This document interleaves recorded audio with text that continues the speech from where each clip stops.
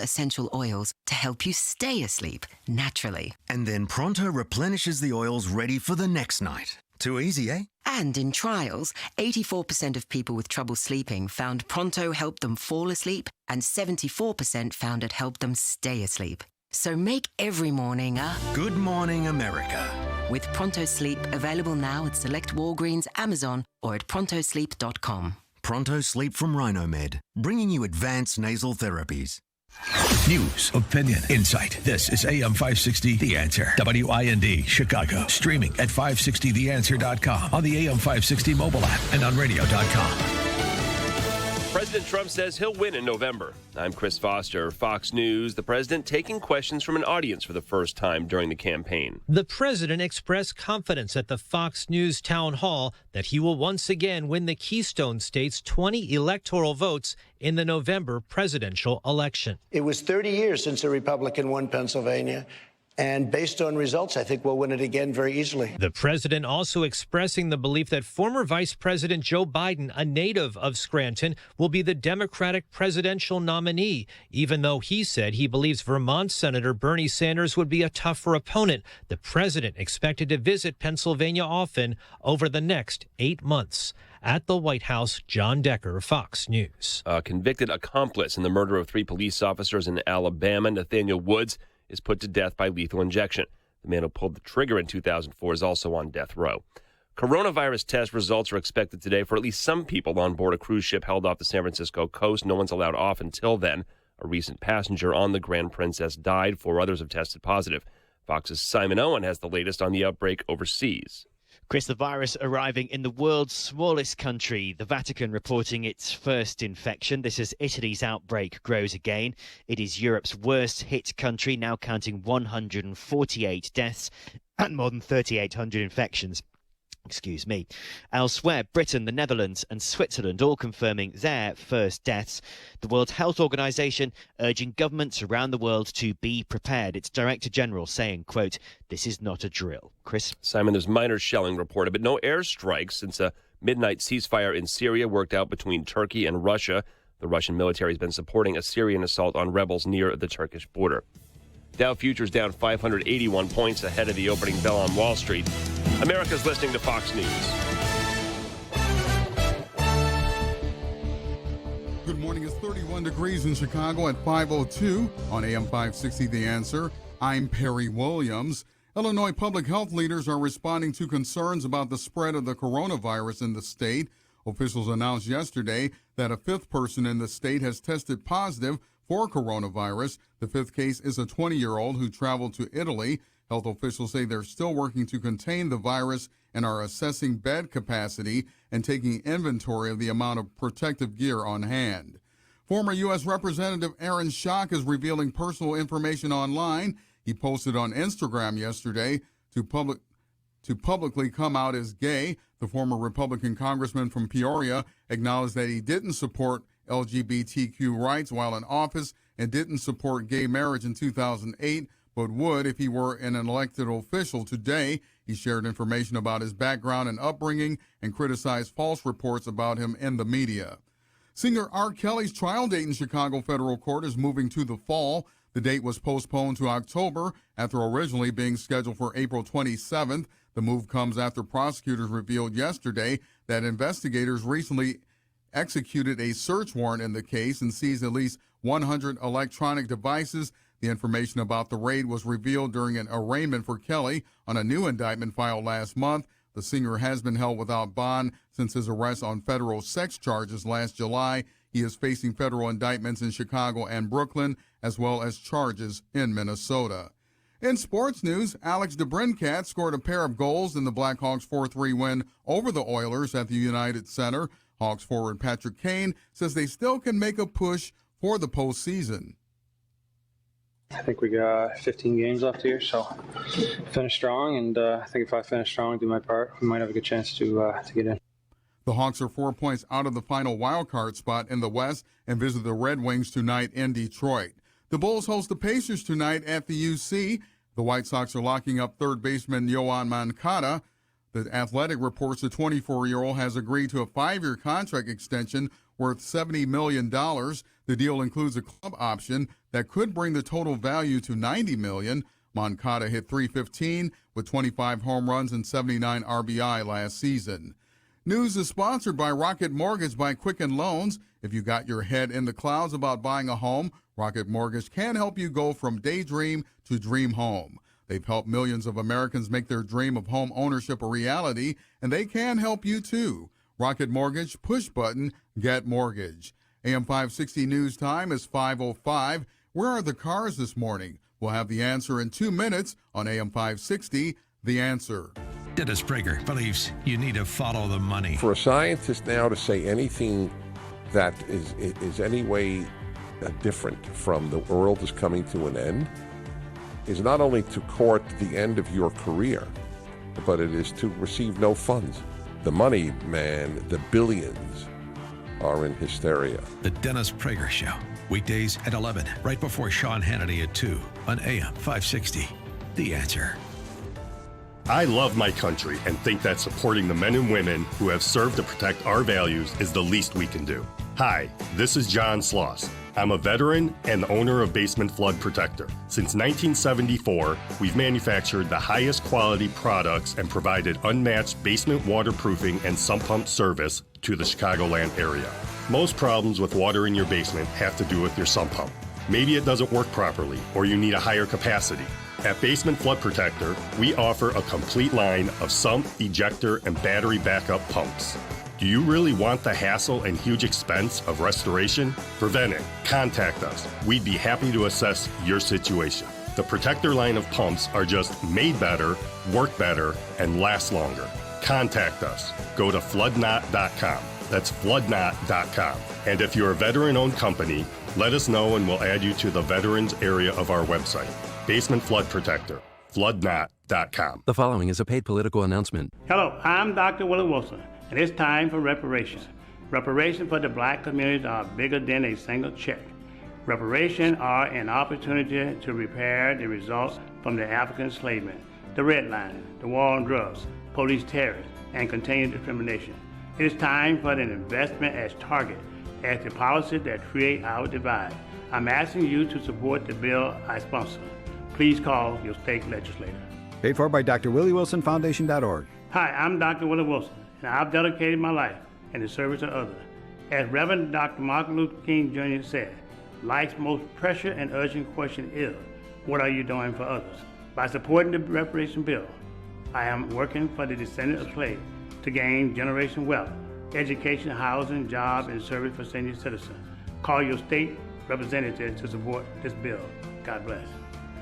Paid for by drwillywilsonfoundation.org. Upwork has the world's largest network of proven independent professionals, and I have an alphabetical list of them. Accountants, administrative assistants, animators, architects. You get the point. When you need in-demand talent on demand, Upwork is how. At 5:07 from the WIND Traffic Center, here's Jim Telemonte. On the Eisenhower Expressway and Ida B. Wells, overnight work is set to clear inbound. The exit from the Eisenhower to the outbound Kennedy is set to reopen. Outbound Ida B. Wells and the Ike have been closed entirely to Wells and Fern Circle for overnight work, along with the exit from southbound Lower Wacker to Ida B. Wells. I-55 weekend work will have the northbound side down to a single lane. River Road to Arsenal, Channahon area, that's from 9 tonight till 5 a.m. Monday. The South Loop later this morning. A basketball track, Big East Women's Tournament starting at 11 this morning, first round games. You'll have Bulls traffic on the west side tonight. That's traffic. I'm Jim Telemonte on AM 560 The Answer. Chicago's Morning Answer starts next. Now your official Chicagoland weather forecast. Here's meteorologist Steve Williams. Clouds give way to some sun. Breezy this morning. The high today 41. It'll be clear tonight. Low 27. Sunny for most of the day tomorrow. The high 53. Sunshine breezy on Sunday. The high at 65. I'm Steve Williams on AM 560 The Answer. Your next news update is at 5:30. Continuous coverage of news, traffic, and weather at 560theanswer.com. Chicago's Morning Answer starts now on AM 560, The Answer.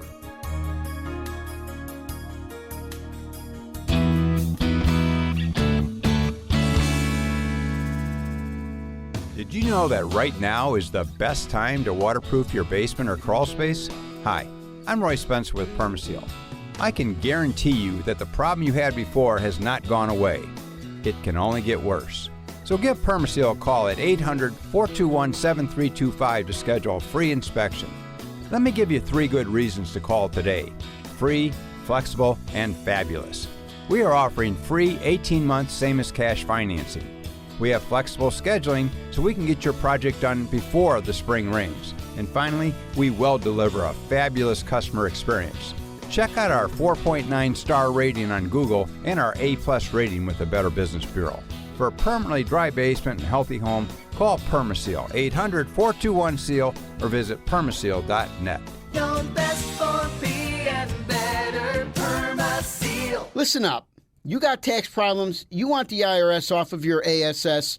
Whether you're an individual or a business and are having problems with the IRS, let PJN Tax Solutions Group help you solve your problems. We aren't one of those large, out-of-state 1-800 firms. We're a local tax resolution firm located here in St. Charles, Illinois. Our fees are fixed, so there's no ugly surprises at the end of the engagement. We will represent you in front of the IRS, allowing you to continue on with your life. You will not have to speak with an IRS agent. We offer a free consultation and free IRS transcript review. Would you go to court without an attorney? Then why would you represent yourself in front of the IRS? Call PJN Tax Solutions Group today at 630-415-5296. Once again, 630-415-5296. Or better yet, visit our website at pjntaxsolutions.com. PJN Tax Solutions Group. Call us when you want the IRS off of your ASS. Diabetes, high blood pressure, anxiety meds, everyone's on them. If you're a 50-year-old male, maybe a bit beefy, or even with type 2 diabetes, $1 million of term insurance may only cost you about $200 a month. Affordable term life insurance is out there. Call Term Provider and speak with Big Lou at 800-481-1458, 800-481-1458, or visit biglou.com. Remember, Big Lou's like you. He's on meds, too. And paid for by Protect My Car. Attention vehicle owners with an auto warranty about to expire or with no coverage at all. No matter the mileage on your vehicle, Protect My Car can provide a unique extended service plan to help you avoid costly repair bills and save you thousands. To celebrate 15 years in business, we further reduced our rates, and we're adding free roadside assistance, free towing, and free car rental at no cost to all new service plans. Call 800-912-9548 for your free quote. Again, that's 800-912-9548. Are your windows needy? Call Crumweedy. Hi, it's Mike Gallagher. If you need windows, call the exterior experts, Crumweedy. Mark Olson and Greg Olson of Crumweedy run a third-generation family business that's been doing Chicagoland exteriors since 1953. For them, it's all about trust. They truly share your values. Why windows from Crumweedy? Crumweedy windows are not offered anywhere else in Chicagoland. They're exclusive. That's why they can offer a lifetime material and labor installation guarantee. Lifetime! That's a great investment for your home. Also, the vinyl windows are 100% virgin vinyl. You're getting quality. If your windows are needy, call Crumweedy. Right now, for a limited time, get 50%, half off installation on windows, and get financing with no money down and no payments for a year. The best deal on windows is right now. Go to homeisneedy.com. Homeisneedy.com. Call Crumweedy. Crumweedy Home Pros. As time goes by, we can all use a little more help getting around. Staying mobile and independent can be tough for some, especially our aging loved ones. When you need assistance finding the right quality products to make life easier and more enjoyable, there's Mars Medical Supply. Home medical equipment and supplies to keep you or someone you care for independent and mobile. Whether it's living with certain medical conditions and disorders or recovering from injuries and surgeries that are difficult to cope with, shopping for specialty products can be frustrating. The Mars Medical Consultants will help you find the right solution and feature a full line of lift chairs, scooters, knee walkers, power wheelchairs, and rollator walkers. There's also financing available on purchases over $200 through Care Credit to help you get the products you need right away. For home medical equipment and supplies, rely on Mars Medical Supply, 333 West Maple Street in New Lenox. Browse products and featured items online at marsmedicalsupply.com. Mars Medical, keeping you independent and mobile for over 30 years, with customer care that's out of this world. Improving your home? Why not make it easy? Don't miss the Home and Garden Show next weekend at the Tinley Park Convention Center with free admission. This huge 60,000 square foot event features the ultimate in savings and convenience with thousands of the latest home products and services for the freshest ideas to remodel, repair, and beautify your home. Inside and out. Get trusted advice on all your upcoming projects as you speak with experts who will help you with all of your home improvement needs. And be sure to attend the free seminars, live cooking shows, and hourly cash giveaways all weekend long. You'll also see quality indoor and outdoor furniture, home appliances, product demonstrations, a plant sale by Ted's Greenhouse, and so much more. From interiors to exteriors, from decor to outdoor. You'll find it all at the massive Home and Garden Show next weekend at the Tinley Park Convention Center on Harlem Avenue just north of I-80 with free admission and free parking. For details, visit tinleyparkshow.com. That's tinleyparkshow.com. Listen to AM 560, The Answer, online at 560theanswer.com, on the AM 560 mobile app, on your Alexa-powered smart speaker, on TuneIn, iHeart, and radio.com. This is Chicago's Morning Answer with Dan Proft and Amy Jacobson on AM 560, The Answer.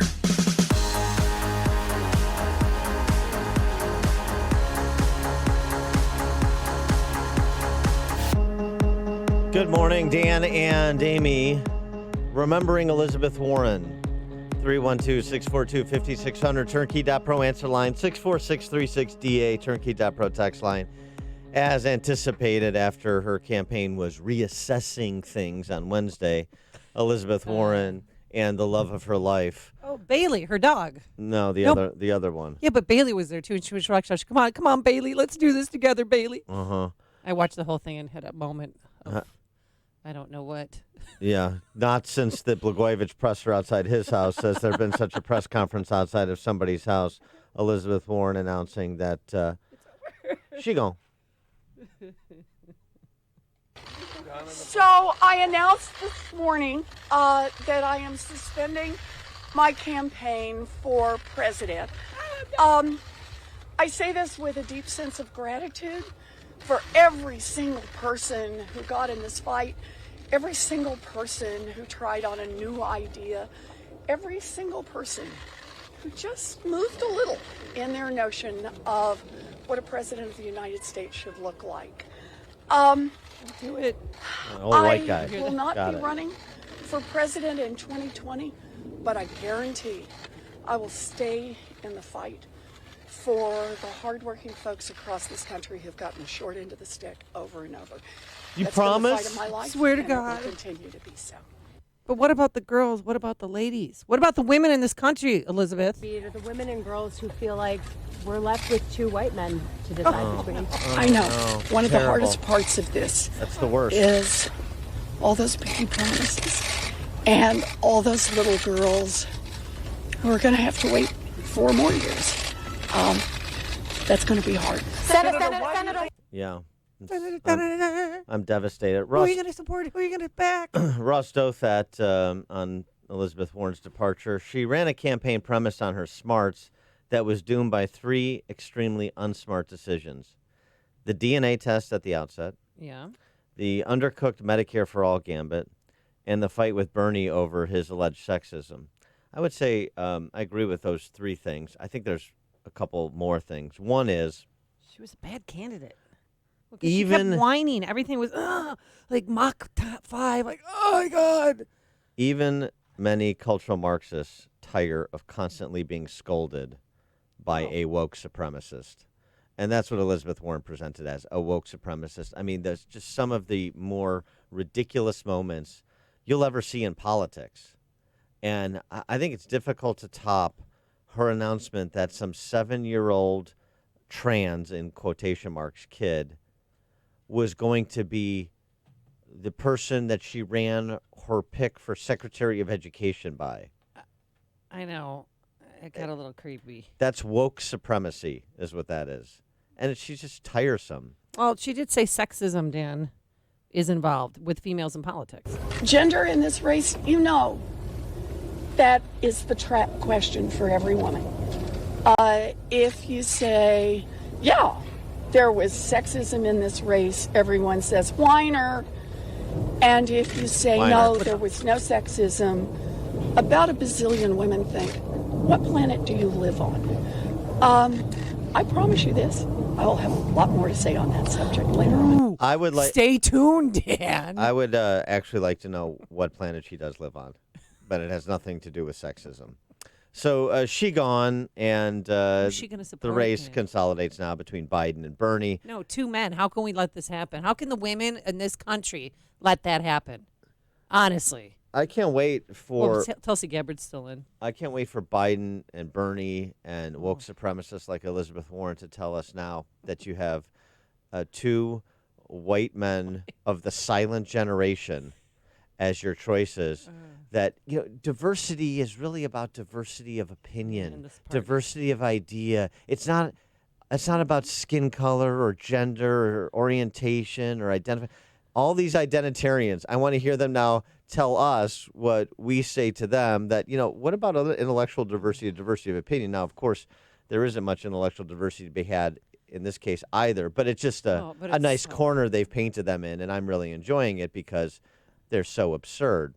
Now, so Elizabeth Warren wasn't ready to roll in with Bernie, but the reports prior to the report that she was getting out was that the two camps had been in talks. I don't know where she goes other than Bernie. Well, but she hated Bernie. I mean, they scolded each other after that one debate. I cannot see her pouring her support and telling her supporters to back Bernie. Because Biden's, as much as Tuesday, what day is it? Wednesday night, both Biden and Bernie were talking to her on the phone saying, come with me, come to my camp. Yeah, you make the overture. That's pro forma. I just can't see her backing Bernie. She either backs Bernie or she stays out of it. Okay. She backs Bernie. She does not back Bernie because she doesn't think Bernie's going to win, so she doesn't want to hitch her wagon to him and then face the repercussions in the, from her thinking, the prospect of a Biden administration. It's just a strict political calculus. It has nothing to do with, the dinner where they had this alleged disagreement. It has nothing to do with that. This is straight realpolitik political calculus. Yes. And because if she believes Bernie can win, then intellectually, for any sort of consistency and legitimacy among the socialist base of the Democrat Party, she can't go to Biden. And Biden and Bernie, did you see they were fighting back and forth on Twitter about Social Security cuts or something? And they were done at 7 because they both had to go to bed. I mean, old guys got to get to sleep, huh? Will you be making an endorsement today? We know that you spoke with both Joe Biden and Bernie Sanders yesterday. Not today. Not today. I need some space Too around raw. this. It's too soon. I want to take Still a little time coping. to think a little more. I've been spending a lot of time right now on the question of suspending and also making sure that this works as best we can for our staff, for our team, for our volunteers. All the staff was gone yesterday because she has a campaign office at Irving and Ashland, and they all park on our street, and all those cars were gone yesterday right after she made her announcement. They locked it up. All went back to their wigwams. Yeah. Tom in Deer Park. I'm not going to miss them. Hey, good morning, Dan and Amy. Everything you said, all of the above, and then she's such an awful candidate and an awful person. Yes. To see the crack up on Twitter yesterday, I can't deny the schadenfreude that I experienced was worth its weight in gold.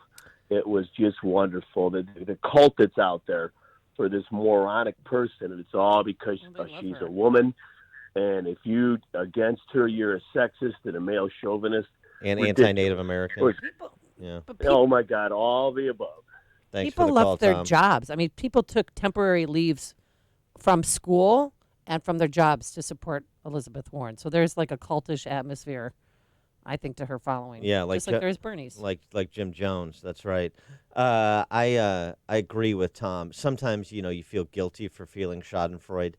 Elizabeth Warren is not one of those times. Hold on a sec. I'm going to get me a beer. If you're talking about it, Dan and Amy are talking about it. It's Chicago's Morning Answer on AM 560. The Answer. Did you miss the open enrollment this year? I can help you purchase a PPO health insurance plan all year long that eliminates the mandatory maternity coverage. This is Tom Marabali, your health insurance advocate and independent producer for Blue Cross Blue Shield of Illinois and other major medical carriers. If you're 50 and are covered by the Affordable Care Act, you're paying for maternity coverage whether you want the coverage or not. In Chicago, the least expensive ACA PPO health insurance plan is $570 per month with a total out-of-pocket cost of $8,150 before your bills are paid at 100%.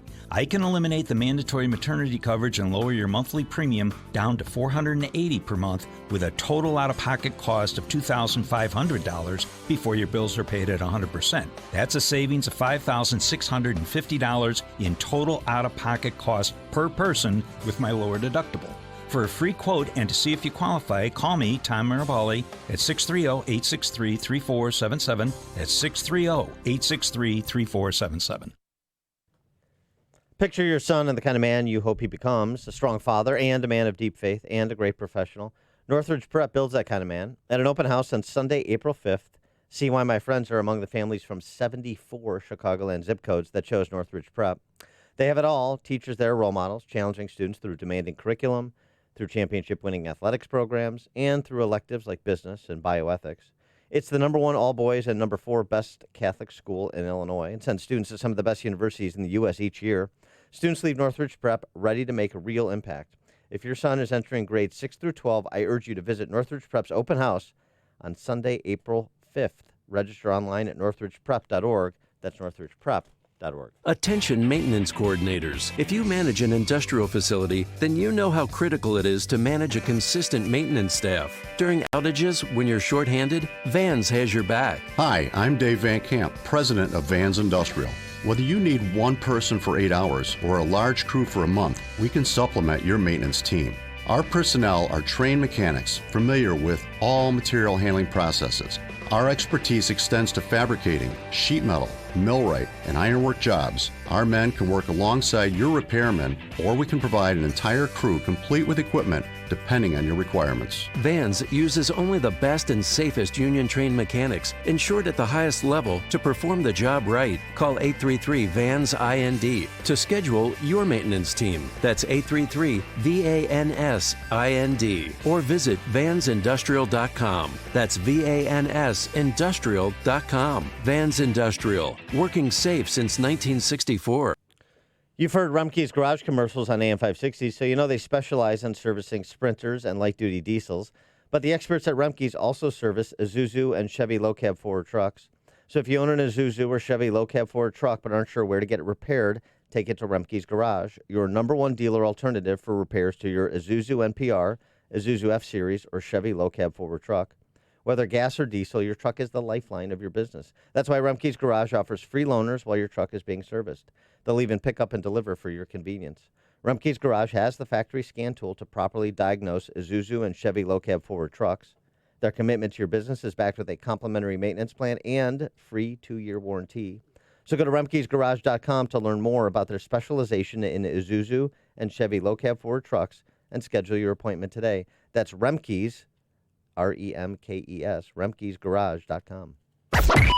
AM 560, The Answer. Cherokee people, Cherokee tribe. Yeah. Remembering Chief Warren and her presidential bid, President Trump has moved on, and I think we should all as well. In his town hall last night on Fox News Channel with our friends Brett Baer, Martha McCallum, Trump was asked the question, Bernie or Biden, who would you rather face? So you want to face Joe Biden or Bernie Sanders? That's my question. I'll tell you, I was all set for Bernie because I thought it was going to happen. We get ready for things, right? So mentally, I'm all set for Bernie. Communist, I had everything down. He's a communist. I was all set. And then we have this crazy thing that happened, right, on Tuesday, which he thought was Thursday. But he also said 150 million people were killed with guns, and he was running for the United States Senate. Support me, I'm running for the United States. There's something going on there. But I was all set. And, when I focus, and we all focus, sometimes you do well, and some people choke. I watched Mini Mike choke. When Mini Mike was hit by a very mean woman, he said, "Get me off this stage, just get me off." And that wasn't a pretty sight to be. But I was all set to take on Bernie. I was ready. And then all of a sudden they say, guess what? I went to the First Lady, who people love. I go into the First Lady. Yeah. Amen, brother. Yeah. You did well. You married up. tight I set said here. he just for won Trump. Texas. He just won, et cetera, et cetera. And by the way, so close. It was a whole different thing because of her. So now I'm ready for Bernie, and now all of a sudden I have a whole different, it's a whole different deal, two very different people. I think in a certain way Bernie would be tougher because he's got a base. It's a much smaller base than my base. I think a lot of my people are here and I did nothing to do that, but we have a lot of support in Pennsylvania, and I think we have a lot of support everywhere. Look at the rallies. Look at the rallies. But I was all set. I was all set for Bernie. I was ready to go, and then I say, I don't think I'm running against Bernie. I think it's going to be very hard for him to come back. It does look like it's going to be difficult for him to come back. Really? He needs to start piling up some victories because the delegate count now is stretched out a little bit as results continue to come in and all those Super Tuesday states and the delegates continue to get distributed. He's down 76 in the delegate count So by is latest math. Oh, I'm sorry for stepping all over you. Is Illinois going to matter? Illinois matters. It's, I mean, it's who 10 do you days think they're away. going to go for Biden or Bernie? Because I'm feeling the burn here in Illinois. If you had to look at, just stupid math, just count how many bumper stickers are for Bernie and street signs and yard signs and T-shirts and, pins. I'm seeing Bernie everywhere. Well, the interesting thing is I'm not sure how much Bloomberg and Warren, the combination of both of them getting out of the race matters ultimately in terms of the dynamic between Bernie and Biden. In the polling right now, the upcoming states, it's all very tight. Biden ostensibly has an advantage in Missouri, but the RCP average has him at like +4. Oh. So, within the margin of error, sort of the flip side of that in Michigan for Bernie. So, yeah, I don't know. But the map sets up for Joe Biden. There's no question about it. So Bernie's going to have to do, for example, a lot better with African-American voters than he did on Super Tuesday if he's going to stage a comeback. We'll see. Illinois could actually be sort of a bellwether for that. Might be Bernie's last stand. Coming up on Chicago's Morning Answer. We'll pick up our discussion of the coronavirus. How bad is the media reporting? How bad is it? Oh. Even soccer is making sense at 5:38. And later, did Senator Schumer really apologize? For some, that's not enough. We'll discuss. But now let's head into that newsroom. Perry Williams, who's in for Mike Scott. Good morning, Perry. Good morning, Amy and Dan. It's 31 degrees in Chicago at 5:31 on AM 560 The Answer. Governor J.B. Pritzker is updating the public and the legislature about a new Illinois case of coronavirus. Health officials can't confirm whether the third individual picked up COVID-19 during his travels in that state or here in Illinois. The man in his 20s recently returned to the state from Italy where he was infected. Pritzker reassured people yesterday about the state's readiness for dealing with the spread of the virus. He said the risk of infection for the public is still low in Illinois. He also said officials are monitoring for price gouging by insurance companies related to virus testing. In other news, a longtime Chicago political player is facing federal bribery charges, accusing him of paying off former state senator Martin Sandoval. An indictment filed yesterday claims William Helm bribed Sandoval in 2018 in exchange for his influence as a senator in helping a suburban road construction project gain IDOT approval. Helm previously served as a deputy commissioner of the Chicago Department of Aviation. He later went on to a high-profile position with IDOT. Art Van Furniture is closing all of its stores, including in the Chicago area. The Michigan-based furniture retailer announced yesterday that it was shutting down all 176 stores. Liquidation sales are scheduled to begin today. The company has 24 locations in Illinois. In sports action, Ayo Dosunmu scored a game-high 21 points, but number 23 Illinois fell at 19th-ranked Ohio State, 71-63. The Illini wrap up the regular season Sunday night when number 18 Iowa comes to Champaign. Nomar Mazara belted a 2-run home run and a 4-run fifth as the White Sox held on to beat the Rockies 7-6 in Glendale. The Cubs were blanked by the Rangers 5-0 in Mesa. The Cubs host the White Sox today with John Lester on the mound. AM 560 News Time is 5:33. How bad is traffic? We'll have the answer in 2 minutes on AM 560. The Answer. With all the noise and political spin of the news cycle, it's easy for the things that really matter to get lost. Sources with knowledge cuts through all the clutter to bring you biting commentary on the week's events. This Sunday at 3 p.m., your hosts Eric Cohn and Joe Kaiser bring you insight on politics and policy, as well as culture, sports, food, and everything else you need, so you can understand what's happened this week. It's Sources with Knowledge this Sunday at 3 p.m. right here on AM 560. The Answer. Folks, when shopping for a home mortgage, how much is great service, low closing costs, and competitive interest rates worth to you? At Townstone Financial, it's priceless. Hi, Barry Sterner, founder of Townstone Financial. Let's hear about the Townstone experience from one of our customers. My name is Melissa, and I bought my first home with Townstone Financial. The owners of the house I bought wanted to close in a very short amount of time. I believe it was 3 weeks. And I was fortunate to have Barry at Townstone did everything for me. And Barry at Townstone explained everything to me, did everything, and then would show me the papers, and I signed them. And that was that. It was the easiest part about closing on the house for me. Remember, nobody values your home mortgage business more than Townstone. I guarantee it, and I own the company. So call me now, Barry Sterner, at 312-896-2110. That's 312-896-2110, or go to townstone.com. That's TOWNSTONE.com. Townstone Financial is licensed in Indiana, Michigan, Wisconsin, Florida. NMLS 136639. www.nmlsconsumeraccess.org. Equal housing. The following is a paid political announcement. Hello, I'm Dr. Willie Wilson,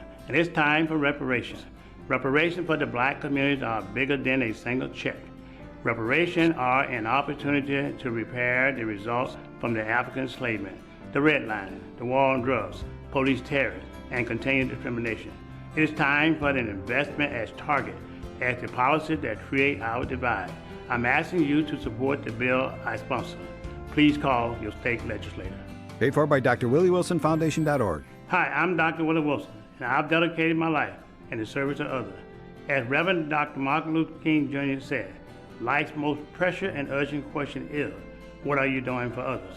By supporting the reparation bill, I am working for the descendants of slaves to gain generational wealth, education, housing, jobs, and service for senior citizens. Call your state representative to support this bill. God bless. Paid for by drwilliewilsonfoundation.org. This hourly segment is brought to you by AM Woodland Outdoor Design, luxury outdoor living. amwoodland.com.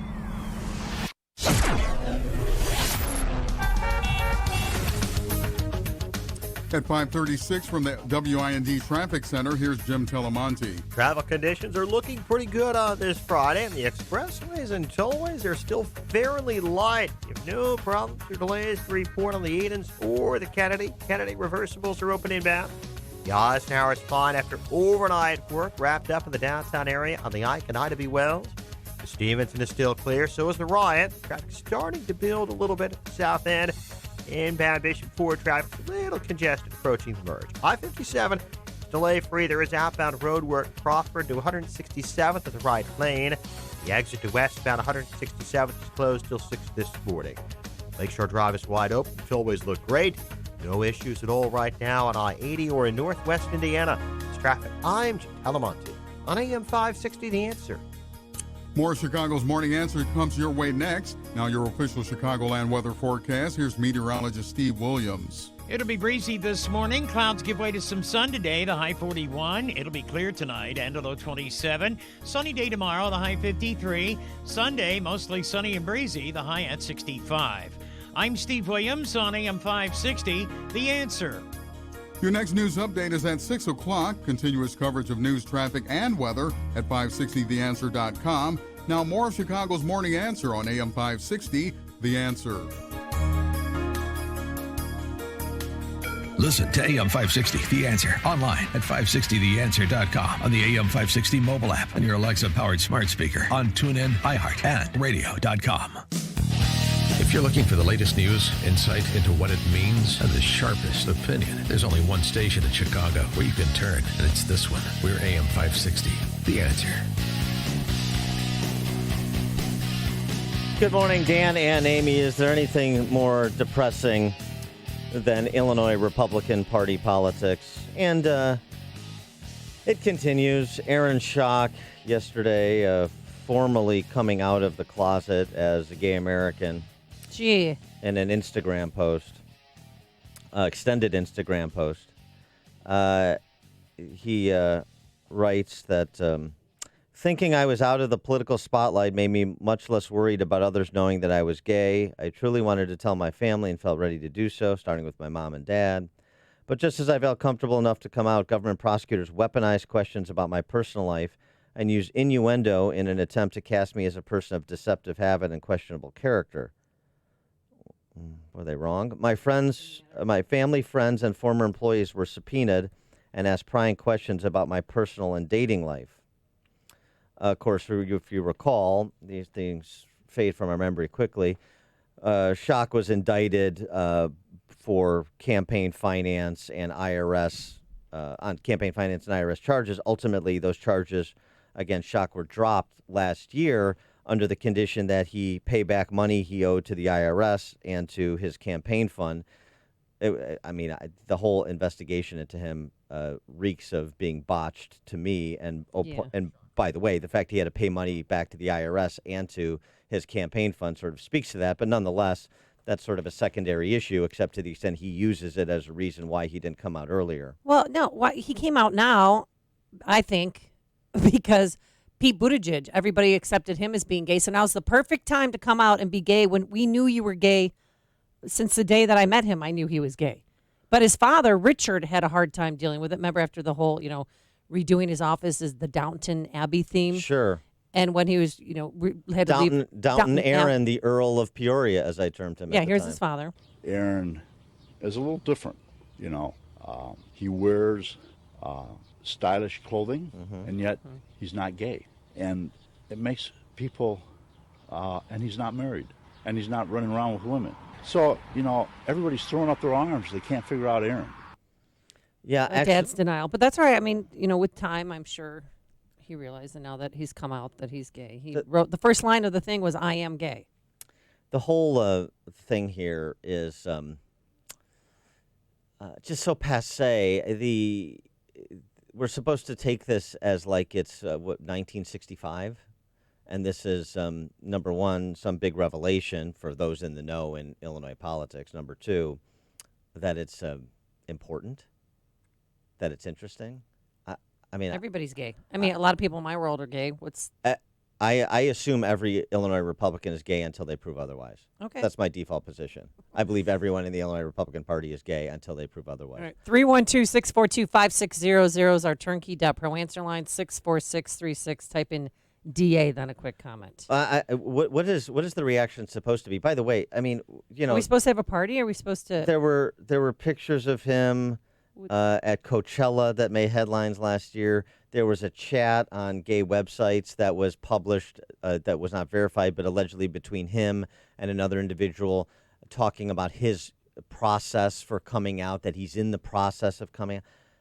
What's the big process? What's the big deal? Why are we supposed to be interested in this? It seems to me this is a way for him to reassert his profile in the hopes of gaining some sort of celebrity status because he was the celebutant congressman with his washboard abs and this and that. This is what it seems to me. This is going to be the redemption story. I come out. He didn't apologize, but I explain, I rationalize my support for social conservatism during my time as a congressman. Opposition to Don't Ask, Don't Tell, opposition to rhetorically opposition to redefinition of marriage.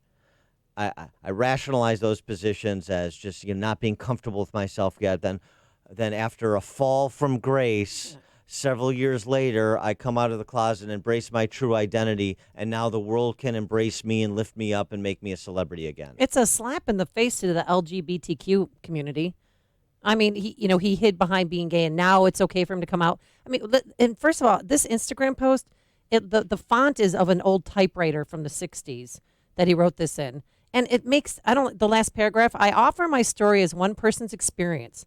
I've come to believe it is, in some respects, just a more public version of a different and ultimately now optimistic journey familiar to many LGBTQ people. Can we go on? Can we go on this journey with you, Downton Aaron? May we? If I were in Congress today, I would support LGBTQ rights in every way I could. I realize some of my political positions run very much counter to the mainstream of the LGBTQ movement, and I respect them for those differences. I hope people will allow for me the same. Oh, it's a moment of healing, is it? I mean, I'm just not worked up about this because I see this for the fraud that it is. And Schock was asked, I know about this, when he had aspirations to run for Senate or run for governor. There were financiers that asked Schock directly about this, not because they actually cared about whether or not he was gay, but because you can't run and you shouldn't run for statewide office. You should run for any office if you're going to lie to people about who you are.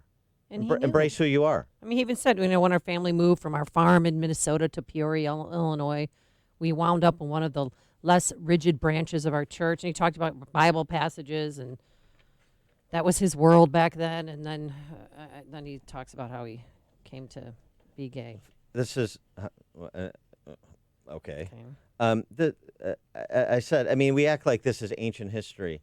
He was deposed from his congressional seat 5 years ago. Like he was coming up when, in Saudi Arabia, when 30 years ago when people were being stoned to death for being gay. Although technically that still potentially happens. We don't. But the whole point is this: like I wasn't ready. The world wasn't ready, so on and so forth.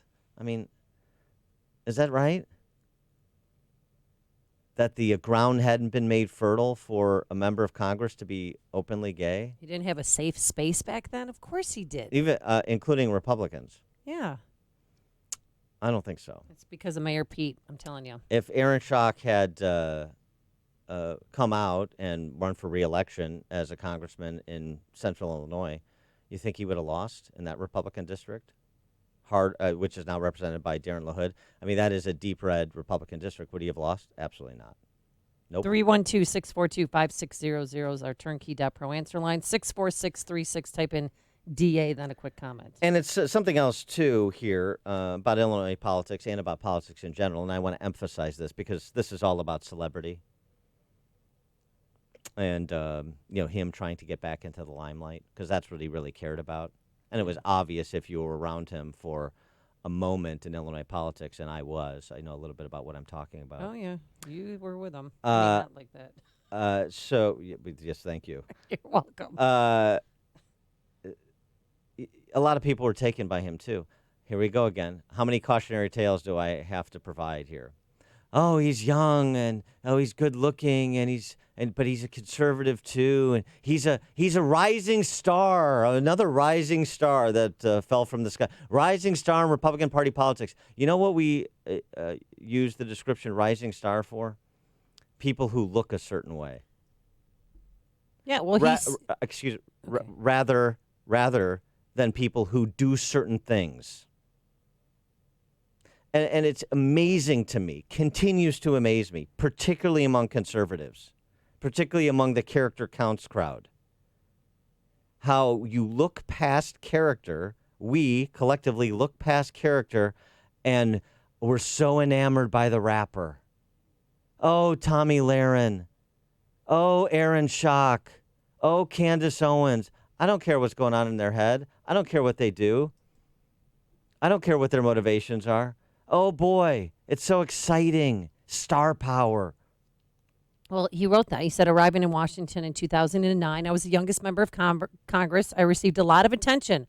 I confess to enjoying it, though in my case, the attention also glittered towards speculation. I was a single guy, and people would comment on how I dressed and about my preoccupation with physical fitness. And he loved every bit of it. Yeah, but then, the point is, his Instagram account was his main communication tool as a member of Congress.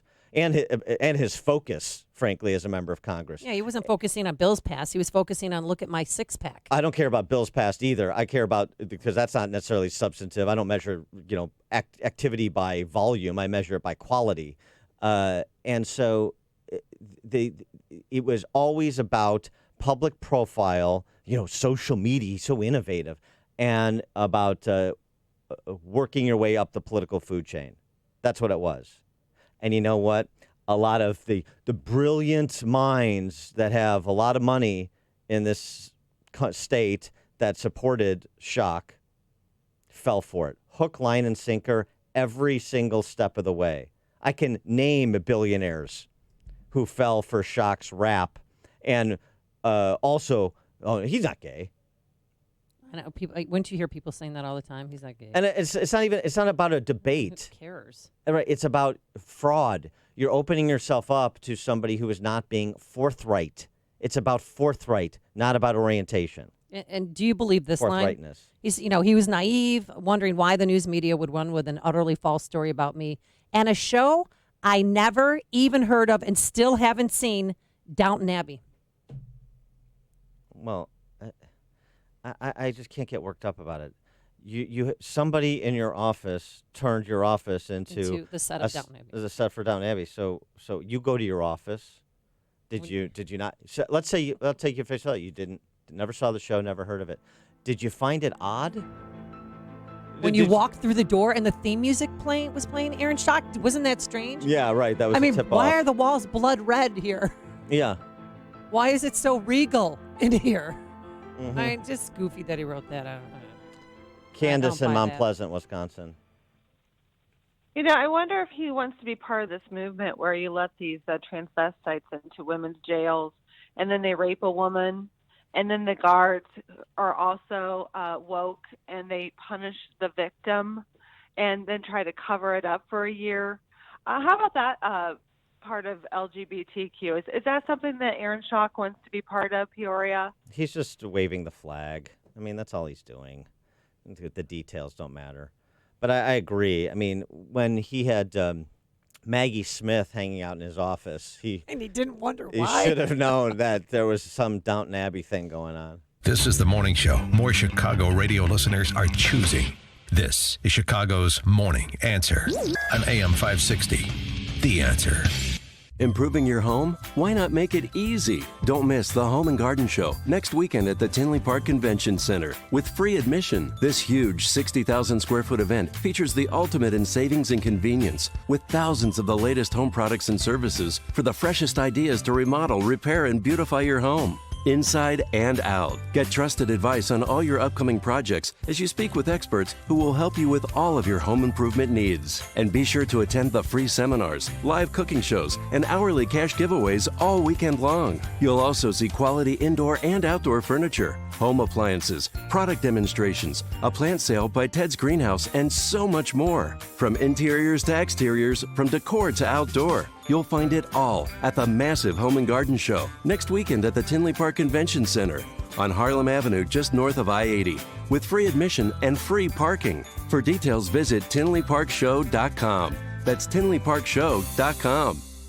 Signature Bank is Chicago's fastest growing independently owned business bank. It's a bank where relationships still matter. Signature Bank knows your name and your story. I'm Dan Proft, and I know this because Signature Bank is my business bank. Hey all, this is Jim Carr, co-host of the #1 rated manufacturing podcast, Making Chips, and a customer of Signature Bank.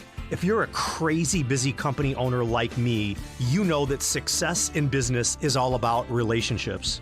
While many banks call themselves a relationship bank, Signature knows how to do it right. They made the banking relationship easy and on my timeline. Their technology, coupled with the attention from my personal banker, made the transaction as effortless and seamless as possible. Much thanks to Signature Bank for supporting Car Machine and Tool when we needed it most.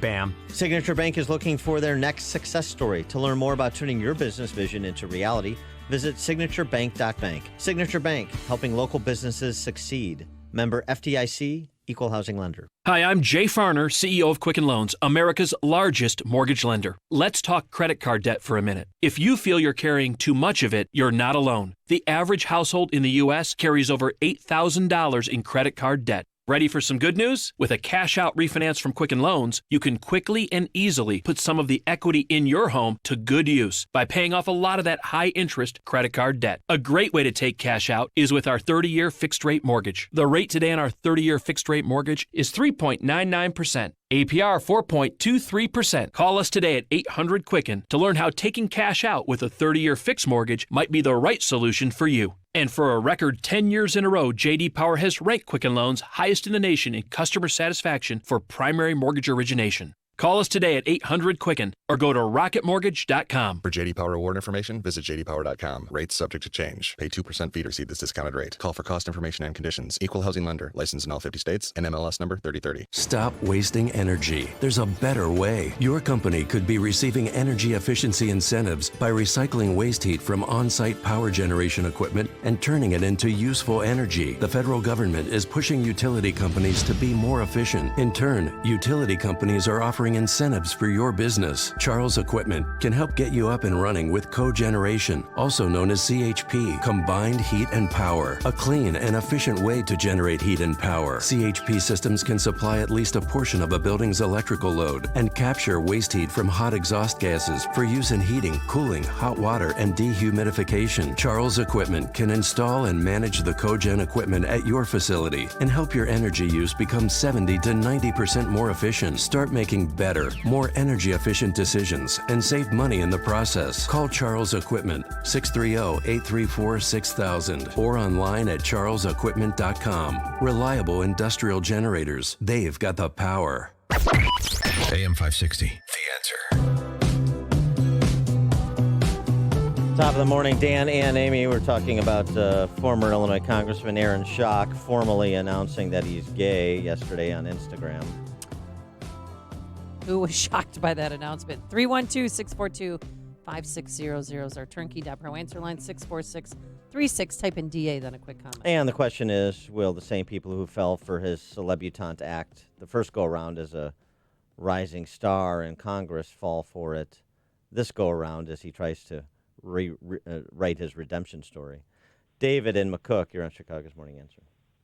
Hey, happy Friday, guys. If they base rising stars on looks, then I would have to say Amy is a rising star, and you're pretty cute too, Dan. Thanks very much. I appreciate you. that. Yeah. Where do we go Thank from you. here, though? Mm-hmm.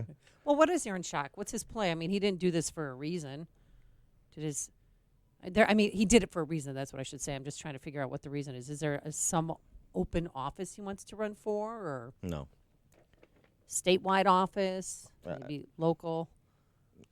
National office he wants to run for. It was now. I could just keep thinking it was the perfect time because America pretty much embraced Pete Buttigieg and his husband out on the campaign trail. Is that what happened, or is America? I mean, that's what happens with the identitarians in the Democrat Socialist Party. By the way, they really didn't embrace Mayor Pete because he didn't make it to Super Tuesday. So that. Well, he won Iowa. I mean, he's a joke of a candidate, and the only reason that he got any standing whatsoever was because he's gay. If that's your point, that's a fair one. My point is, I think that people are just tired of hearing about it. I mean, do you care? Okay. And when gay's not enough, they go to trans. That's what I think. Well, there's a social contagion piece of it, but I just, I'm just not interested. Here's what I want from you as a candidate or as a person in just be honest. I don't know. Whoever you are, whatever your position is, be forthright about it. And then we just move on. But leveraging your orientation for celebrity status, which is what I think Aaron Schock is doing. I mean, it's just another form of fraud as far as I'm concerned. And he played us for years. Not me. I mean, I'm his family. I feel bad for his dad and his mom. Well, what his dad said was so sad, but he believed what he said. I don't know what's in Schock's heart. So, did he have struggles with it? Did he have fears of coming out? Maybe. Fine. Maybe. Okay. Is it an easy thing to do? No. In Central Illinois, conservative area, but he wasn't a child. And if you're going to aspire to positions of influence, which he did, and he was in as a member of Congress, then it's adult time. And you have to do difficult things sometimes as an adult. And one of them is level with people when it's uncomfortable. So, that line of argumentation only gets so much empathy. And again, we're talking about the decade of 2010 in America. The decade where we redefined marriage, for goodness sake. And it was not safe to come out. Jim in Tampa, Florida. Hey, good morning, guys. This is it, Dan. You're nailing it. It's about authenticity. people don't care what you're doing. They just want you to be authentic. And just two quick hits out of culture. The television show House was interviewing an intern who had this armful of tattoos, which he was trying to put forward, made him look different and authentic, and House didn't take him because he was the guy wearing tattoos, not an actually authentic person. Right, it's Woody a Allen dilettante. movie, Yeah. exactly. Woody Allen movie, a character had wrapped himself in Eastern mysticism with his mantra that changed his life, but he couldn't remember his mantra, and he had to call his Right. teacher and say, "Hey, what's my mantra? I forgot." Right. Thanks for the call, Jim. Mike in Union. Yeah, I just wanted to make a comment. On his comment of not ever seeing Downton Abbey, and then I want to preface this: I have 5 daughters. Did he have like a guy like Frank from the movie decorating his office, like Steve Martin, or Yeah. or- Yeah. Thanks for the call, Mike. That Martin Shorten character decorated his office. That's exactly right. He had a decorator on staff. But that doesn't make him gay, but it turns out he was. Coming up on Chicago's Morning Answer. Did Gorsuch and Kavanaugh wake up with horse heads in their beds, courtesy of Chuck Schumer at 6:06? And the latest on the coronavirus. But now here's Perry Williams, who's in for Mike Scott. Time for an update from Fox News on AM 560 The Answer, WIND Chicago at 6 o'clock. President Trump heads to Tennessee today. I'm Chris Foster, Fox News. He'll visit the area hit by tornadoes this week, killing 24 people and doing major damage. The president talking about the coronavirus outbreak at a town hall in Pennsylvania. More on that from Fox's Rachel Sutherland. Chris saying we have plans for every single possibility. President Trump told a Fox News town hall his administration took early steps to combat the virus. One of the things I did is I closed down the borders to China and to other areas that are very badly affected. The president admitted the outbreak may have an impact on the economy, but said he likes that more people are staying in the U.S. and spending money here. The president is expected to sign an $8.3 billion spending bill to deal with the virus today. Chris? Rachel, the president at that town hall, also says he thinks Joe Biden will be the Democrats' presidential nominee, although he says Bernie Sanders would be a tougher opponent. Senator Sanders campaigning in Phoenix, Arizona. As this becomes a two-person contest, it is important for people to look at the record and equally important to look at the vision, where we want to go. Tulsi Gabbard is still running, dropping out yesterday. Elizabeth Warren says about the idea of 2 lanes in the race. A progressive lane that Bernie Sanders is the incumbent for, and a moderate lane that Joe Biden is the incumbent for. And there's no room for anyone else in this. I thought that wasn't right, but evidently I was wrong. The mother of 2 missing children has a court appearance in Idaho today after extradition from Hawaii. Lori Vallow was arrested there last month. Her 17-year-old daughter and 7-year-old son were last seen in September. A suicide bomber on a motorcycle blows himself up near the American Embassy in Tunisia. There are local reports of 5 police officers hurt there. Islamic extremists in Tunisia have killed dozens of people over the last few years. America's listening to Fox News.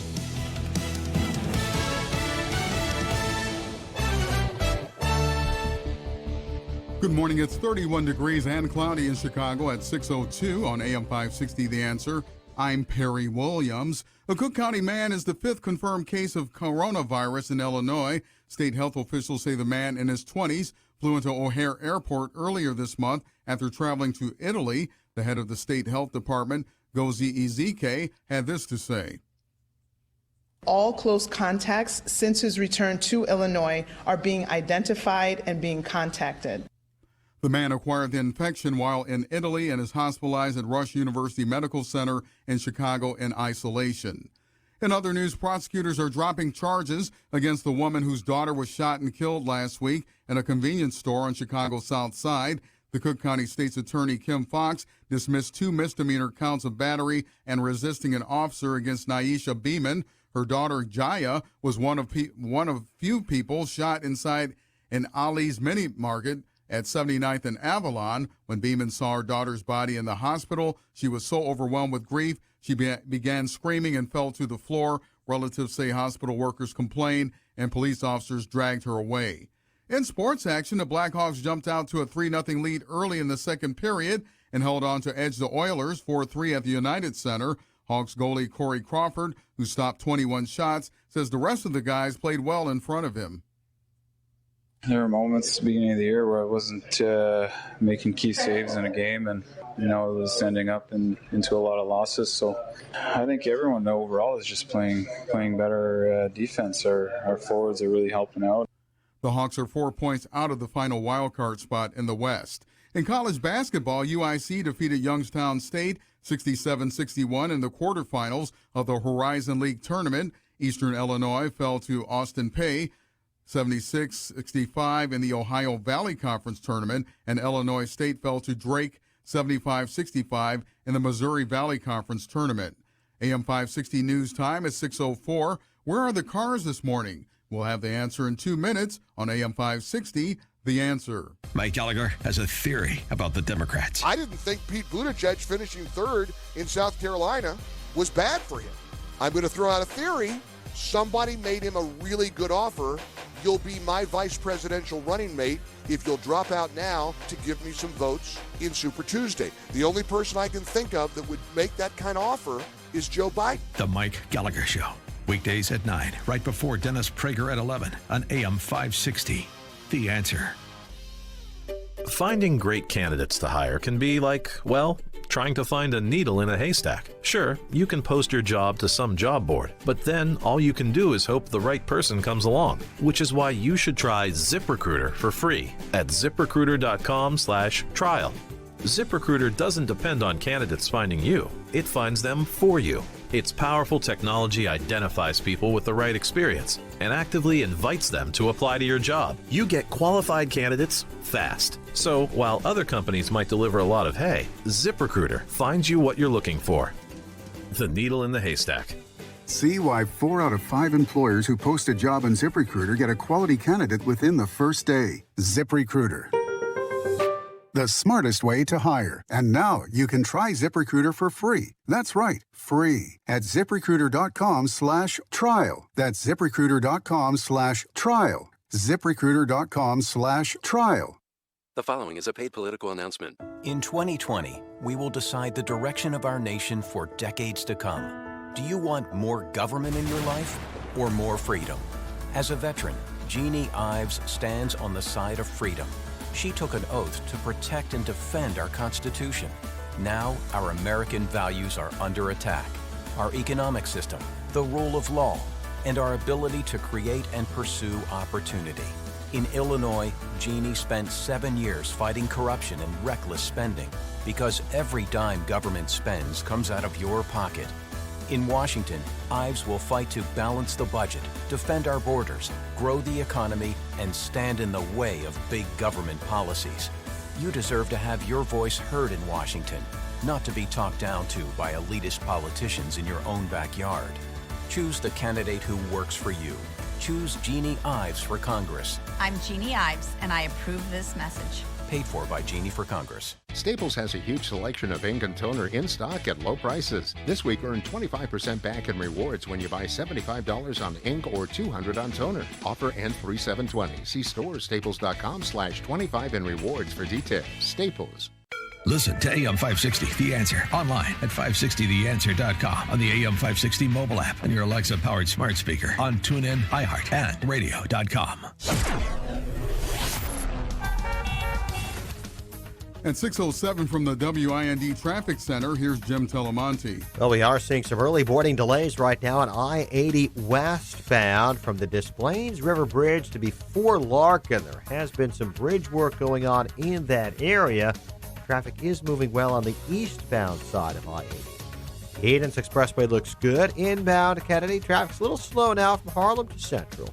22 minutes O'Hare to downtown. Outbound, it's clear. Inbound Eisenhower traffic is congested approaching the Avenue. It's a little heavy approaching downtown. 30 minutes, 390 to the Bird Circle. Outbound Pine at 28. Inbound Stevenson delays start at Harlem. 36 minutes, 355 to Lakeshore Drive. Ryan is 19 minutes, 95th to downtown. Station Ford got about a 5-minute delay approaching the merge. It's traffic. I'm Telemonte on AM 560, The Answer. More Chicago's Morning Answer comes your way next. Now your official Chicagoland weather forecast. Here's meteorologist Steve Williams. Clouds give way to some sun. Breezy this morning. The high today 41. It'll be clear tonight. Low 27. Sunny for most of the day tomorrow. The high 53. Sunshine breezy on Sunday. The high at 65. I'm Steve Williams on AM 560, The Answer.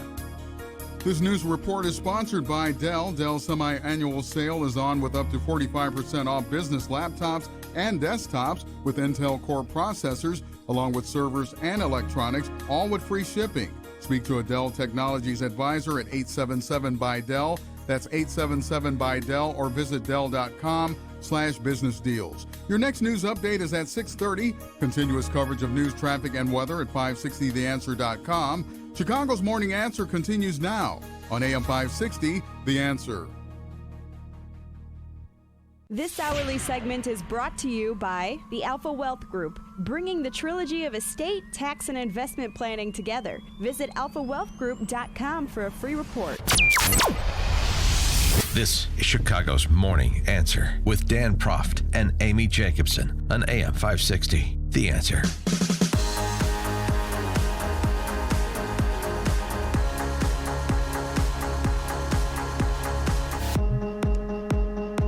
Good morning, Dan and Amy. Nancy Pelosi courageously spoke out yesterday against the party of hate, her own. But I do think there's a certain element of misogyny that is there. And some of it isn't really mean-spirited. It just isn't their experience. Many of them will tell you they had a strong mom, they have strong sisters, they have strong daughters. But they have their own insecurities. There's no question. There's no question that leftists despise women. That's clear. And it's also clear they don't care about abortion on demand hurting women. That was Chuck Schumer's message yesterday as he was threatening to hurt Gorsuch and Kavanaugh. You remember. And they're taking away fundamental rights. I want to tell you, Gorsuch, I want to tell you, Kavanaugh, you have released the whirlwind, and you will pay the price. You won't know what hit you if you go forward with these awful decisions. I mean, if somebody says to you, you don't know, you're going to pay the price, that's a threat. I don't care how he, tries to position himself on this and said he didn't mean to say that. There's no way around it. No, what he was, even though he named Gorsuch and Kavanaugh explicitly, what he was really saying is Senate Republicans and the president will pay a political price. That's what you're supposed to take away from that diatribe. Mitch McConnell wasn't buying it. He took to the well of the Senate to explain Schumer's remarks and then doubling down on them and then tripling down on them. I fully anticipate our colleague would quickly withdraw his comments and apologize. That's what even reliably liberal legal experts like Lawrence Tribe and Neil Katyal have publicly urged. Instead, our colleague doubled down. Doubled down. He tried to gaslight the entire country and stated that he was actually threatening fellow senators, as though that would be much better. But that's a fiction. And then a few hours later, the Democratic leader tripled down. Instead of taking Chief Justice Roberts' sober and appropriate statement to heart, he lashed out yet again and tried to imply the Chief Justice was biased for doing his job and defending the court. Let me say that again. He tripled down, and he lashed out yet again and tried to imply the Chief Justice was biased. Yeah. And Schumer yesterday, then he, obviously what McConnell's talking about is he tripled down. Reason why he did it, Dan, is because he's a New Yorker. He's from Brooklyn. Now, I should not have used the words I used yesterday. They didn't come out the way I intended to. My point was that there would be political consequences for President Trump and Senate Republicans if the Supreme Court, with the newly confirmed justices, stripped away a woman's right to choose. Of course, I didn't intend to suggest anything other than political and public opinion consequences for the Supreme Court, and it is a gross distortion to imply otherwise. We're distorting his I'm words. From Brooklyn. I'm from Brooklyn. We speak in strong language. Yeah, I shouldn't have used the words I did, but in no way was I making a threat. No. I mean, You heard what he said. It's an explicit threat. We're distorting his words. He's not distorting them when he says Kavanaugh and Gorsuch will pay a price. They won't know what hit them. And we're supposed to interpret that as meaning political consequences for Senate Republicans and Trump if they rule in a way that displeases Schumer on the Louisiana heartbeat law case. Okay, 312-642-5600, turnkey.pro answer line, 64636DA, turnkey.pro text line. By the way, the words didn't come out the way that he wanted them to. Wasn't he reading them? Yes. If you go back and look at the video, Right. it looks like he was reading them. He's reading off a script. And it's a shame. I mean, Brett Kavanaugh, his family has been through enough. All those death threats he got during his Senate confirmation hearings. No, I mean, I think they don't need any more crazies, to go knocking on their door to do possibly something stupid because Chuck Schumer, encouraged them to do so. Kim Strassel has it sussed out properly, and it's real simple.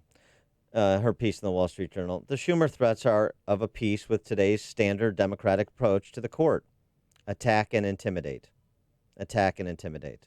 That's what it is. Simple. Explained. Of everything Democrats lost to Trump in 2016, the forfeiture of the judicial branch still grates them the most. They remain furious Obama nominee Merrick Garland never got his Supreme Court robe. They're livid the Kavanaugh confirmation provided the high court its first solid conservative majority in decades. They are outraged that Senate Majority Leader McConnell has confirmed nearly 200 Trump judges, including 51 on the appellate courts. That's the deal right there. And they know that their sacrament, that would be abortion, is in trouble. And remember who their party is, particularly on this issue. It is iconoclastic and orthodox and hysterical. And by hysterical, I mean actress Busy Phillips. Unless you watched Cougar Town with Courtney Cox. I did. I like that show. Busy Phillips was in there. If you thought that's a tall blonde girl. Busy Phillips makes Ashley Judd look sane. Wait till you hear this. Busy Phillips at one of these infernal rallies celebrating abortion. And again, this is not safe, legal, and rare. Anybody who's still clinging to the idea that the Democrat Party is in the business of safe, legal, and rare, that is a lie. You are living in a bygone era. This is celebrate, promote, on demand, at other people's expense. Well, there was a lady at the rally with Chuck Schumer had a big, huge sign. I had 3 abortions. Who sick? Child's play compared to Busy Phillips. Okay, I'm ready. Pun intended. Here I was, sitting in Los Angeles in my beautiful office of my own late-night talk show. Soon I would be driving my hybrid car to my beautiful home to kiss my 2 beautiful and healthy children and my husband who had taken the year off to parent so I could focus on my career. And I have all of this, all of it, because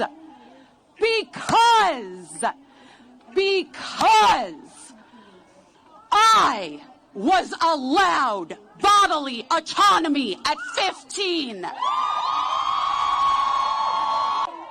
I will not be shamed into being quiet. We will not be shamed into being quiet. Never again. I will never stop talking about my abortion or my periods or my experiences in childbirth, my episiotomies, my yeast infections, or my ovulation that lines up with the moon. Oh, okay. Can I go home now? That is so. My yeast infection. Were you going to bring up what? We need a Monistat 7 over here. Stat. Let's go. I believe that she won't be shamed. She needs help. She is a walking poster board for why Dan Proft is single. I'll tell you that. She might make me single too. Woo! You understand? Wow. So now do you get a sense of what you're dealing with? I mean, Chuck Schumer and Busy Phillips are 2 sides of the same coin. They just have different agendas, right? Schumer is in the business of serving the Busy Phillipses of the world. More? No. How about no, how I'm about okay, how about really. the Socialist Spice Girls? They chimed in. Oh no. Frances Parker Spice, matriculated at that incubator of Champagne Socialists in Lincoln Park, Francis Parker High School. Ayanna Pressley, Wednesday. And we have two alleged sexual predators on the bench of the highest court of the land with the power to determine our reproductive freedoms. I still believe, Anita Hill. Okay. Rashida Tlaib. Oh God, more? You want to think about Rashida Tlaib's body, don't you? Oh please, God, no. This past year, I realized, my, are they obsessed with our bodies, how we talk, how we look, what we stand for? I mean, this type of policing of our bodies is so interconnected to all the social justice movements all around the country.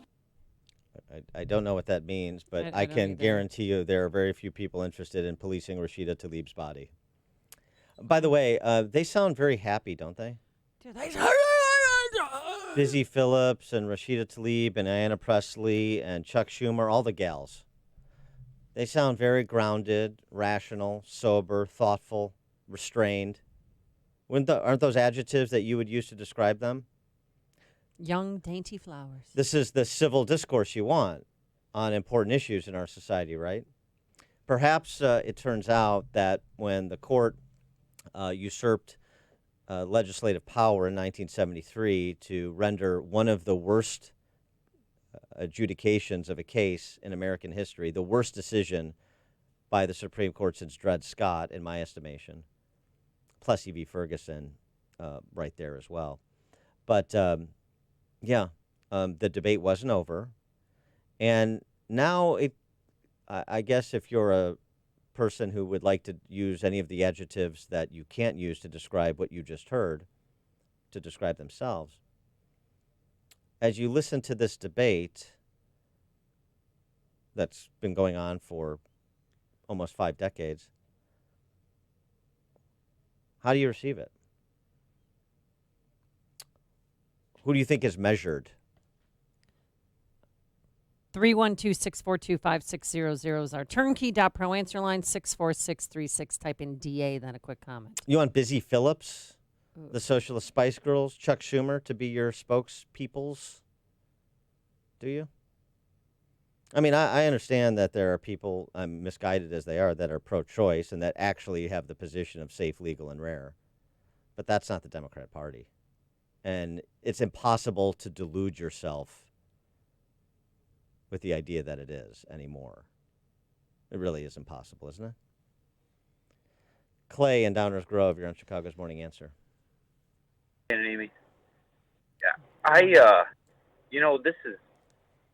was listening to this and I just got the chills and my chest got really heavy. I mean, this is saddening that people think like this. This is the 21st century in America. This is just sad. I don't have any other words for it. Nobody's telling women you can't go out and make $300K a year. I told my significant other that. I said, hey, you want to go out and make $300K a year, and I'll stay home with the kids. I got no problem with that. It takes the pressure off me. But to just have them be so proud of just destroying lives like that it's sickening. Well, And the anger toward men is just Thanks, what Clay. sickens me too. Well, they hate men. Is it possible that women have been hurt by abortion? To the point of the Louisiana law, to the point of the abortion hurts women movement, that line of argumentation, which I learned from female pro-life leaders many moons ago, and I still think is an underappreciated aspect of this discussion. Abortion hurts women. They've been hurt. And the way that they cope with their hurt and really, frankly, to some extent with their shame, whether they want to admit it or not, is like a wounded animal copes with being hurt. They lash out. And I'm not calling women animals. No, I know you know. I'm, offering a simile. They're hurt, I mean, how else and would you so they explain lash it? out. Yeah. They haven't been healed with the decisions that they've made, and they blame a man or men in their lives, and there may be something to that in some cases. I'm sure there is something to that, I'm sure, in some cases. And they also don't want to be ostracized. They don't want to have to wear a scarlet A for abortion if Roe v. Wade were overturned, right? If it's overturned or there are restrictions imposed, restrictions that would have prevented them from getting an abortion when they did, then you're passing judgment on them. I think a lot of women feel like that. And that's not what the pro-life movement is. I've said before, I'll say again, the pro-life movement at its best, and really its default position has always been to be a healing movement, to be like a hospital for women who have been hurt by abortion, and to prevent more women from being hurt by abortion and more families from being hurt by abortion. That's the posture of the pro-life movement. Now compare that approach and market position to what you heard from Busy Phillips, what you hear at those P-hat rallies. Tony on the south side. Hey, good morning, Dan, Amy, my lammy lamb. Hello. Hey, why did you do that to me? Why did you have to make me listen to Busy Phillips? I'm actually probably going to call the FCC and have you guys suspended for 10 minutes. Okay? 10 minutes. All right. That's Yeah, fair. so 10-minute timeout. Yeah, listen. Yeah.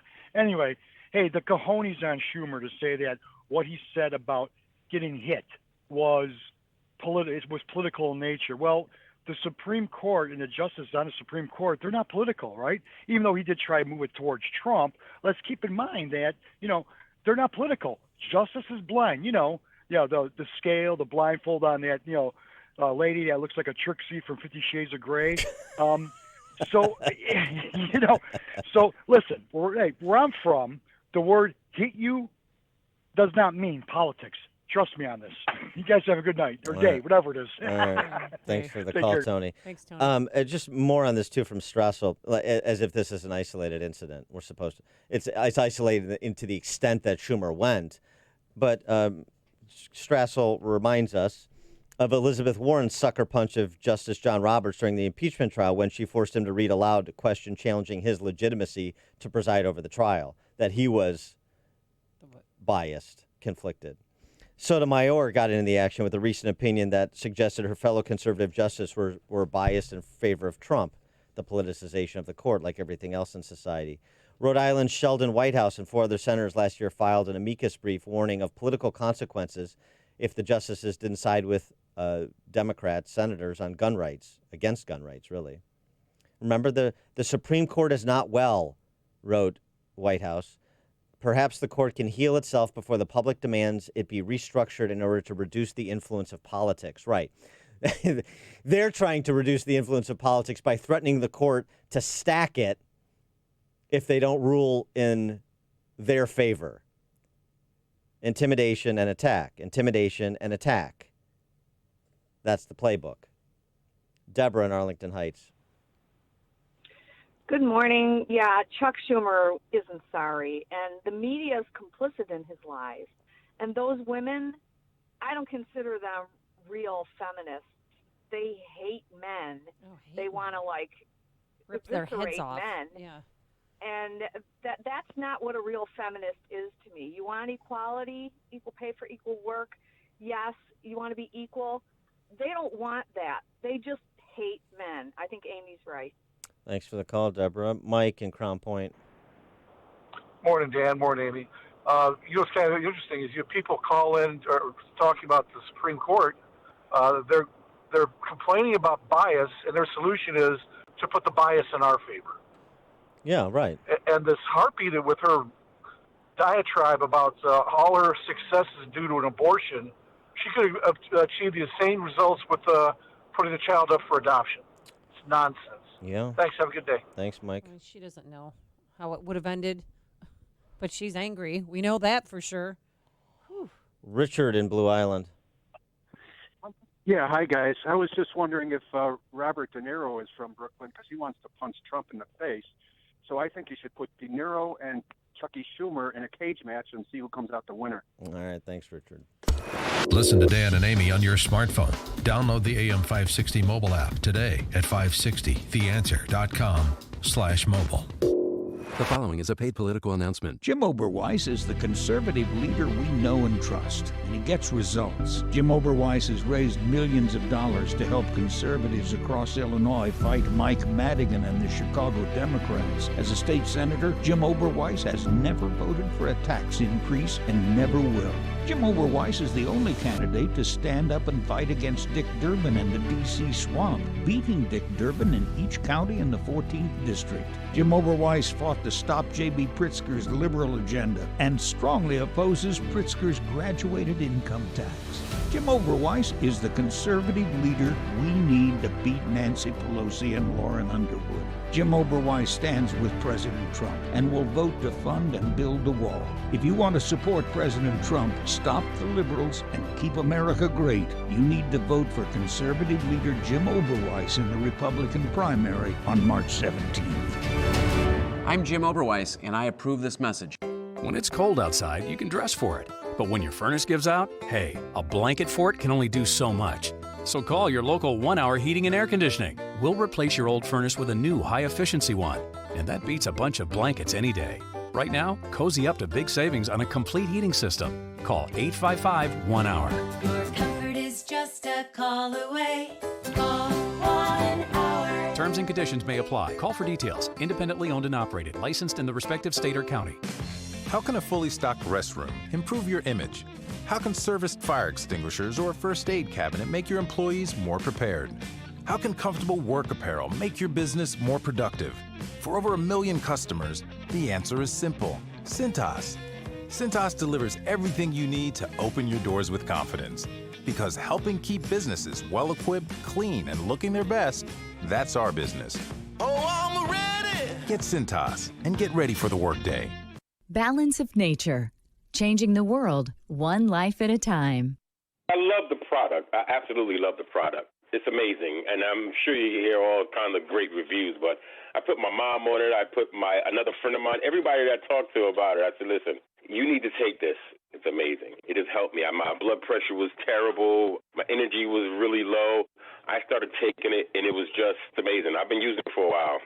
And my mom, she went to the doctor. She said, the doctor asked her, well, what are you doing? She said, I'm not doing anything. Because she thought it was going to be bad. She said, well, your numbers are good. She loves it. Right now, Balance of Nature is offering free shipping and 35% off on any new preferred order of fruits and veggies. Start your journey to better health today by calling 1-800-2468-751 or by going to balanceofnature.com and make sure to receive this special radio offer by using discount code CHICAGO. AM 560, The Answer. By the way, just as a footnote in our discussion, Busy Phillips's 2 kids that she did allow to live, their names? Yes. Birdie and Cricket. Is Cricket a girl or a boy? I have no idea. Is Bernie a girl or a boy? Birdie and Cricket, but they probably haven't decided. I guess I shouldn't be surprised, given what we heard from Busy Phillips, that the names are Birdie and Cricket. Coming up on Chicago's Morning Answer, hear from the first Chicagoan who had the coronavirus, recovered, and says it's not that bad. We'll have a COVID-19 update more globally with Denise Grady, health and medicine report at the New York Times at 6:36. But now let's head straight into that newsroom and say good morning to Perry Williams, who's in for Mike Scott. Good morning. It's 31 degrees and cloudy in Chicago at 6:32 on AM 560 The Answer. A Chicago alderman is taking exception with comments made by Mayor Lightfoot about the Pilsen neighborhood. Speaking at a summit yesterday, Lightfoot said economic development has made Pilsen a vibrant, thriving neighborhood. Alderman Byron Cicho Lopez called the mayor's remarks insulting, saying they show how disconnected she is from the problems posed by the gentrification of a neighborhood that has long been home to a big working-class Mexican population. He said the community is still dealing with violence and has struggling businesses and homeowners who can't pay their property taxes. In other news, the election for the head of the union that represents thousands of rank-and-file Chicago police officers is heading to a runoff. Incumbent union president Kevin Graham and John Catanzara will now face each other in a runoff election after both failed to garner more than 50% of the vote. Catanzara, finished first and Graham finished second in yesterday's election for president of the Chicago Fraternal Order of Police Lodge 7. Results of the runoff are expected to be announced early next month.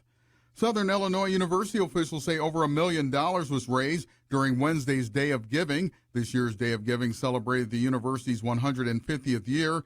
Chancellor John Dunn said yesterday that the funds will help students, support programs, or contribute to the greater community through the arts, athletics, and service. This news report is sponsored by Staples Stores. Staples has a huge selection of ink and toner in stock at low prices. This week, earn 25% back in rewards when you spend $75 on ink or $200 on toner.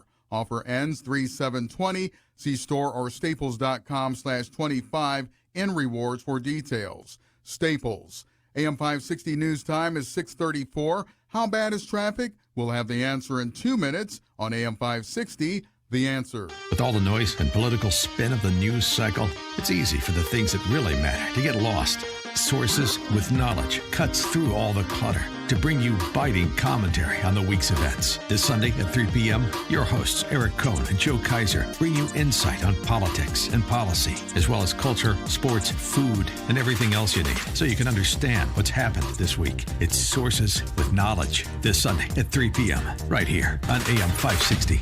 The Answer. A business needs to be built on a great foundation, one with the framework of integrity and tradition. Chapel Design Build delivers just that, providing design build and general contracting services using Butler Steel Building Systems. Their projects dot the landscape from O'Hare to DeKalb. You see their work in office and warehouse additions, recreational facilities, large-scale distribution centers, and manufacturing plants all over Northern Illinois. Partnering with Butler Steel Buildings, Chapel Design Build has developed an extensive subcontractor base and valuable market knowledge to get your quality-built project completed on time and on budget, ensuring your project is a success for your business and one that you will be proud of for years to come. The goal is to build lasting relationships with their clients using buildings that last from Butler. Get started on your next building project built with Butler Steel. Visit chapeldb.com. That's Chapel D as in design, B as in build.com. The following is a paid political announcement. This is Dr. Gordon J. Kinsler running to be your Republican representative for Congressional District 6. I'm a transplant surgeon and a colonel in the U.S. Army Reserve. As a physician, I've learned compassion and sensibility. I joined the military out of a deep sense of duty and resolve. I'm concerned that many in Congress are promoting a dangerous socialist agenda. I believe in free markets, less government, fewer regulations, lower taxes, a balanced budget, a strong military, and securing our borders. I've cut property taxes in local government. I'm not a career politician. If elected, I'll fight political corruption, provide quality, affordable health care, and keep our families safe. I'm a team builder, not a divider. I've been endorsed by the Daily Herald and Sun-Times. I have the best chance to beat the Democrat in November. When legislators start working as a team, we will tackle problems like the coronavirus and improve the lives of every American. I am Dr. Gordon J. Kinsler, running to be your representative for the 6th Congressional District. I ask for your vote on March 17th. Learn more about us at kinslerforcongress.org. Thank you. Paid for by Kinsler for Congress. Listen to AM 560, The Answer, online at 560theanswer.com, on the AM 560 mobile app, and your Alexa-powered smart speaker, on TuneIn, iHeart, and radio.com.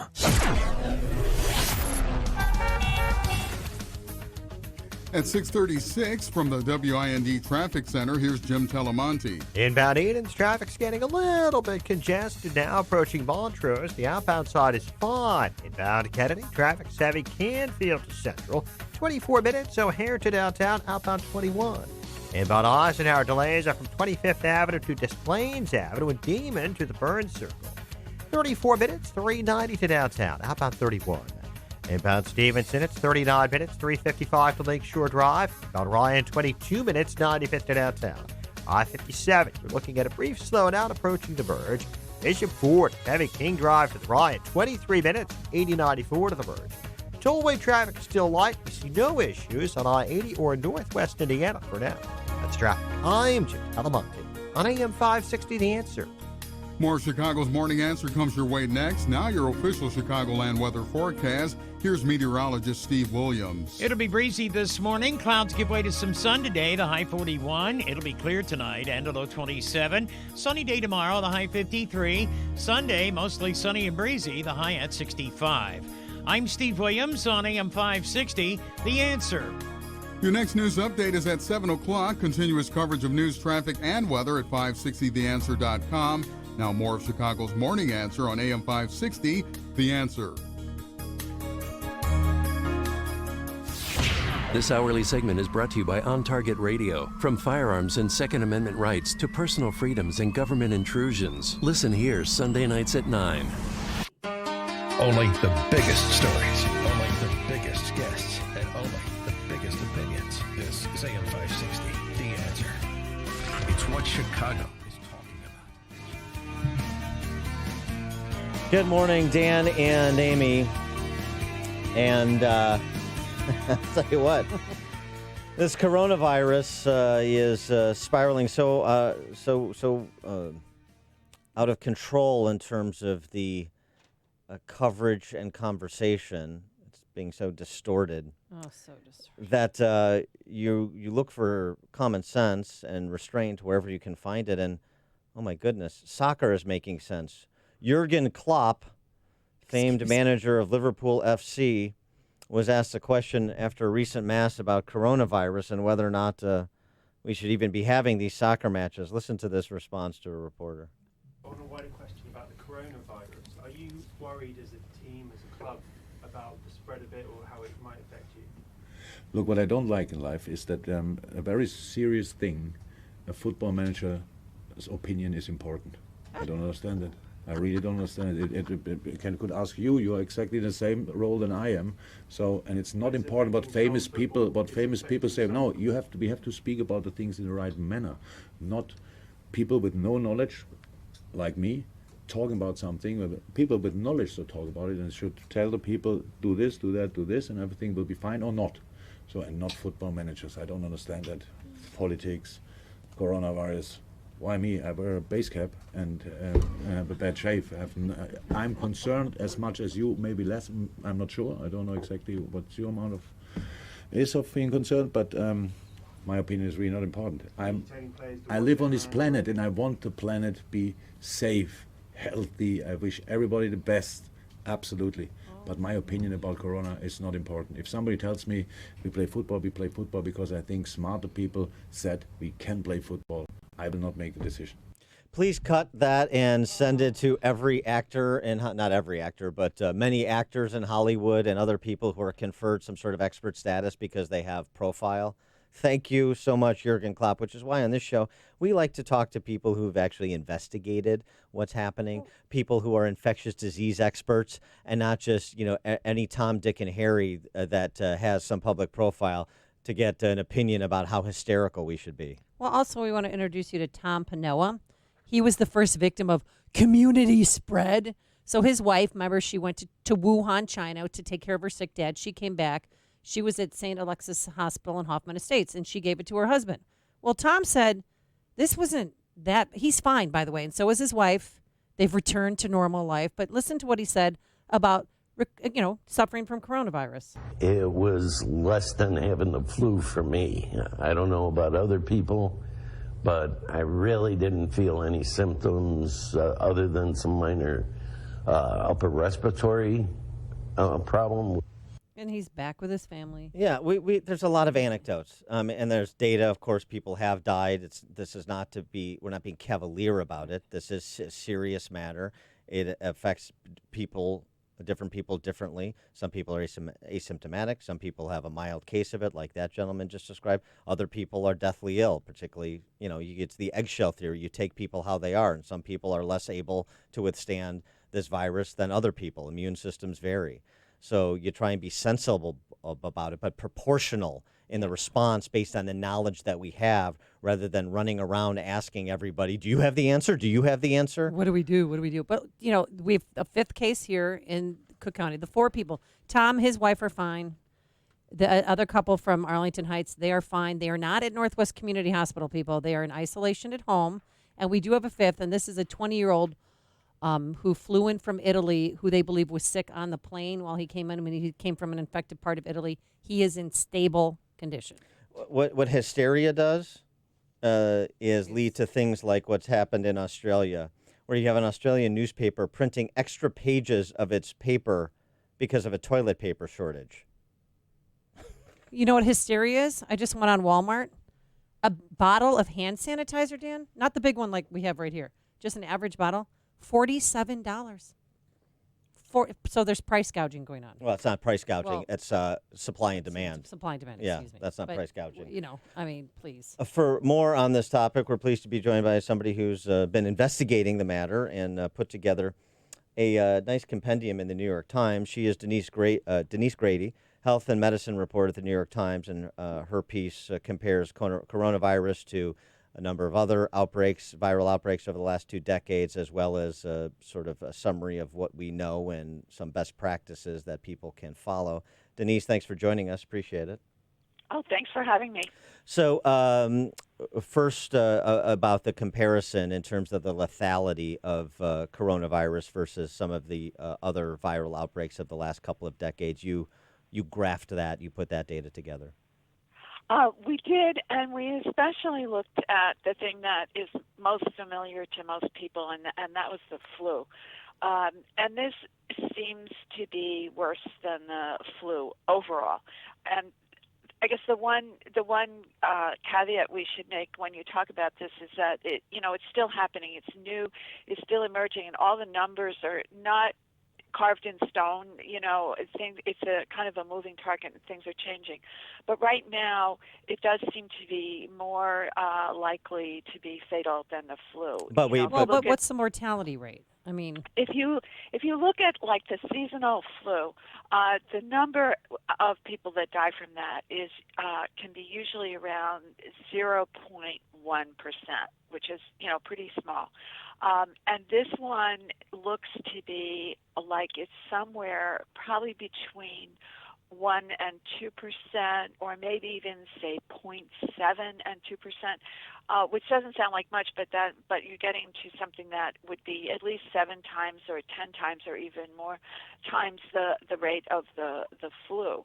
Which it still sounds pretty small, but if you get a lot of people who catch it, then you're going to have big numbers. Well, right. That's 2 points. One, a small percentage of a big number is a big problem, and as is the case with the flu, where I believe the CDC has pegged the number at about 18,000 Americans who've died from influenza between October and present. So small percentage, big number, big problem. Exactly. The second thing, though, and you sort of reference this, but I just want to be explicit about it, we don't know what the denominator is. And so the lethality rate, as you were suggesting, is a moving target because we don't have a denominator. Right, and we don't know how many people have it. Are there a lot of people out there that have infections that they don't even know? Either they don't have symptoms or it's so mild that they never even call the doctor. I mean, we just don't know that yet.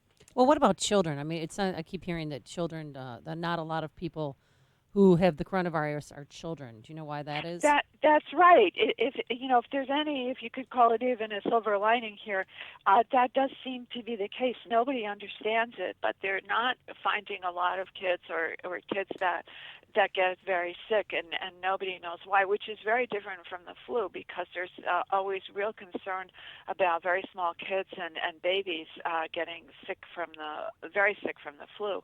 And this year, in fact, the hospitalization for kids has been fairly high from the flu. So this at least does not do that, and nobody really knows why yet, but they're just not seeing it in kids.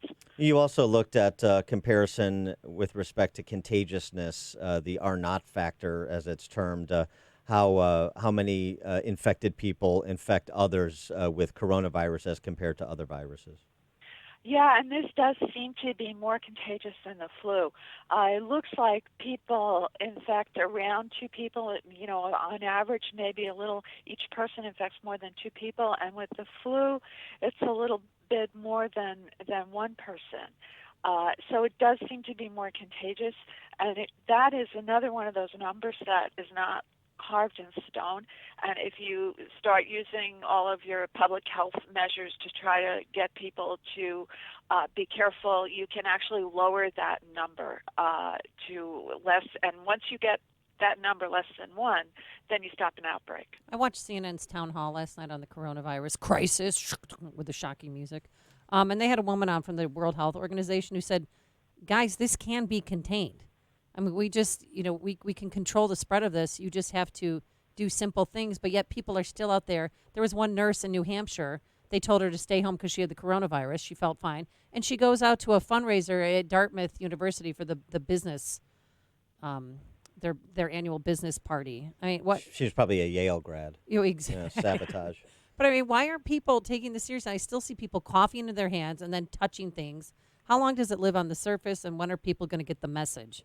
The living on the surface, the numbers are so all over the map that I don't know what to make of them. I mean, it does live on surfaces, but the numbers range from hours to days.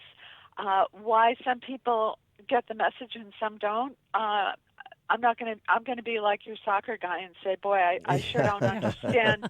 Don't ask me about the human behavior. Some people are think they're immortal, or it's just not going to happen to them. Denial is a big thing. Well, also, too, I mean, you're sort of describing it's a bit of a moving target. Yesterday, the World Health Organization saying cash could spread the virus, so try not to handle cash, or when you handle cash, wash your hands right after. I mean, I understand that's sensible, but you don't think of like every single thing that you have to, take a Purell shower after. Your people just aren't used to behaving that way. No, and the thing that I think about too, and a lot of people I've talked to think about, is how much of our lives now are run by touch screens. When you go to the bank, or even you're buying food or all kinds of things. And you can make yourself pretty crazy with all of that. Oh, yeah. I mean, the only way I've talked myself off the ledge is talking to people who actually have the coronavirus right now and seeing that they're fine. I mean, most people recover from this, and most people don't need to be hospitalized, correct? That is how it seems, but I wouldn't blow it off either, because there are people who are very sick, and even some of the people that are considered to be relatively mild still can have a pneumonia. So I like I said, I wouldn't panic about it, but I wouldn't just blow it off either. It's, for a lot of people, it's not like having the common cold. In your piece in the New York Times, you sort of reiterate what we've heard from infectious disease experts about how to treat this with antiviral therapies and, of course, a vaccine pending. And it sounds very much like treating the flu in terms of best practices, except if you experience, significant respiratory problems, and you should go to the hospital. But you talk about fluids and pain relievers and that sort of thing. Yeah, that is what's all you can do right now, because we have a flu vaccine and we have antiviral medicines for flu, but we don't have no vaccine for this, and no medicines that are specific for it. And the most important advice that I've heard is that if you are short of breath, you've got to go to the hospital. That's something that you can't ignore, and that it's not smart to wait if you start feeling short of breath. And if you get the coronavirus, then are you immune to the coronavirus after that? The thinking is that you probably are, because with most viral illnesses, you do get some immunity after you recover. But how long that lasts, nobody knows. This one is too new. There are things, other viral diseases like, say, measles, where it's thought that your immunity lasts for decades, maybe, for life. But with some of these other viruses, it's just not clear how long it lasts. She is Denise Grady. She's the health and medicine reporter at the New York Times. Denise, thanks so much for joining us. Appreciate it. Thank you. And she joined us on our turnkey.pro answer line. It's what Chicago is talking about. It's Chicago's Morning Answer with Dan and Amy on AM 560. The Answer. The Lou Dobbs Financial Report is brought to you by Signature Bank, helping local businesses succeed. Visit signaturebank.bank for your commercial banking needs. I'm Lou Dobbs. The Senate passes an $8 billion funding bill to fight the coronavirus. ExxonMobil reacting to declining energy demand, and the FDIC offering buyouts to employees. Those stories next. In a recent survey, investors shared what they felt were the greatest threats to their retirement. It's no surprise the most common threats include stock market volatility, economic uncertainty, conflict in the Middle East, the 2020 presidential impeachment and election. Unfortunately, there are many threats beyond your control that can affect your retirement savings. At Goldco, a leader in precious metals, the team believes one way to protect your investment portfolio is with physical gold and silver. Goldco has helped thousands of investors safeguard their retirement, especially in times of uncertainty. In fact, if you call 855-971-2006. Goldco will send you a free 1-ounce silver American Eagle coin. And all you have to do is pay for shipping and handling. No obligation. 100% free. Call 855-971-2006 to get your free silver American Eagle coin. That's 855-971-2006. On a 96-1 vote, the Senate easily passed more than $8 billion of emergency funding to fight the coronavirus outbreak. The measure, already passed by the House, supported by President Trump.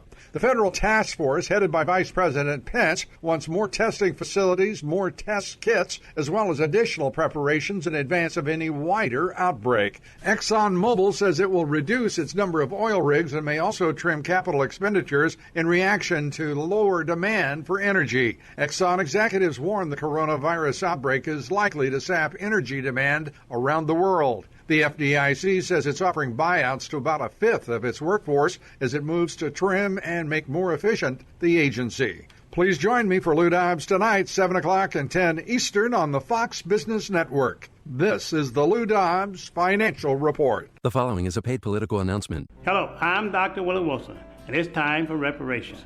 Reparations for the black community are bigger than a single check. Reparations are an opportunity to repair the results from the African enslavement, the redlining, the war on drugs, police terrorists, and continued discrimination. It is time for an investment as target as the policies that create our divide. I'm asking you to support the bill I sponsor. Please call your state legislator. Paid for by drwilliewilsonfoundation.org. Hi, I'm Dr. Willie Wilson, and I've dedicated my life in the service of others.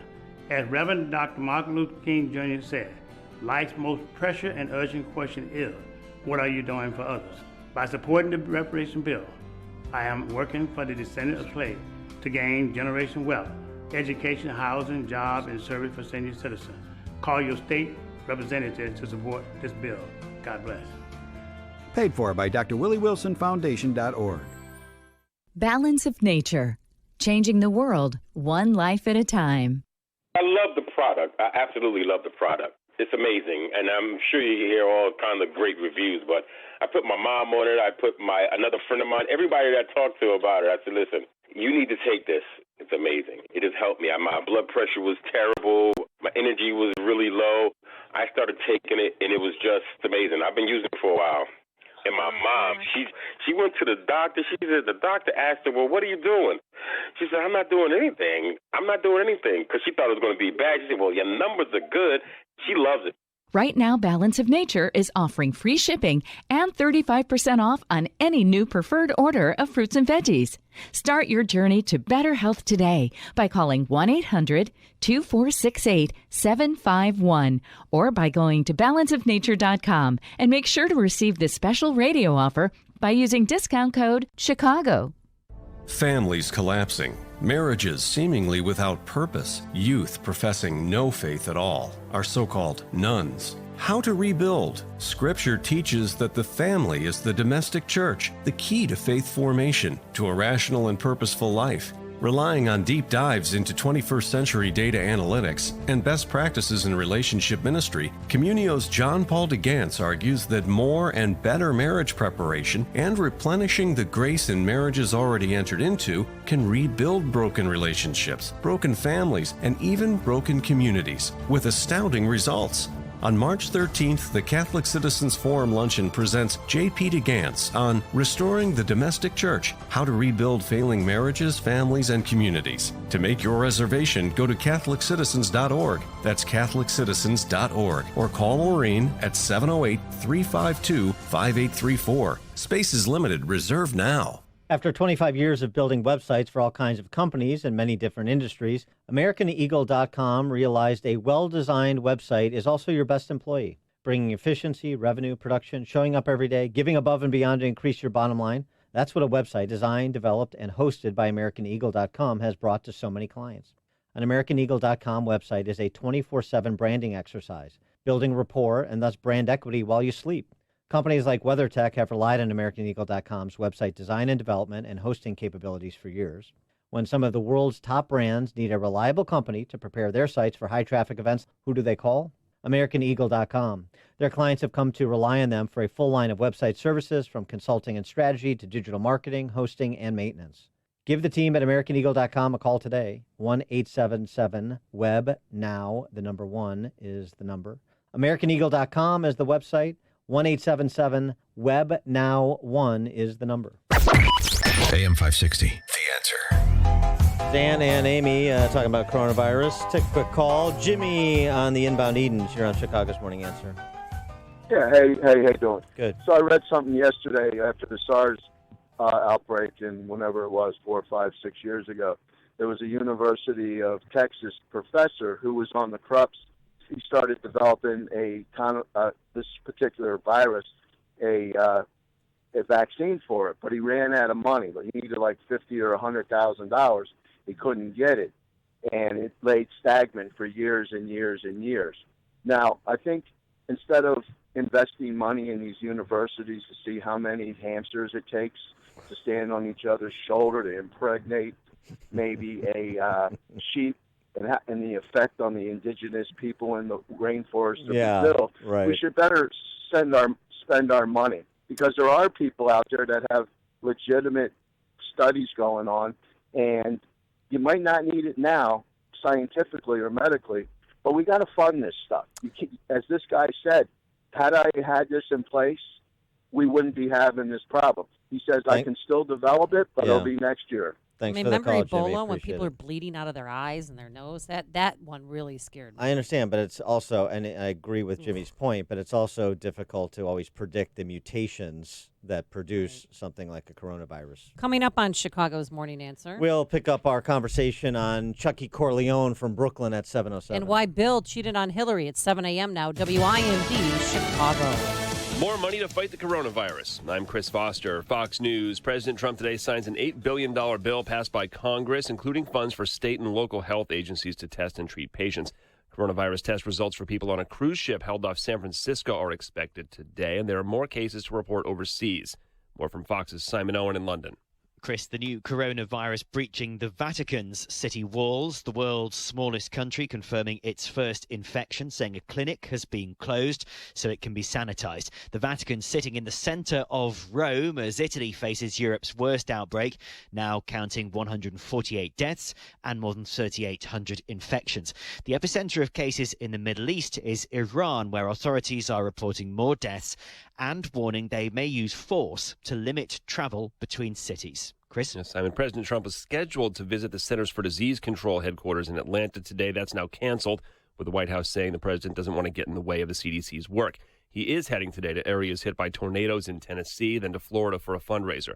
And he says at a Fox News town hall in Pennsylvania about the rising national debt, this is the best economy we've ever had. It's nothing compared to what it's going to be when the trade deals kick in. But if you don't cut something in entitlements, you'll never really deal with the debt. We'll be cutting, but we're also going to have growth like you've never had before. The president with Fox's Martha McCallum. Bernie Sanders says the where we'll be cutting there means President Trump lied when he said before being elected he would not cut those programs. He was on television talking about his desire to cut, quote-unquote, entitlement programs, Social Security, Medicare, Medicaid, and his budgets called for massive cuts. Senator Sanders at a rally in Phoenix, Arizona.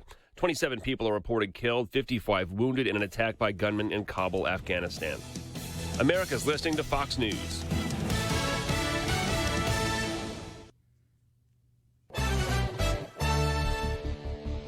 Good morning. It's 31 degrees and cloudy in Chicago at 7:02 on AM 560 The Answer, WIND Chicago. I'm Perry Williams. Former Illinois Congressman Aaron Schock is revealing that he's gay. The Republican who served the 18th Congressional District made the announcement yesterday on Instagram, adding that he regrets not announcing it sooner. In a longer statement on his website, Schock confronted the fact that he didn't fight for LGBTQ rights while in office, saying he would do so if he was in Congress today. Schock resigned in 2015 amid a federal investigation that resulted in criminal charges accusing him of using his government and campaign funds to pay for personal expenses. In other news, R. Kelly's trial date in Chicago federal court is moving to the fall. The date was postponed to October after originally being scheduled for April 27th. The move comes after prosecutors revealed yesterday that investigators recently executed a search warrant in the case and seized at least 100 electronic devices. The information about the raid was revealed during an arraignment hearing yesterday for Kelly on a new indictment filed last month. The singer has been held without bond since his arrest on federal sex charges last July. The White Sox are locking up third baseman Yoan Moncada. The Athletic reports the 24-year-old has agreed to a 5-year contract extension worth $70 million. The deal includes a club option that could bring the total value to $90 million. The Chicago Fire FC faces the New England Revolution tomorrow at Gillette Stadium on the road. Chicago fell 2-1 at the Seattle Sounders FC in their MLS opener this past Sunday. This news report is sponsored by Upwork. When you need in-demand talent on demand, Upwork has the world's largest network of proven independent professionals, and here's an alphabetical list of them: accountants, administrative assistants, animators, architects. You get the point. When you need an in-demand talent on demand, Upwork is now. AM 560 News Time is 7:04. How bad is traffic? We'll have the answer in 2 minutes on AM 560, The Answer. Dennis Prager believes you need to follow the money. For a scientist now to say anything that is any way different from the world is coming to an end is not only to court the end of your career, but it is to receive no funds. The money, man, the billions are in hysteria. The Dennis Prager Show, weekdays at 11, right before Sean Hannity at 2 on AM 560. The Answer. Balance of Nature, changing the world one life at a time. It's like night and day, actually, really. When you take this, you hear all these wonderful parables on the radio, but until you do it, you realize that they know what they're talking about, and it's true, because everything is better, as far as I'm concerned anyway. So, in fact, a friend of mine called me today, and she said, "Oh, you just went to Pilates. Maybe you're tired. You don't want to go to lunch." I said, "I'm never tired. I take Balance of Nature." Don't wait to see what getting over 10 servings of whole fruits and vegetables every day can do for you. Right now, Balance of Nature is offering free shipping and 35% off on any new preferred order of fruits and veggies. Start your journey to better health today by calling 1-800-2468-751 or by going to balanceofnature.com, and make sure to receive this special radio offer by using discount code CHICAGO. The following is a paid political announcement. Hello, I'm Dr. Willie Wilson, and it's time for reparations. Reparations for the black community are bigger than a single check. Reparations are an opportunity to repair the results from the African enslavement, the redlining, the war on drugs, police terror, and continued discrimination. It is time for an investment as target as the policies that create our divide. I'm asking you to support the bill I sponsor. Please call your state legislator. Paid for by drwillywilsonfoundation.org. Hi, I'm Dr. Willie Wilson, and I've dedicated my life in the service of others. As Reverend Dr. Martin Luther King Jr. said, life's most pressing and urgent question is, what are you doing for others? By supporting the reparation bill, I am working for the descendants of slaves to gain generation wealth, education, housing, jobs, and service for senior citizens. Call your state representative to support this bill. God bless. Paid for by drwillywilsonfoundation.org. Staples Print and Marketing Services can help your business by printing custom marketing materials. Now get 25% off flyers, brochures, postcards, or direct mail services when you spend $50 or more. Offer ends 4/4/20. See store or staples.com/MarchPrintDeals. Staples. At 7:07 from the WIND Traffic Center, here's Jim Telemonte. In Lincolnshire, Milwaukee Avenue is closed southbound from Audubon Way to Aptekissick due to a crash. Northbound Tri-State now seeing delays from the Stevenson to 47th Street and from the Reagan Tollway to just past the Eisenhower. The other tollways still look great. About Edens, just a little tight approaching the junction. Inbound Kennedy, delays starting Cumberland, 30 minutes. O'Hare to downtown, a little quicker than the Express. Outbound 27 minutes to O'Hare. Inbound Eisenhower, 42 minutes, 390 to downtown. Outbound 32. Inbound Stevenson, 42 minutes, 3:55 to Lakeshore Drive. Line is 24 minutes, 95 to downtown. I-57, 22 minutes, siding to the merge. Bishop Ford, 21 minutes. That's traffic. I'm Jim Talamonte on AM 560, The Answer. More Chicago's Morning Answer comes your way next. Now your official Chicagoland weather forecast. Here's meteorologist Steve Williams. Clouds give way to some sun. Breezy this morning. The high today 41. It'll be clear tonight. Low 27. Sunny for most of the day tomorrow. The high 53. Sunshine breezy on Sunday. The high at 65. I'm Steve Williams on AM 560. The Answer. Your next news update is at 7:30. Continuous coverage of news, traffic, and weather at 560theanswer.com. Chicago's Morning Answer continues on AM 560, The Answer. Listen to AM 560, The Answer, online at 560theanswer.com, on the AM 560 mobile app, and your Alexa-powered smart speaker, on TuneIn, iHeart, and radio.com. This is Chicago's Morning Answer with Dan Proft and Amy Jacobson on AM 560, The Answer.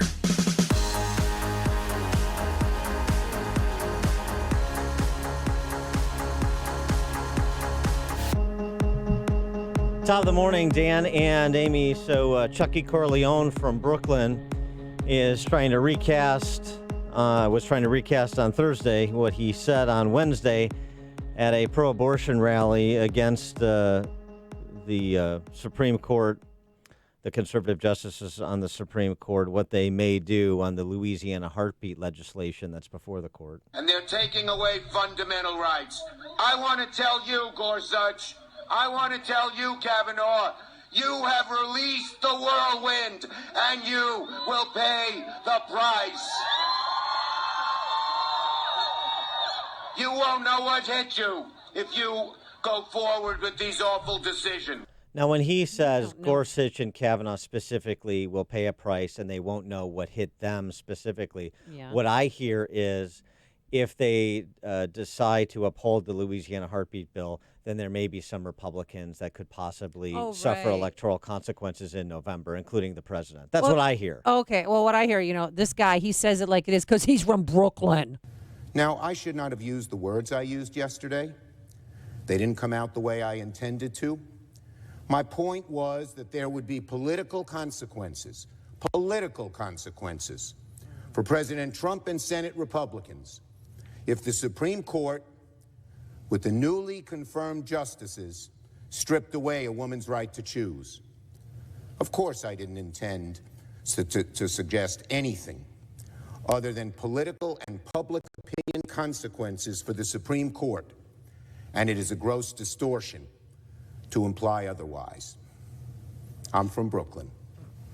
We speak in strong language.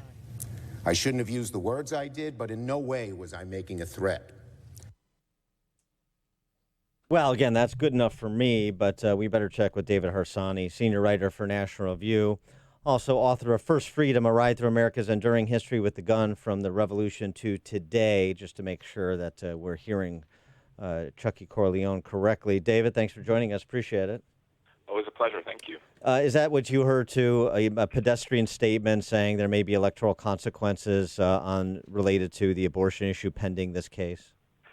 Yeah, exactly. I mean, I heard him say you and then mention two specific names, which doesn't seem to me to be some vague threat to the Republican Party about electoral consequences. Now, listen, I don't think he meant, we're going to, I don't think he meant it was as a violent threat, but he certainly meant it specifically about those people, called them out, in a sense trying to manipulate the court. But I think even more than that, I think Democrats want to delegitimize the court. They want to delegitimize certain members of the court. I think the Kavanaugh hearings prove that, and this is just, as you remember, there were like mobs outside the door banging to get in, things like that.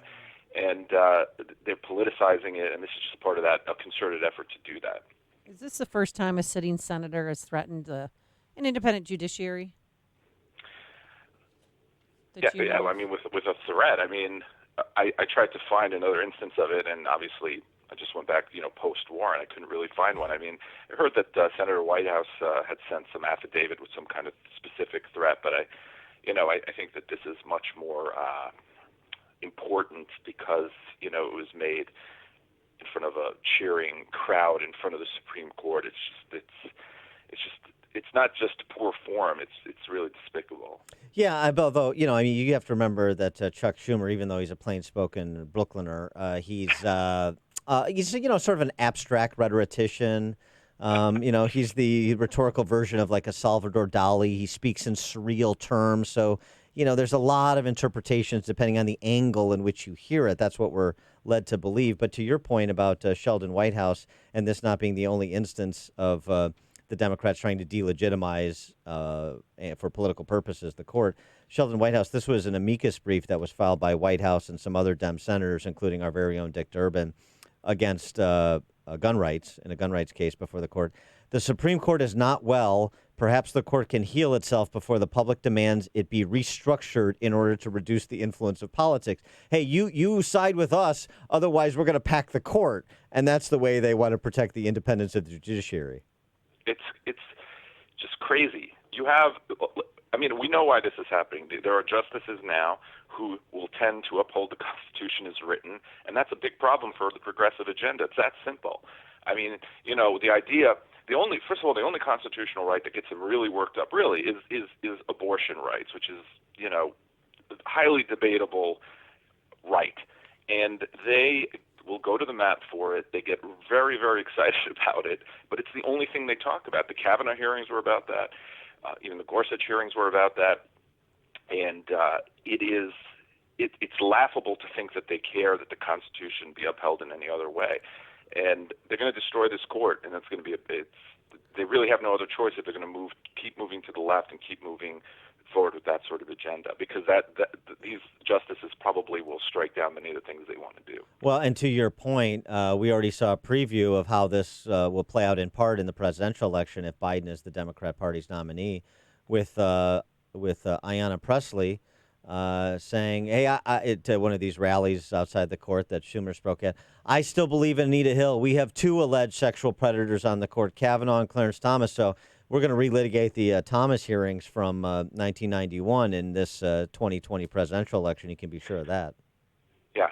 Can I just say this about Anita Hill? You know, people tiptoe around this. I just was reading something just on this topic in the New York Times. She is not a credible person. She's not a credible accuser. There's never been a shred of evidence that anything she's ever said was about Justice Thomas was true. In fact, the FBI found that she wasn't consistent. Right. She didn't want witnesses. She is not a credible accuser, and we, you know, I know people are a little, you know, they don't want to be too harsh on a witness like that. And listen, we never know what happens behind closed doors, but the notion that Thomas is a sexual predator, it's a despicable thing to say. And there's not a shred of evidence, obviously, that proves that. Ben, I wonder why she did it and who was behind her. Well, I mean, you don't just do that on your own. You have to be coached. And, not necessarily, but how did it work out for her? Pretty damn well professionally, I'd say. And, you know, there's this Clarence Thomas documentary out that we've spoken to the documentarian about. It's very good. I mean, it's sort of an illustration of his autobiography, My Grandfather's Son, which was very good, but it's useful.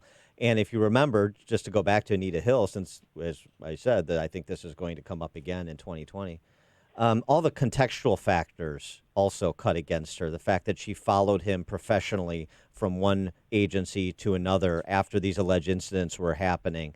That's curious. They kept in touch. Thomas recounts her picking him up from the airport one time after these alleged incidents has happened.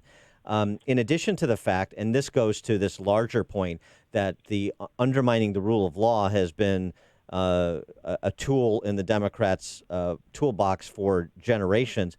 That report, the FBI report that you mentioned, the interview of Anita Hill, that was never supposed to be made public. And in fact, the law was broken when it was leaked by somebody on that committee. Who knows? Was it Joe Biden and his staff? Who knows?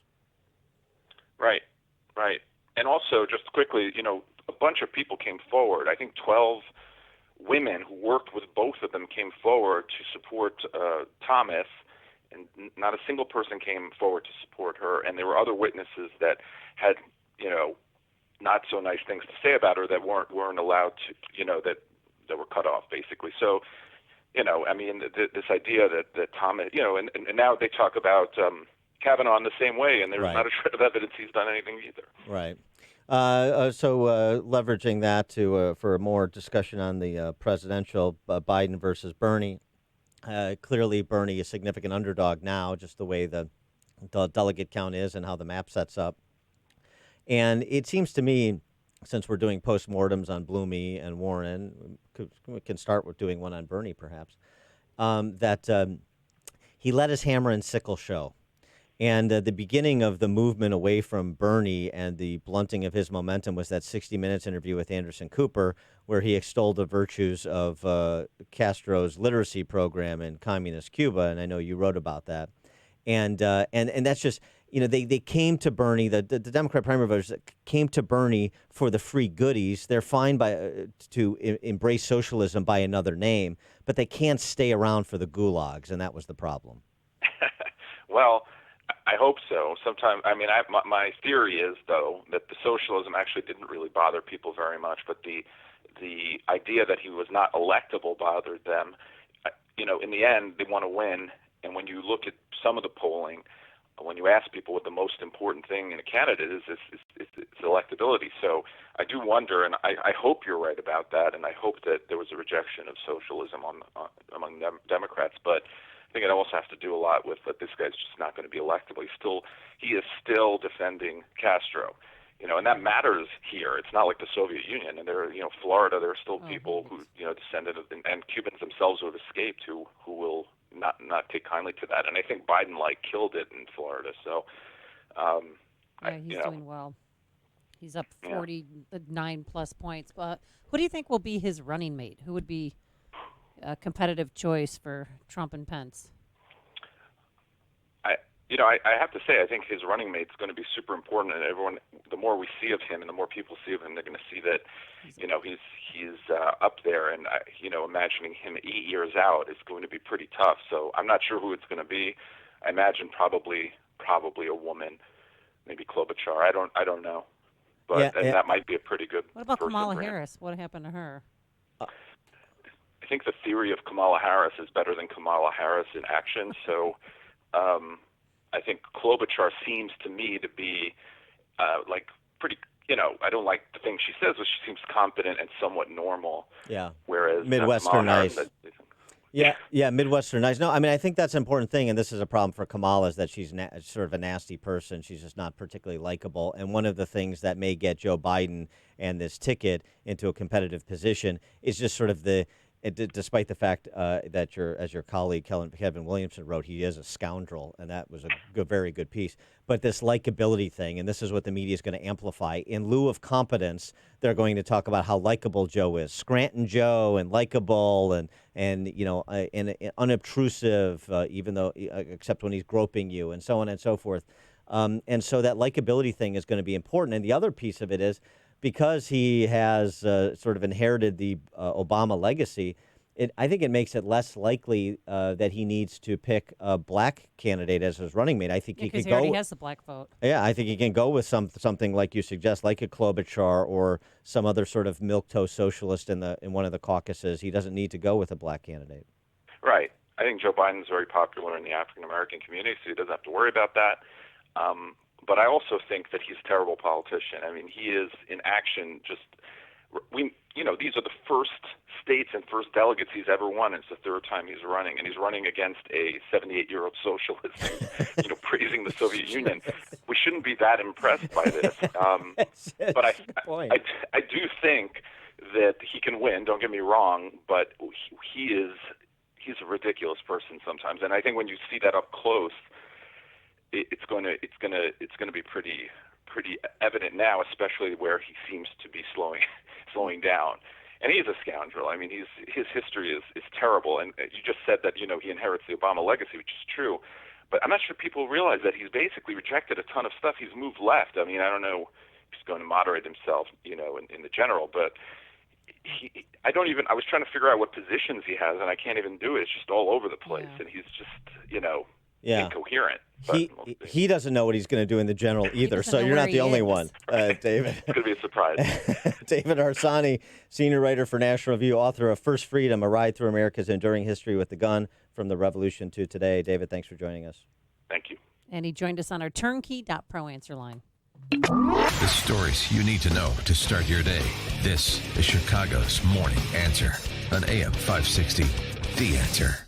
Signature Bank is Chicago's fastest growing independently owned business bank. It's a bank where relationships still matter. Signature Bank knows your name and your story. I'm Dan Proft, and I know this because Signature Bank is my business bank. I'm Robert Anderson, president of McLaughlin Body Company in the Quad Cities, and a customer of Signature Bank. When our 100-year-old family-owned manufacturing company was looking for a new bank, we found an excellent partner with Signature Bank. Signature Bank understands the challenges with manufacturing in today's highly competitive environment. We recently participated in the New Markets Tax Credit Program and were fortunate to have the experts at Signature Bank help us navigate the complexities of this program. With Signature Bank's support, we were able to expand not only our facility, but ultimately our business. If you're looking for a trusted banking partner for your business, look to Chicago's own Signature Bank. Signature Bank is looking for their next success story. To learn more about turning your business vision into reality, visit signaturebank.bank. Signature Bank, helping local businesses succeed. Member FDIC, Equal Housing Lender. So it's March. How you doing on your New Year's resolution to get healthy this year? It's never too late. And to boost your immune system and stay healthy, you need to eat well, sleep enough. And by eating well, that means getting enough fruits and veggies, which you have to admit you're not doing on your own. And that is where Balance of Nature comes in. Just 6 capsules a day. You could take 3 in the morning, 3 at night, or I just take mine all at the same time. With just 6 capsules, you're getting 10 servings of 31 different fruits and veggies. Now, you hear stories all the time here about how people's lives have changed because of Balance of Nature, and the next story could be yours. So do it now. Make 2020 a better year of health for yourself. Right now, Balance of Nature offering free shipping and 35% off your first preferred order of fruits and veggies. So here's what you do. Call this number, 800-246-8751, 800-246-8751. Use discount code Chicago or go to balanceofnature.com, discount code Chicago. The following is a paid political announcement. Jim Oberweis is the conservative leader we know and trust, and he gets results. Jim Oberweis has raised millions of dollars to help conservatives across Illinois fight Mike Madigan and the Chicago Democrats. As a state senator, Jim Oberweis has never voted for a tax increase and never will. Jim Oberweis is the only candidate to stand up and fight against Dick Durbin and the D.C. swamp, beating Dick Durbin in each county in the 14th district. Jim Oberweis fought to stop J.B. Pritzker's liberal agenda and strongly opposes Pritzker's graduated income tax. Jim Oberweis is the conservative leader we need to beat Nancy Pelosi and Lauren Underwood. Jim Oberweis stands with President Trump and will vote to fund and build a wall. If you want to support President Trump, stop the liberals, and keep America great, you need to vote for conservative leader Jim Oberweis in the Republican primary on March 17th. I'm Jim Oberweis, and I approve this message. Hey, if you've thought about it, taking advantage of the 2-for-1 offer on the Giza cotton sheets from MyPillow, do it because the offer could end at any time. I love my Giza cotton sheets. They keep me cool at night. I look forward to going to bed because of those Giza cotton sheets. They're just like Egyptian cotton sheets, 1,000 thread count, but a heck of a lot cheaper. Trust me. So go to MyPillow.com, type Amy, A-M-Y, in the promo code. 2 sets of Giza cotton sheets for the price of 1. I actually ordered mine the other day because I need some backup sheets. Also, MyPillow has great deep discounts on all MyPillow products. The MyPillow, the mattress topper, the towels, anything. Pet beds, you name it, they've got it, and it's discounted. MyPillow.com, promo code Amy. AM 560, The Answer.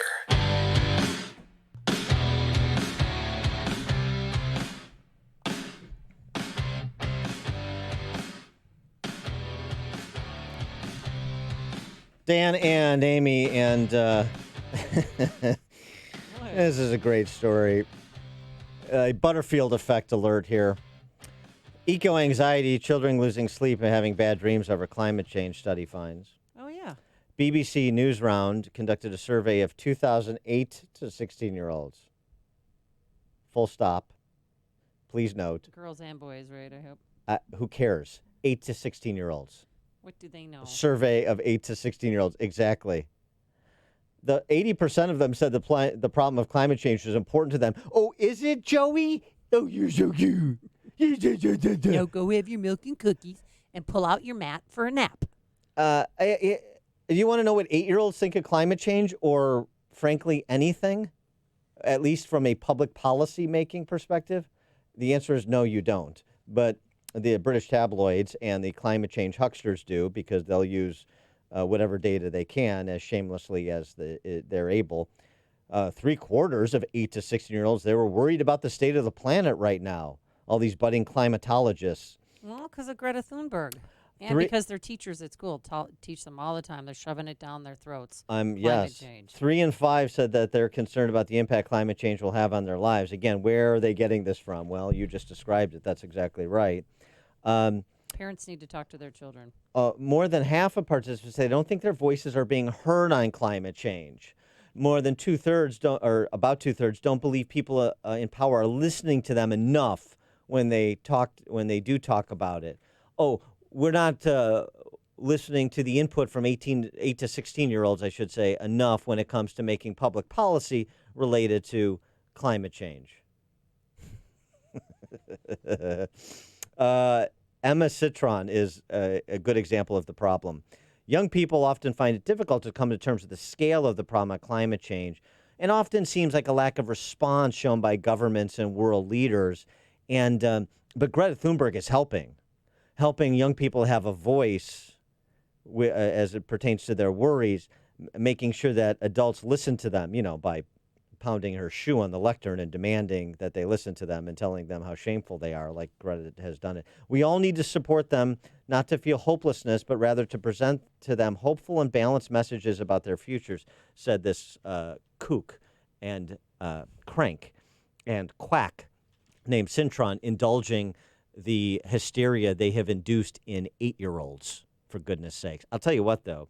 In terms of eco-anxiety, I'm just thinking about like Greta Thunberg as like a franchise for a horror series. Oh, like I think James Wan and Lee Wanell could put like a Saw type franchise around Greta, don't you? I mean, in terms of her austere nature and her castigating people, she could be like a jigsaw she looks sinister. mastermind. She looks like somebody who would jump out at you.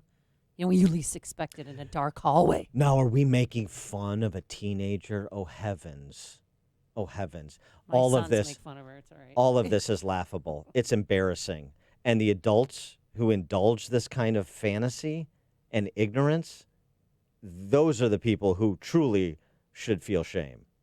Coming up on Chicago's Morning Answer, we'll talk to Dana Lash, host of The Dana Show, regular contributor to Fox, and former spokesman for the NRA. She's got a new book out on the outrage mafia.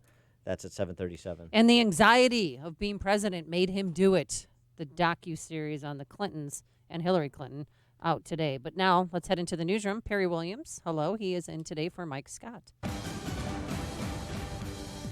Good morning. It's 30 degrees and cloudy in Chicago at 7:31 on AM 560 The Answer. The Cook County man is the 5th confirmed case of coronavirus in Illinois. State health officials say the man in his 20s flew into O'Hare Airport earlier this month after traveling to Italy. He was infected while in Italy, and all close contacts since his return to Illinois are being identified and being contacted. The man is hospitalized at Rush University Medical Center in Chicago in isolation. In related news, the 3rd person in Illinois to test positive for the coronavirus has been released from a hospital in suburban Arlington Heights. The man in his 70s is now at home in isolation. His wife was the 4th person in the state to test positive for the disease. She remains quarantined at their home. Meanwhile, bond is denied for a U.S. Marine veteran accused of stabbing a man to death last month outside a Chicago bar. Thomas Tansey is charged with first-degree murder in the killing of Kenneth Patarimas. Police say Tansey stabbed the victim multiple times during a fight outside Richard's Bar in Westtown. He was initially arrested February 21st, but was later released without charges after he claimed self-defense in the attack. In other news, Art Van Furniture is closing all of its stores, including in the Chicago area. The Michigan-based furniture retailer announced yesterday that it was shutting down all 176 stores. Liquidation sales are scheduled to begin today. The company has 24 locations in Illinois. This news report is sponsored by Staples Stores. Staples Print and Marketing Services can help your business by printing custom marketing materials. Now get 25% off flyers, brochures, postcards, or direct mail services when you spend $50 or more. Offer ends 4/4/20. See store or staples.com/MarchPrintDeals. Staples. AM 560 News Time is 7:33. How bad is traffic? We'll have the answer in 2 minutes on AM 560, The Answer. When it's cold outside, you can dress for it. But when your furnace gives out, hey, a blanket fort can only do so much. So call your local 1 Hour Heating and Air Conditioning. We'll replace your old furnace with a new high-efficiency one. And that beats a bunch of blankets any day. Right now, cozy up to big savings on a complete heating system. Call 855-1-HOUR. Your comfort is just a call away. Call 1 Hour. Terms and conditions may apply. Call for details. Independently owned and operated. Licensed in the respective state or county. Come on, Al, read our latest fan mail. Dear Al and Marty, you are the most spectacular car dealers of all time, especially Al. Give me that. It's signed. Al totally didn't write this. See, it's completely unbiased. Lease a 2019 Lincoln MKC for just $383 a month and 0 down. Visit Chicagoland's greatest dealers, only at Highland Park Lincoln Superstore. We're Al and Marty. Deal with us. Plus tax, license, title, and $179.81 dock fee. 7,500 miles per year, 36 months, no security deposit. Offer ends 12/2/19. Finding great candidates to hire can be like, well, trying to find a needle in a haystack. Sure, you can post your job to some job board, but then all you can do is hope the right person comes along, which is why you should try ZipRecruiter for free at ZipRecruiter.com/trial. ZipRecruiter doesn't depend on candidates finding you. It finds them for you. Its powerful technology identifies people with the right experience and actively invites them to apply to your job. You get qualified candidates fast. So while other companies might deliver a lot of hay, ZipRecruiter finds you what you're looking for. The needle in the haystack. See why 4 out of 5 employers who post a job on ZipRecruiter get a quality candidate within the first day. ZipRecruiter, the smartest way to hire. And now you can try ZipRecruiter for free. That's right, free at ZipRecruiter.com/trial. That's ZipRecruiter.com/trial. ZipRecruiter.com/trial.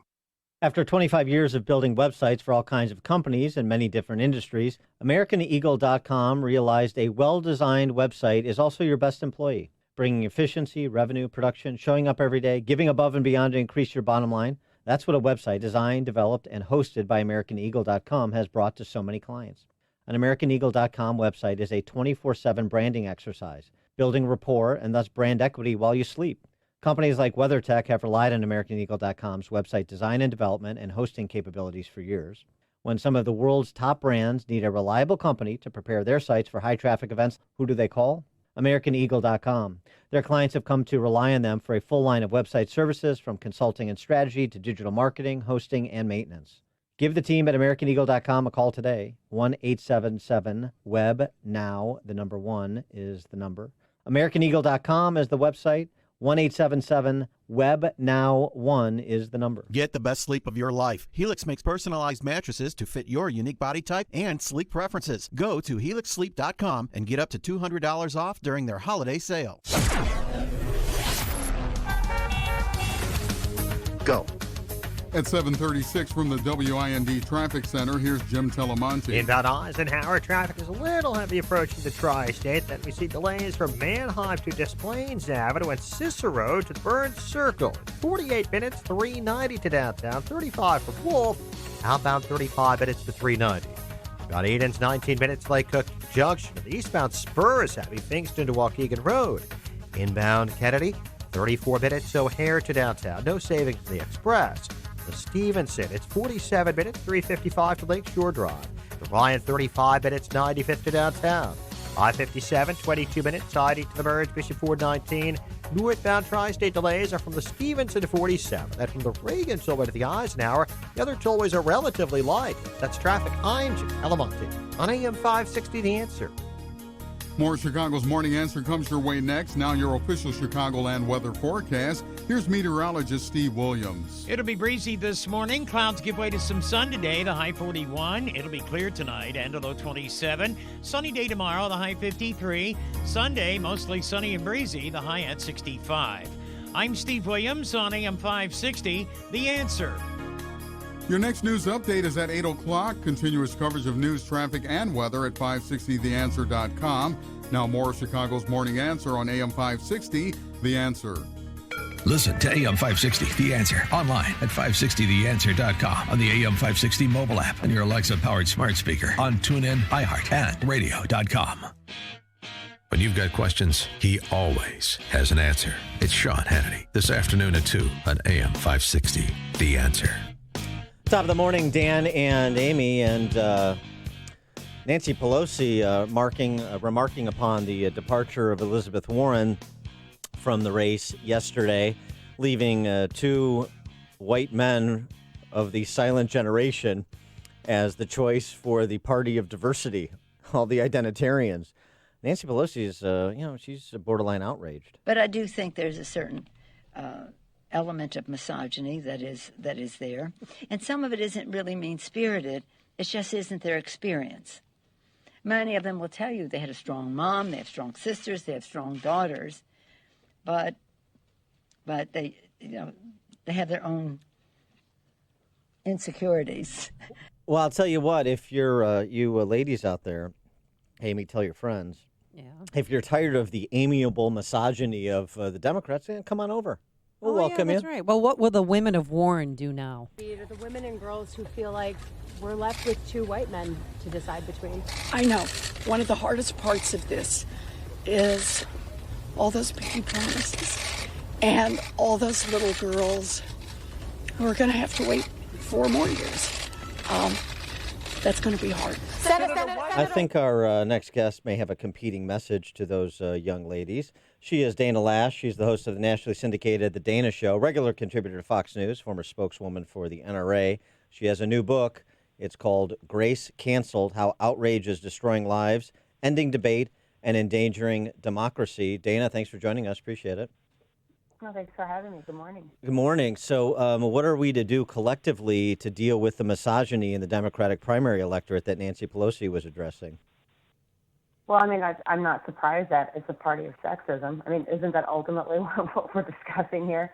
It's that it's a sexist ideology, sexist belief system. No, honestly, I was listening to some of these excuses that were given out by some of these pundits and political operatives last night, and there were a few of them who had said, well, it's just, I mean, they were verified, the Blue Checkmark Brigade on Twitter, that were actually saying it's so sad, and yes, I'm shedding tears over this, that Elizabeth, they act like Tulsi Gabbard's not in the race anymore. I guess if they're so sad that a woman is not ascending to the ticket, that are they going to rally around Tulsi Gabbard? Or how about maybe if she didn't make it, how about people just, I don't know, maybe increase their standards and nominate an actual qualified, just individual, period. And if it happens to be a woman, so be it.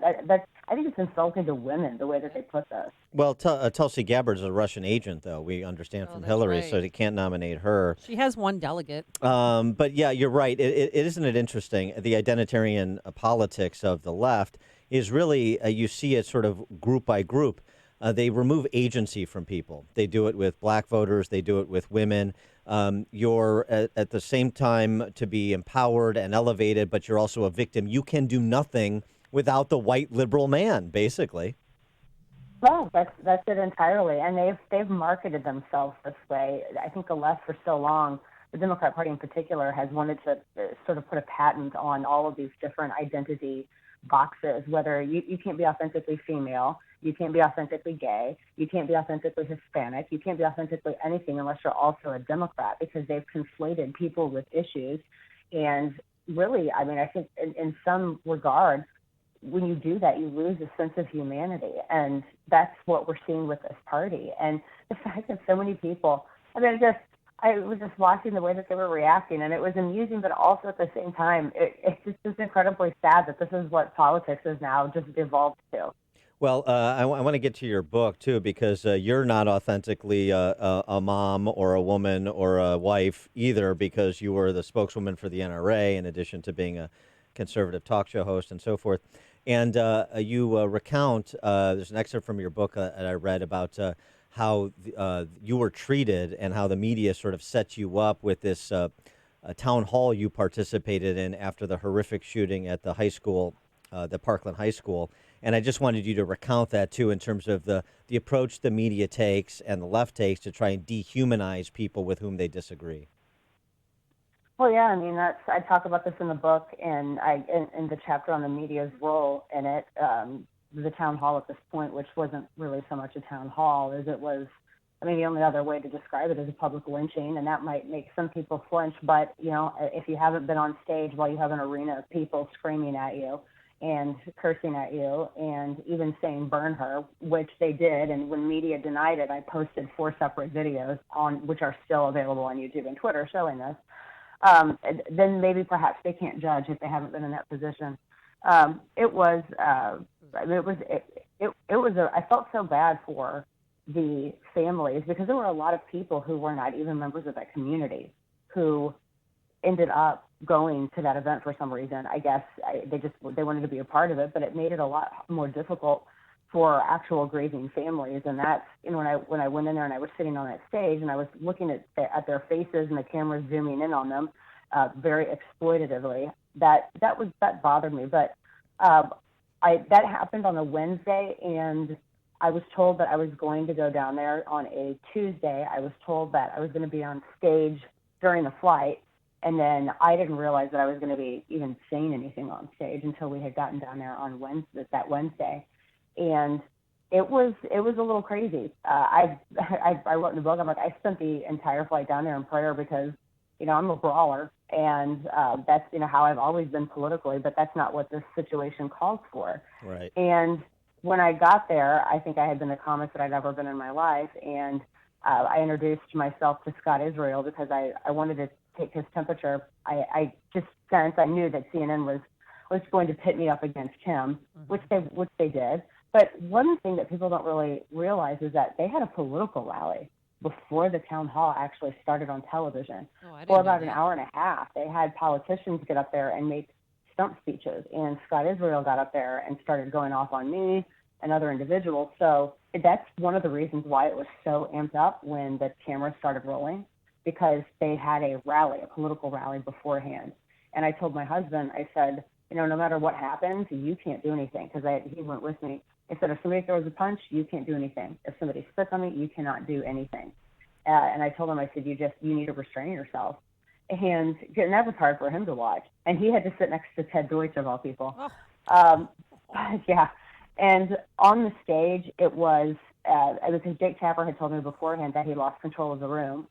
And when we were sitting on the stage, there were people there who were just in so much pain. I don't even think they realized they were there, but the cameras did. And that's one of the things that made me so angry. And the next morning, I had to leave that night right after the town hall and go to CPAC. And I maybe got like 3 hours of sleep. The VP was speaking that morning, and you know, with Secret Service, you have to be down really early. And as I was on stage at CPAC, I saw the CNN cameras in the back, and it made me think of them zooming in on the faces of these crying families as they were reading statements or doing anything. And I just thought how exploitative it was what they did at that town hall, and how they really were doing everything they can to drive divide.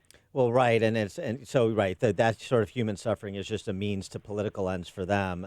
That's how craven it is, and also stilted, right? Because one of the families that lost a daughter at Parkland was Andrew Pollack's family. We've talked to him on this show, and he has very different views about what should be done in the wake of that massacre with respect to people's gun rights than some of the other families. And it's fine to have different views on the topic, but Andrew Pollack's pain and his views are given no quarter because they don't fit a prepackaged narrative that CNN wants, and CNN and other outlets want to promote, and that seems to me quite shameless as well. No, it is, and Andy has become a really good friend of my family, his family, and Ryan Petty as well. And he told me later on, he and Ryan Petty did not go to that event. They said, we did not go to that town hall. We did not want to be a part of it. And this was especially after, and folks may not remember, Andy was the dad who, when he got news of what had happened at Parkland, he was in a Trump shirt. He happened to be in a Trump shirt, and he showed up to the school, and there was all of these pictures taken of him by the media of him wearing a Trump shirt in his truck, and he got a lot of hate. This was a dad who was waiting to find out if his daughter was alive, and he's already getting hated on in the media because he was wearing a Trump shirt. So he had no interest in going to that town hall. He told me later. And they try to associate the crazy gunman who is just a monster, should never have the guns in the first place. They try to associate him with President Trump, which was so outrageous. Yes, and what people don't realize, and this is what makes me so angry about this today, is that this individual had actually threatened to kill his classmates before and had already pulled a gun on a classmate. Right. He beat his mother to the point where her teeth fell out of her head. There were so many calls into him, and the digital death threats that he had sent. He actually, and there were a number of Florida prosecutors who were interviewed on this. I would think it was the Sun Sentinel, that said that they don't know why Scott Israel and the Broward police at that point did not arrest him. They had everything necessary to go in and arrest him, and they would have made him a prohibited possessor. He would have been in custody, and he would have been able to purchase the rifle he purchased. In lieu of being able to offer much in the way of criticism of the economy under President Trump, the coronavirus episode notwithstanding, do you see issues like gun control, gun confiscation as an issue that, say, a Joe Biden is going to try to use to prosecute his case in the suburbs and move people to him, make the gun issue sort of a proxy issue for the general election? Yeah, I think that's a good point, because I think that's what so many of these candidates pivot to, particularly when they can't really compete economically. And so long as the economy is strong and the president makes good decisions, it's going to be really, really tough to push him off of that incumbent perch. And so one of the things, and I think we saw a little bit of this already when they were in, which I thought was interesting, they were at Gilley's in Dallas, and Gilley's it's a Western themed bar. They used to have a mechanical bull in there. They also had a sign in the front that said that licensed carry is welcome there. So they were probably at Gilley's where there were a bunch of law-abiding people armed, and nothing happened. But he has Beto O'Rourke, who I kind of facetiously refer to as the furry elf from El Paso, who I guess is going to be his gun control czar at this point. And this guy's famously told all of America that, yes, he's going to come take our AR-15s, and he's going to come and take, and he uses that as just a substitute for all semi-automatic rifles. I mean, when you break it down, that's what they're going after. They're not just going after, the most commonly owned a semi-automatic rifle, and they've never explained why an AR-15 is bad, but a 30-06 is okay, or a 308 is okay. They've never explained any of this. But they're talking about going after all semi-auto, and he also suggested criminal penalties for people who don't participate in confiscation, and that's a real problem. And for Joe Biden to lift him up and say he's going to work with me on this, Joe's going to have to simultaneously be in the middle on some things, but he's going to go far, far left where it concerns gun control. And that's one thing that the president will need to watch going into this re-election period. Yeah, and if that Bloomberg town hall before his departure on Fox, Bloomberg town hall on Fox before his departure is any indication, there are going to be some gun rights folks that are extra motivated to get out and rally their friends, too. She is Dana Lash, host of the nationally syndicated The Dana Show, regular contributor to Fox, former spokeswoman for the NRA. The book, Grace Canceled, How Outrage is Destroying Lives, Ending Debate, and Endangering Democracy. Dana, thanks for joining us. Good luck with the book. Thank you so much for having me. Have a great weekend, guys. You too. You too. Thank you. And she joined us on our turnkey.pro answer line. You've made the switch, and it feels so good. You've switched to Chicago's Morning Answer on AM 560. The Answer. The following is a paid political announcement. Hello, I'm Dr. Willie Wilson, and it's time for reparations. Reparations for the black community are bigger than a single check.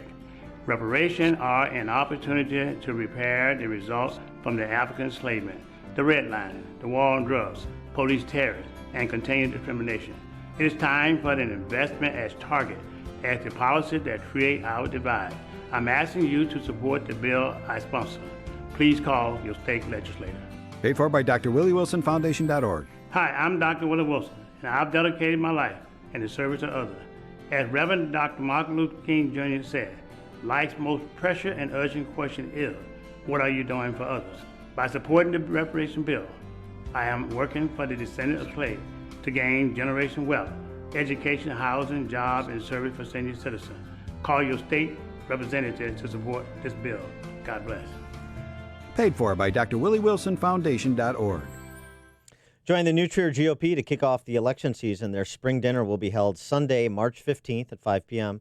at Kenilworth Assembly Hall. Hear from Charlie Kirk, the founder and president of Turning Point USA and the chairman of Students for Trump. For tickets and more information, visit newtriergop.org. Again, that website, newtriergop.org. The following is a paid political announcement. Jim Oberweis pretends to be a conservative, but look at his record. The truth? Jim Oberweis has repeatedly betrayed conservatives. When Mike Madigan raised taxes on middle-class families by $1,200 a year, Oberweis didn't even show up to vote against Madigan's taxes. Worse, Oberweis personally attacked President Donald Trump, calling Trump a fad that will eventually fade. Oberweis opposed securing the border by building a bigger, stronger border wall. That's right. Jim Oberweis was against a wall like the one President Trump is building to protect us. And Jim Oberweis even compared pro-lifers to Taliban terrorists. Over and over again, Jim Oberweis betrays conservatives and President Trump. Higher taxes, personally attacking President Donald Trump, and comparing pro-lifers to terrorists. That's the real Jim Oberweis. Reject Jim Oberweis. He's not a real conservative. Illinois Conservatives PAC paid for and is responsible for the content of this advertising. Not authorized by any candidate or candidates committee. IllinoisConservativesPAC.com. Picture your son and the kind of man you hope he becomes, a strong father and a man of deep faith and a great professional. Northridge Prep builds that kind of man. At an open house on Sunday, April 5th, see why my friends are among the families from 74 Chicagoland zip codes that chose Northridge Prep. They have it all. Teachers there are role models, challenging students through a demanding curriculum, through championship-winning athletics programs, and through electives like business and bioethics. It's the #1 all-boys and #4 best Catholic school in Illinois and sends students to some of the best universities in the U.S. each year. Students leave Northridge Prep ready to make a real impact. If your son is entering grades 6 through 12, I urge you to visit Northridge Prep's open house on Sunday, April 5th. Register online at northridgeprep.org. That's northridgeprep.org. Families collapsing, marriages seemingly without purpose, youth professing no faith at all, our so-called nuns. How to rebuild. Scripture teaches that the family is the domestic church, the key to faith formation, to a rational and purposeful life. Relying on deep dives into 21st century data analytics and best practices in relationship ministry, Communio's John Paul DeGance argues that more and better marriage preparation and replenishing the grace in marriages already entered into can rebuild broken relationships, broken families, and even broken communities with astounding results. On March 13th, the Catholic Citizens Forum Luncheon presents J.P. DeGance on Restoring the Domestic Church, How to Rebuild Failing Marriages, Families, and Communities. To make your reservation, go to CatholicCitizens.org. That's CatholicCitizens.org. Or call Maureen at 708-352-5834. Space is limited. Reserve now. Can't wait. I'm going to take mine in about 5 minutes. Balance of Nature. 6 capsules of that bad boy. You're getting 10 servings of 31 different fruits and veggies. And does it work? Well, I was off it for about 4 weeks, and my life was miserable. I had a sinus infection, the flu, a cold, bronchitis, you name it, I had it. Now that I'm back on Balance of Nature, I'm sleeping a lot better. My energy level's up. Don't have any leg cramps, which I used to get in the middle of the night. It's because of the potassium in there. There's no preservatives, no food dyes, no GMO, gluten-free. And right now they're offering 35% off and free shipping on your first preferred order of Balance of Nature. Nothing to lose. Operators are standing by, which are also coaches. If you have any questions, you can ask them. 800-246-8751. That's 800-246-8751. Use discount code Chicago or simply go to balanceofnature.com. Discount code Chicago. AM 560, The Answer. Dan and Amy, it's time for a lesson in journalists' math. This is awesome. This is Brian Williams. Not that Brian Williams. Comedian. No, this Oh. is Brian Williams. Oh. I mean, he's a comedian of sorts. He's unintentionally I'm funny. sorry. The stories that he tells. Brian Williams and Mara Gay, who's a member of the New York Times editorial board. Yeah. Listen to this discussion of the money Bloomberg spent. Somebody tweeted recently that actually with the money he spent, he could have given every American $1 million. I've got it. Let's put it up on the screen. When I read it tonight on social media, it kind of all became clear. Bloomberg spent $500 million on ads. U.S. population 327 million. Don't tell us if you're ahead of us on the math. He could have given each American $1 million and have had lunch money left over. It's an incredible way of putting it. It's an incredible way of putting it. It's true. It's disturbing. It does suggest, what we're talking about here, which is there's too much money in politics. It's true. He spent $500 million, 330 million Americans. So he could have given every American $1 million. 500 million. That's what 330 million times a million equals. Is that right?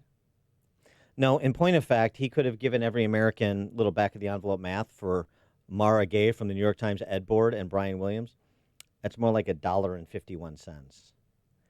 And if you were to give every American $1 million, that would be more like 3.3 to the 14th power, $330 trillion, not 500 million. You dumb Shiites.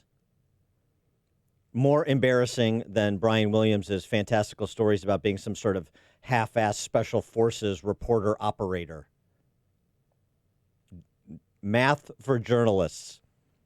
You think these people are your intellectual betters because they're on the New York Times editorial board? They are your intellectual inferiors. I watch a lot of cable news because I enjoy being depressed. That's the only reason to watch. After 5 minutes, they just repeat the same stories. Remember that horrible thing? Wait till we show you 20 more times. You won't be able to sleep. I think it's interesting how all the cable newscasters are very attractive. They're very attractive and they're dressed up. I don't know why. You're talking about a hurricane. What's with the evening gown? They're dressed up to hide their intellectual vacuity. Just look at us. We're pretty. Just look at my legs. Don't listen to us. Coming up on Chicago's Morning Answer. We'll talk March markets and February jobs number with Scott the Cowguy Shillady at 8:08. And the reason why Bill Clinton did it, had sex with Monica Lewinsky. We finally find out. But now let's head into the newsroom and say good morning to Pierre Williams, who's in for Mike Scott. Good morning. Time for an update from Fox News on AM 560 The Answer, WIND Chicago. It's 8 o'clock. Pretty strong jobs report. I'm Chris Foster, Fox News. The monthly numbers just released by the Labor Department a few minutes ago. Here with the details, Fox's Jenny Casola. And Chris, the job market improved more than expected in February. There were 273,000 new jobs created last month. The unemployment rate declined to 3.5%. The report reflects what was happening before the coronavirus started to impact the U.S. economy. February's report may also reflect the benefits of the Phase 1 trade agreement with China. Chris? On Wall Street, Jenny, the Dow right now down 726 points after yesterday's 969-point loss and Wednesday's 1,200-point gain. President Trump canceling a trip to the Centers for Disease Control in Atlanta today, a White House official saying he does not want to interfere with the work there of keeping people safe from the new coronavirus. The president is signing a new coronavirus relief funding bill before heading to Florida for the weekend. That's after a stop in Tennessee. President Trump is due to get a closer look at the devastation left by this week's deadly tornadoes in Tennessee. The storms that ripped through the state on Tuesday left at least 24 dead, with 18 of those in Putnam County alone. Cleanup continues in that county as well as Davidson and Wilson counties. The National Weather Service says the twister that hit Putnam County was an EF4, while Davidson and Wilson counties were hit by an EF3. Tanya J. Powers, Fox News. At least 27 people are killed, but dozens wounded by gunmen in Kabul, Afghanistan. The attack at a remembrance event for a Shiite Muslim leader who was killed 25 years ago by the Taliban. That group claims no responsibility for this attack. Secretary of State Mike Pompeo says about a peace deal with the Taliban. Look, we're not naive. We all know who the Taliban are and what they have done to America, but it's time. Secretary Pompeo on Fox and Friends this morning. Any American troop pullout in Afghanistan would be tied in part to promises made by the Taliban to fight terrorism. America's listening to Fox News.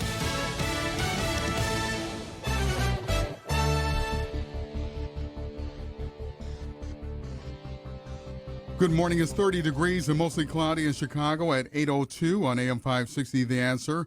I'm Perry Williams. Prosecutors are dropping charges against a woman whose daughter was shot and killed last week in a convenience store on Chicago's South Side. The Cook County State's Attorney Kim Fox dismissed 2 misdemeanor counts of battery and resisting an officer against Naisha Beeman. Her daughter Jaya was one of people shot inside Ali's Mini Mart at 79th and Avalon. When Beeman saw her daughter's body in the hospital, she was so overwhelmed with grief she began screaming and fell to the floor. Relatives say hospital workers complained and police officers dragged her away. In other news, 1 woman is dead and 2 other people are hurt following a head-on crash in north suburban Gurnee. Police say a man was driving a GMC yesterday on Washington Street when he collided with a Toyota near Cemetery Road. A woman riding in the GMC was pronounced dead at the scene, while both drivers were hospitalized. The wreck is under investigation. Nomar Mazara belted a 2-run home run and a 4-run fifth as the White Sox held on to beat the Rockies 7-6 in Glendale. Adam Engel added a 2-run single in the fifth, and Jose Ruiz earned the win in relief. Meanwhile, the Cubs were blanked by the Rangers 5-0 in Mesa. Dylan Maples got the loss after giving up 1 run in 1 inning of relief. The Cubs host the White Sox today with John Lester on the mound. Time now for the AM 560 Business Beat. From the Fox Business Network, here's Jenny Casola. I'm Deirdre Bolton, and this is the Fox Business Report. Stock futures are indicating there will be more selling today. Economists for leading financial firms tell the Wall Street Journal they believe the Federal Reserve will lower interest rates again at its meeting on March 17th and 18th. The market will be responding to the February employment report today. Costco says it's seeing panic buying as shoppers stock up on household cleaning products, essentials, and food following new reports of the coronavirus. Costco says its sales in February were up nearly 12.5%. Carnival Cruise shares are losing more ground after sliding 14% yesterday. Carnival owns the Grand Princess. The cruise ship docked off the coast of San Francisco because a traveler from a previous voyage died of the disease and 4 others became infected. That's your Fox Business Report. I'm Jenny Cosola, invested in you. AM 560 News Time is 8:04. Where are the cars this morning? We'll have the answer in 2 minutes on AM 560, The Answer. So we know you already like listening to AM 560 The Answer. But now, if you listen to us online, you could win a $200 Amazon gift card. Just listen to AM 560's online stream in any of the ways that are available at 560theanswer.com, on the AM 560 mobile app, through your smart speaker, or through iHeart, TuneIn, or radio.com. When you listen, you'll learn how to enter to win. It's that easy. Stream, listen, and win. Contest ends soon, so enter today.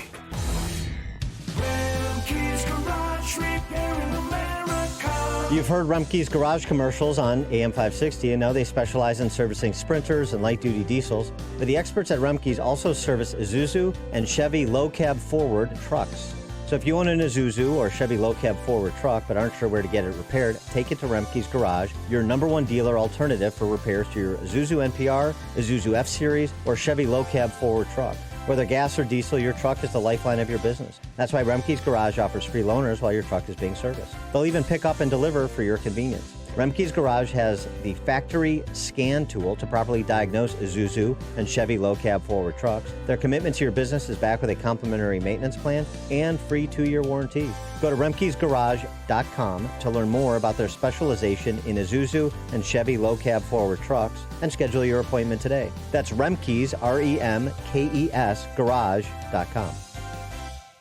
Finding great candidates to hire can be like, well, trying to find a needle in a haystack. Sure, you can post your job to some job board, but then all you can do is hope the right person comes along, which is why you should try ZipRecruiter for free at ZipRecruiter.com/trial. ZipRecruiter doesn't depend on candidates finding you. It finds them for you. Its powerful technology identifies people with the right experience and actively invites them to apply to your job. You get qualified candidates fast. So while other companies might deliver a lot of hay, ZipRecruiter finds you what you're looking for. The needle in the haystack. See why 4 out of 5 employers who post a job on ZipRecruiter get a quality candidate within the first day. ZipRecruiter. the smartest way to hire. And now you can try ZipRecruiter for free. That's right, free at ZipRecruiter.com/trial. That's ZipRecruiter.com/trial. ZipRecruiter.com/trial.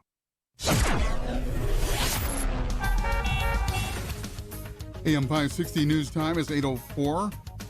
Where are the cars this morning? AM 56 at 8:06 from the WIND Traffic Center. Here's Jim Telemonte. Northbound I-55 traffic is jammed. 126 to Veterans Parkway. There's a crash on the left shoulder. The farther north, Stevenson is running about 46 minutes from 355 to Lakeshore Drive. Eden's 20 minutes Lake Hook to Montrose. Kennedy, 47 minutes O'Hare to downtown. 33 from Montrose, 30 in the Express. Inbound Eisenhower, it's 49 minutes, 390 to downtown. 35 from Wolf. Ryan runs 35 minutes, 95th to downtown. I-57, 26 minutes, I-80 to Merge, Bishop 420. Southbound Lakeshore Drive is heavy Lawrence to North Avenue. Northbound from the Stevenson to Jackson and Bryn Mawr to Hollywood. Northbound Veterans Memorial delays are from 75th to Ogden. That's traffic. I'm Jim Telemonte on AM 560 The Answer. More Chicago's Morning Answer comes your way next. Now your official Chicagoland weather forecast. Here's meteorologist Steve Williams. Clouds give way to some sun. Breezy this morning. The high today 41. It'll be clear tonight. Low 27. Sunny for most of the day tomorrow. The high 53. Sunshine breezy on Sunday. The high at 65. I'm Steve Williams on AM 560. The Answer. Your next news update is at 8:30. Continuous coverage of news, traffic, and weather at 560theanswer.com. Chicago's Morning Answer continues now on AM 560, The Answer. Listen to AM 560, The Answer, online at 560theanswer.com, on the AM 560 mobile app, on your Alexa-powered smart speaker, on TuneIn, iHeart, and radio.com. This is Chicago's Morning Answer with Dan Proft and Amy Jacobson on AM 560, The Answer.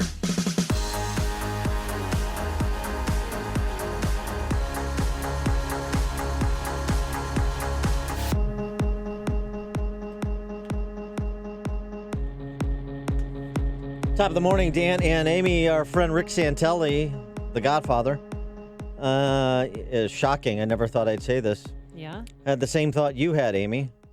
Oh, about coronavirus parties, like chickenpox parties back in the day. Let's just get this over with because I can't take it anymore. I just wanted to go through the country, go around the world, and then we're done with it. After the Dow sell-off yesterday caused the average to drop 900 points, Santelli said, obviously sort of tongue-in-cheek, it's not being received that way in certain quarters, but tongue-in-cheek, it'd just be better if everybody in the world got the coronavirus, we could be over with it, and the uncertainty could be done.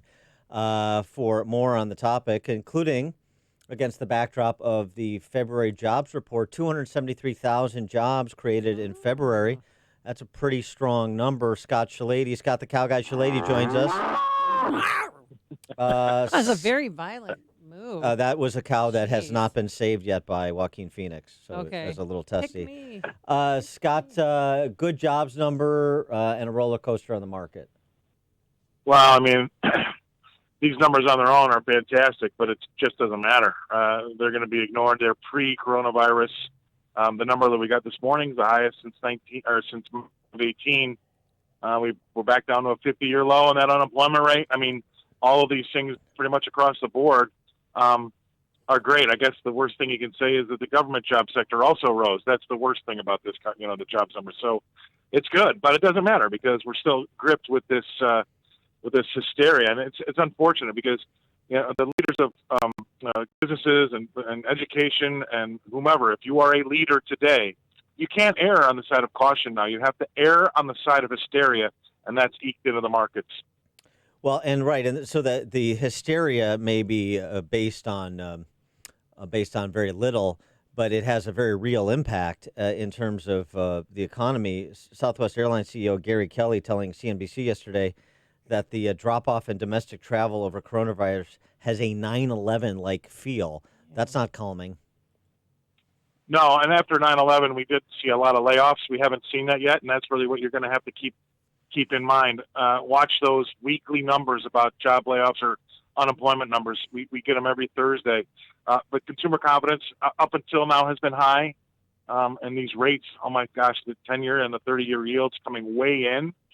So we've seen a 7-year high in refinancing. So all of those seem good. But the problem here, Dan, and this is what I've been railing on, and I feel like nobody's listening. You know, the Fed is so clueless because they think that you can solve the virus with an interest rate cut. Now, we could cut rates 2% today and make them negative in the states, and it's not going to bring Mr. and Mrs. Smith out of their houses to go to a soccer match or a baseball game or whatever.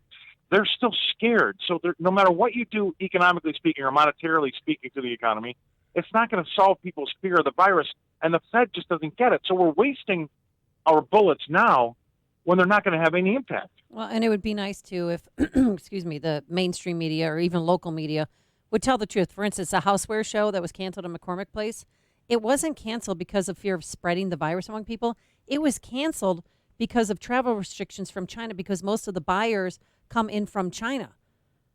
So, well, but telling the truth doesn't sell ad space, unfortunately, and that's the problem. So every morning you get up, and here all we hear about is the coronavirus and the new statistics, and it's like they're giving me a new statistic on how many people got the flu today, right?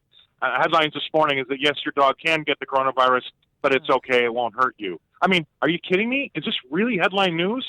So that's what we're having to deal with in the markets here, and this hysteria is causing people to really panic, and the volatility, I haven't ever seen it like this. I mean, we were up 1,000, 1,100 2 days ago, down 1,000 yesterday, and again, we're down hard again today, even in the face of a great jobs number, because everybody knows it just doesn't matter about the jobs. It's pre-corona. We're still having to deal with this virus, and until we have a path to some sort of treatment or a path to some sort of vaccine, we're in this for the short term for sure. So, it's not sensible to me panic with panic. That's what I would describe the Fed as having done, as you were sort of detailing. And so what about for the average investor like Amy, as opposed to... I've lost tens of thousands of dollars because somebody decided to buy a bat from a filthy market in Wuhan, China. That's one theory. Well, that's what I'm sticking with. And so what about for the average investor? Should they hold serve? I would say so, even though it's hard, and it's harder. The older you get, this gets really, really dicey. But if you still have some investment years left or investing years left, remember you can bought the high. Hey, Scott, we're losing you. Hey, can you hear me? Yeah. If depending on how many years you have left to invest, I mean, you could have bought the high in the Dow over the last 20 years, every year, and be a very, very wealthy person. So you kind of have to, if you've got years left, you kind of have to write it out. The people that are going to get caught as collateral damage are those about to retire, and that's bad. And that's what this is really sad about, because those people had seen some quality gains. Now, yes, they're still probably up over the last 5 years. However, this is going to really take the top off of what would have been really good. What's good to? Oh, I'm sorry. What's good to invest in right now? I mean, 3M. A bottle of hand sanitizer right now is $47 on Walmart.com. Well, your good stocks are going to be good stocks when this is over with. It doesn't matter what you invest in now. I mean, we're seeing sell-offs in stuff that's unrelated, like cattle. I mean, it's getting ridiculous. So if you want to step out and try to buy now, that's like getting in front of a freight train. You're not going to be a winner. Wait until things bottom out and then start your investment process. Right? It's not going to be good to be a pioneer or a hero right now, because you're going to be face down in a puddle of water with a coonskin cap on with arrows in your back. It's not going to be good. That's vivid. Thank you for that. Wait a second, though. But here's the thing. That starts from the premise that you know what the bottom is, and you'll recognize it when you see it. Yeah, well, I've been doing this 32 years. I won't recognize it right away, but when I can start to feel things turn, and I think a lot of it will have to do with not the Fed, not interest rates, not the 10-year yield, all of that garbage, put it aside. It's going to be when you start to see the number of cases start to trend lower, new cases trending lower, people that have it getting healthier faster. Those types of things are going to be your economic indicators, which kind of stinks, but that's what we're going to have to be looking at. So don't make the mistake of thinking you can profiteer off of airline stocks because they're getting hammered right now. Just wait till you see the indicators on the public health side, not on the market indicator side. Right. Public health is going to be your tell, number one, and number two, don't be a hero. Only one guy buys the low. You're probably not going to be that guy. It's okay if you're a little late. We've come off so far so fast. And so that plus looking at the weekly jobs numbers in terms of March being a pivotal month because now we should start to see some economic impact on employment numbers in March and April if we're going to see it at all. Yeah, that's why I say you should continue to look at that the jobless numbers every Thursday. The people that are filing first-time claims, that's going to be the real tell. We haven't seen a lot of that yet. We did see that after 9/11. We haven't seen a lot of that yet, but that's going to be another thing that I would look at, as well as the number of cases and who's getting better and how fast. Those are going to be real big short-term indicators. And how much stock should we put in the Goldman Sachs estimate that revises down GDP growth this year by a full percentage point because of Corona? It's definitely going to go down. I don't think it's going to go down by a full percentage, and that has all to do with the fact that they're going to try to tell you they know how long it's going to linger. It could be another 9 months. Who knows how long this takes. So it'll have an impact. The argument is when we finally get through this, as far as the number of new cases and the number of people getting better. So Goldman Sachs is right with revising it down, but that's almost cutting it in half. I don't know about that. He is Scott the Cow Guy Schlady, Fox Business contributor and friend of the show. Scott, thanks so much for joining us. Appreciate it. All right. See you. Thanks. Have a good weekend. And he joined us on our turnkey.pro answer line. Connect with Dan and Amy using the AM560 mobile app. Download it today at 560theanswer.com/mobile. The following is a paid political announcement. Jim Oberweis is the conservative leader we know and trust, and he gets results. Jim Oberweis has raised millions of dollars to help conservatives across Illinois fight Mike Madigan and the Chicago Democrats. As a state senator, Jim Oberweis has never voted for a tax increase and never will. Jim Oberweis is the only candidate to stand up and fight against Dick Durbin and the D.C. swamp, beating Dick Durbin in each county in the 14th district. Jim Oberweis fought to stop J.B. Pritzker's liberal agenda and strongly opposes Pritzker's graduated income tax. Jim Oberweis is the conservative leader we need to beat Nancy Pelosi and Lauren Underwood. Jim Oberweis stands with President Trump and will vote to fund and build the wall. If you want to support President Trump, stop the liberals, and keep America great, you need to vote for conservative leader Jim Oberweis in the Republican primary on March 17th. I'm Jim Oberweis, and I approve this message. Oh, in about 10 minutes now, Dan, I'm going to do it. I'm going to take my Balance of Nature. Do you want to join me for a shot of Balance of Nature? You're going to need it because we got an open mic Friday at 8:38. Oh, that's so, right. yeah, you're taking all comers. Yeah, don't forget, 8:38, 312-642-5600. Grab a line now. But in the meantime, let me tell you about the wonderful properties of Balance of Nature. 6 capsules gives you 10 servings of 31 different fruits and veggies. Yes, doctors say eating well, getting enough fruits and veggies does boost your immune system, and you want that right now with the flu going around and the common cold. You want to stay healthy. I have this wonderful lady at the gym that I go to. She hasn't gotten sick in 6 years. She's been on Balance of Nature that long. Not even a cold, not even a cough. And she's, I don't know how old she is because I'm not going to ask her because that would be rude. But anyway, she loves Balance of Nature, and so do I. So here's what you do. Call 800-246-8751, 800-246-8751. Use discount code Chicago. And with that, you'll get free shipping and 35% off. 35% off. Sounds pretty good right now. Balanceofnature.com, promo code Chicago. You know what? Hiring can be challenging. There is one place you can go where hiring is a piece of cake. It's fast, it's simple, it's smart. A place where growing businesses connect to qualified candidates. Of course, it's ZipRecruiter.com/MG. Hiring used to be hard. ZipRecruiter.com/MG. They send the job that you're looking for to over 100 of the web's leading job sites. But they don't stop there. With their powerful matching technology, ZipRecruiter scans thousands of resumes to find the perfect candidate with the right experience, and they invite them to apply to the job you're seeking. You can add screening questions to your job listing. ZipRecruiter is so effective that 4 out of 5 employers who post on ZipRecruiter get a quality candidate within the first day. We've used ZipRecruiter here at Team Gallagher. It works. Right now, try ZipRecruiter for free. Just go to ZipRecruiter.com/MG. That's ZipRecruiter.com/MG. ZipRecruiter.com/MG. ZipRecruiter is the smartest way to hire. Signature Bank is Chicago's fastest growing independently owned business bank. It's a bank where relationships still matter. Signature Bank knows your name and your story. I'm Dan Proft, and I know this because Signature Bank is my business bank. I'm Frank Vance, co-owner of Egan Vance Insurance Agency on Chicago's Northwest Side and a customer of Signature Bank. In my line of work, we pride ourselves on being there for our clients when they need it the most, and we recognize when someone does the same for us. As Egan Vance was expanding, we wanted to buy a much sought-after building in the neighborhood. We couldn't waste any time. I called Signature Bank, and that was all it took.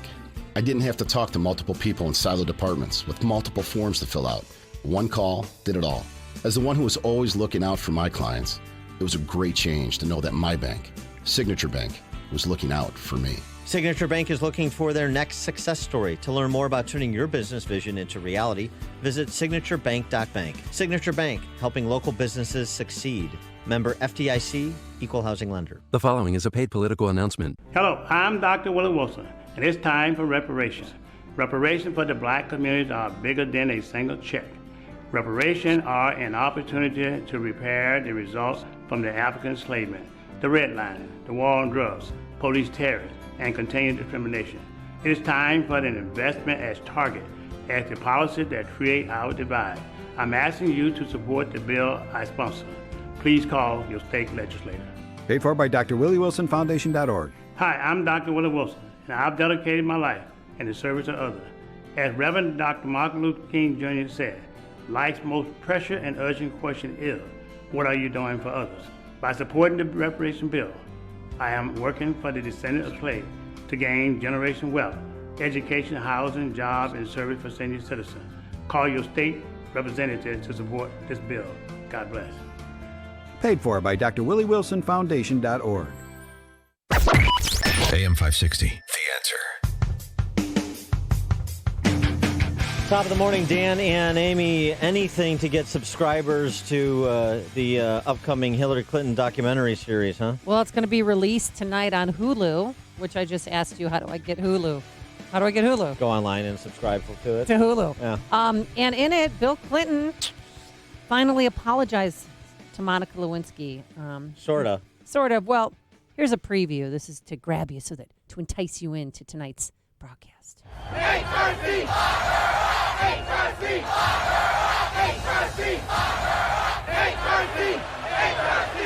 I provoke strong opinions. Are we ready? There's so much to talk about. Okay. I didn't grow up thinking about going into politics, but much to my surprise, was elected president of the Young Republicans. I got into law school. I thought I'm going to try to make a difference in people's lives. I took a class and I saw Hillary sitting there. Oh, yeah. Sure. And he was watching me. She closed her law book. I said, if you're going to keep looking at me and I'm going to keep looking back, we ought to know each other's names. I'm Barf. Hillary Rodham. Who are you? She was different than anybody I ever met. I said, I really want to marry you, but you shouldn't marry me. Now there is a set of expectations about a first lady. I violated them from the very beginning. She brought to the forefront women's roles in society. This is radical feminism. Me deciding to ask Hillary to become Secretary of State surprised people. Hillary's polarizing. Human rights are women's rights, and women's rights are human rights. Profound. People would run up clutching copies of that speech, reciting that line from it. Emails blew up. Bang. It played into all of the suspicions. She's so sketchy. Cold, calculating. She could actually be crazy. There is this sense that she knows that she is an ethical, moral person, and that can blind anyone. You know, you get scarred up a little bit. It wasn't like I thought, how can I think about the most stupid thing I could possibly do and do it? I didn't want anything to do with him. Chelsea put herself between us and held both our hands. As long as she has been in public light, there have been these ups and downs. You know, be our champion, Oh my go God. away. You want to make a difference, you want to have an impact. Well, then you got to get in the arena. Yeah, she's Hillary Clinton tonight She's on a Hulu. body gal. Well, been through a lot, taking the slings and arrows and come out the other side. Got to get into the arena. What a joke! Well, okay. This so, is a great. This is a great unintentional comedy. This is going to rival Comedy Central roast, I think. Bill Clinton said more than that. Well, yeah, people, it'll come out because this is a mini series, okay? So it's not just Oh. all tonight, Dan. Yeah. He said the affair. Spoiler alert! As Right? if anybody's going to watch it that's listening, including me. Is this an apology? This is what he said to about the Monica Lewinsky affair. Whew. He said the affair was something he did to, quote unquote, manage my anxiety as president. Take the edge off. Hey, Monica, get over here. He insists that he's now a totally different person than I was. He also said that he feels terrible that Lewinsky's life was, quote unquote, defined by it unfairly, I think. As for his wife, Hillary Clinton, she says she was devastated by the affair. Sure, Chelsea had to grab their hands and walk him through it. Well, yeah, remember, right?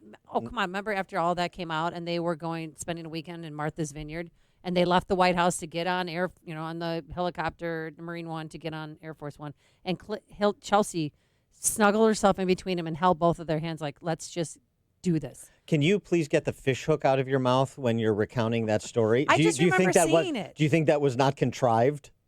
I think that... You think that was a genuine moment? I actually do. Oh, yeah. And then that whole weekend... Because these are genuine people. No, then that whole weekend they showed video of them, in Chappaquiddick Bay in the water, and Hillary was miserable, and Chelsea was trying to talk to both of them. And, no.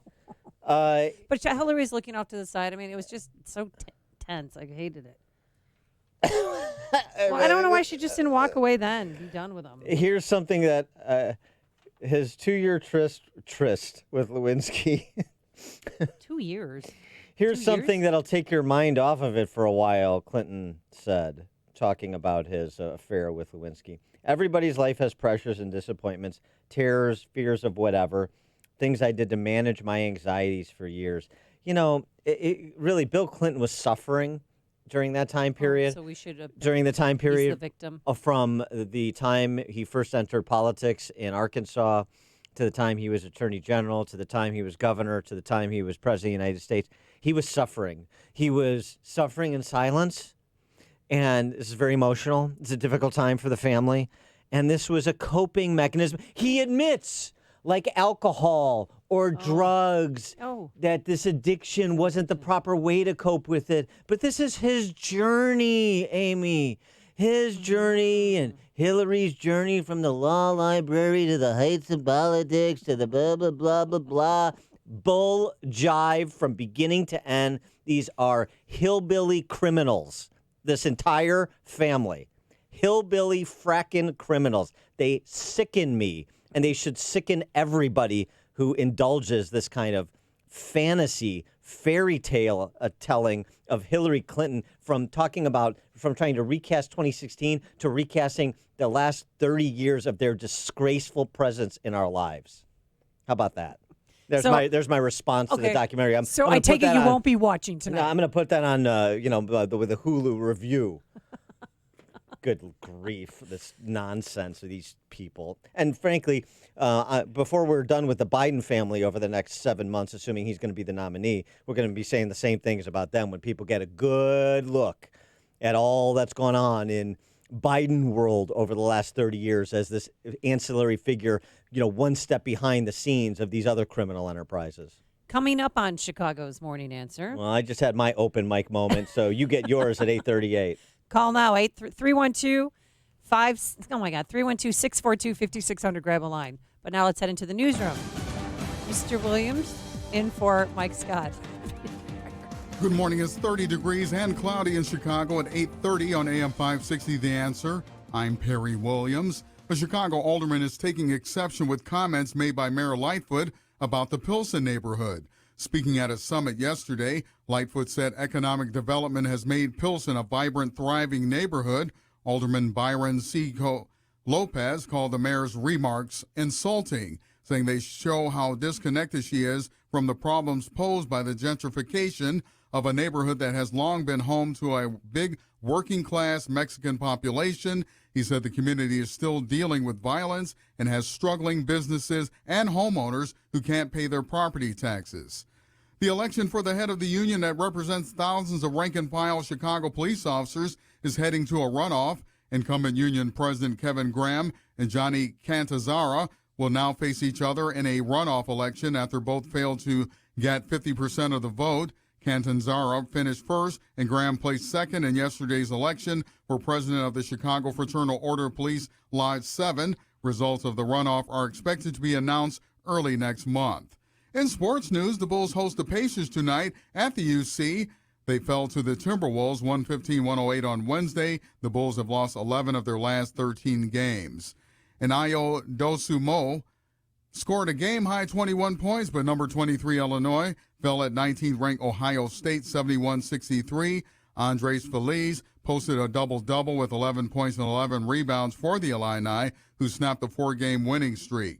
This news report is sponsored by Staples Stores. Staples has a huge selection of ink and toner in stock at low prices. This week, earn 25% back in rewards when you spend $75 on ink or $200 on toner. Offer ends 3/7/20. See store or staples.com/25 in rewards for details. Staples.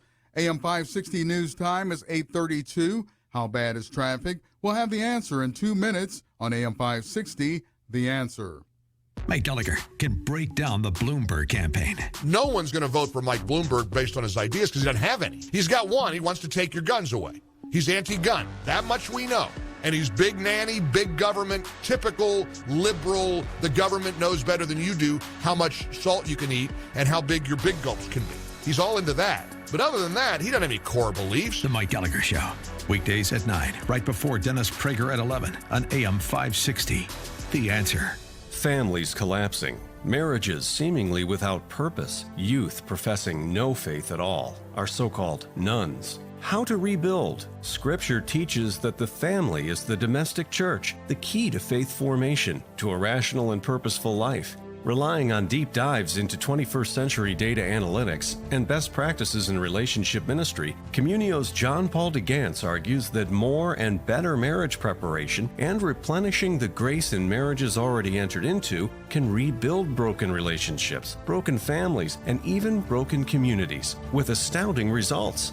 On March 13th, the Catholic Citizens Forum Luncheon presents J.P. DeGance on Restoring the Domestic Church, How to Rebuild Failing Marriages, Families, and Communities. To make your reservation, go to CatholicCitizens.org. That's CatholicCitizens.org. Or call Maureen at 708-352-5834. Space is limited. Reserve now. Balance of Nature. Changing the world, one life at a time. My fingernails grow, I think, faster. My hair grows a little quicker. I feel pretty good overall health. The biggest thing I tell people is I don't get sick anymore. Not that I was sick or anything before, but if I could stay with a boosted immune system, which is what I think I'm doing with this, I like that position because I don't get sick. I don't get sore throats. I don't get colds. My wife got the flu over Christmas. My daughter got real sick over Christmas. I didn't worry. I just stayed a reasonable distance from them, and I didn't get sick. So that's what I like. Don't wait to see what getting over 10 servings of whole fruits and vegetables every day can do for you. Right now, Balance of Nature is offering free shipping and 35% off on any new preferred order of fruits and veggies. Start your journey to better health today by calling 1-800-2468-751 or by going to balanceofnature.com and make sure to receive this special radio offer by using discount code CHICAGO. Get the best sleep of your life. Helix makes personalized mattresses to fit your unique body type and sleep preferences. Go to helixsleep.com and get up to $200 off during their holiday sale. At 8:35 from the WIND Traffic Center, here's Jim Telemonte. In Old Mill Creek, southbound 45 is blocked past 132 due to a crash. Inbound Eden's 20 minutes like Cook to Montrose. Kennedy inbound delay started Austin. 45 minutes O'Hare to downtown. 29 from Montrose. 31 to the Express. The Eisenhower's 49 minutes 390 to downtown. 35 for Wolf. 55 northbound is bottled up. 126 to Veterans Parkway with a crash on the left shoulder. Stevenson is 48 minutes, 3:55 to the drive. Ryan, 35 minutes, 95th to downtown. I-57 at Bishopport have cleared up. Northbound tri-state delays are from the 83rd Street toll to the Mile Long Bridge. From the Stevenson to 47th, and Reagan tollway to the Eisenhower. The other tollways are light. It's traffic. I'm Jim Telemonte on AM 560, The Answer. More Chicago's Morning Answer comes your way next. Now your official Chicagoland weather forecast. Here's meteorologist Steve Williams. It'll be breezy this morning. Clouds give way to some sun today, the high 41. It'll be clear tonight and a low 27. Sunny day tomorrow, the high 53. Sunday, mostly sunny and breezy, the high at 65. I'm Steve Williams on AM 560, The Answer. Your next news update is at 9 o'clock. Continuous coverage of news, traffic, and weather at 560theanswer.com. Now more of Chicago's Morning Answer on AM 560, The Answer. Listen to AM 560, The Answer, online at 560theanswer.com, on the AM 560 mobile app, on your Alexa-powered smart speaker, on TuneIn, iHeart, and radio.com. Open mic! Open mic Friday! Call in now! Open mic Friday! Dan and Amy up. I don't know. What do you think? I didn't think Justin would know "Rock You Like a Hurricane." That's before him. I'm very upset that he didn't ask me to help him out with that. He's showing a good range of knowledge here. I'm impressed. But All it's right, a good job. Open Mic Friday is where you get to spout off on any topic you want, provide a novel insight, a pet theory, a punchline. It's a blank canvas, so paint on it. 312-642-5600, turnkey.pro answer line, 64636DA, turnkey.pro text line. Let's start with... If there's anything you want to vent about, or maybe I want to vent about, I'll let you know. Sure. I'll call in again. Please remember? do. Yeah, you have to queue up. It's Gina from the north side. Bill in the South Loop. Hey, Bill. Hi, guys.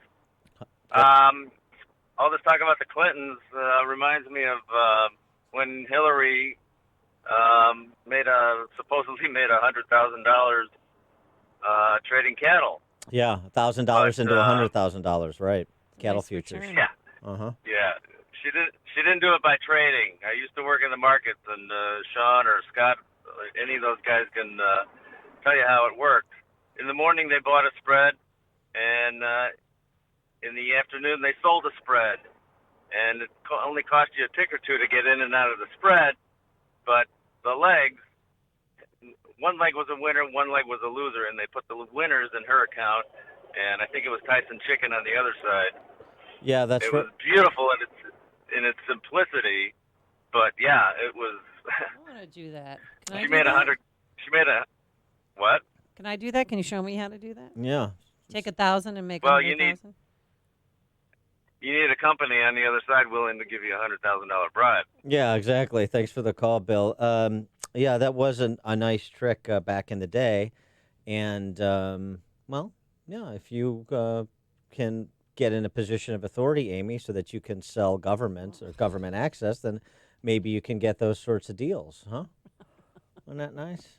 Yeah, That would be turn great. 1,000 selling cattle futures. So Market Whiz. Market Whiz. Great stories from the annals. I wonder if that'll be covered in the documentary series. Oh, that's right. Yeah. Mm-hmm. They talk about their honeymoon to Haiti. I mean, it's only gets strangers when the Sanders went on their honeymoon to Russia. Hillary's trading wizardry. Maybe she can do like videos or do like a TED Talk on futures markets.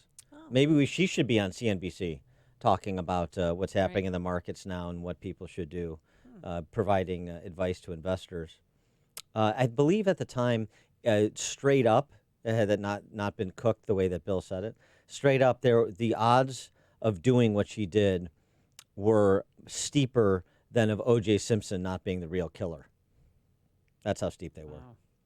EJ in Rockford. Opportunity. Good to hear those details before. Well, first let me say that it's a joke for the left to call Trump a dictator or Hitler because he advocates for you to keep your own guns. But there was a U.S. Socialist Party that would several times ran a candidate for president named Norman Vincent Mattoon. But in 1948, they announced they would no longer run a candidate because the Democrat Party had co-opted their entire platform. Thanks, EJ. Leo in Bridgeport. Good morning, guys. Been listening a long time. Love listening to both of you. Thank you. With that being said, I got a question for Amy. Yeah. Amy, I see a real connection there. Are you secretly married to Mike from the North Side? Well, I am married to the man from the North Side, and we have 2 children. We've been calling them Peyton and Eli, but they're really Justin and Quinn. Is that right? Those are our children. Yeah. Justin and Quinn are. Thank you, Leo. They're my children. I knew about the secret marriage to Mike from the North Side. I didn't know our producers were your kids. Yeah, that's Peyton and Eli, though, okay? Wow. Who so knows? proud of those little crumb snatchers. Who knows what Growing you'll up. find out during Open Mic Friday. Yeah. Verlon on the South Side.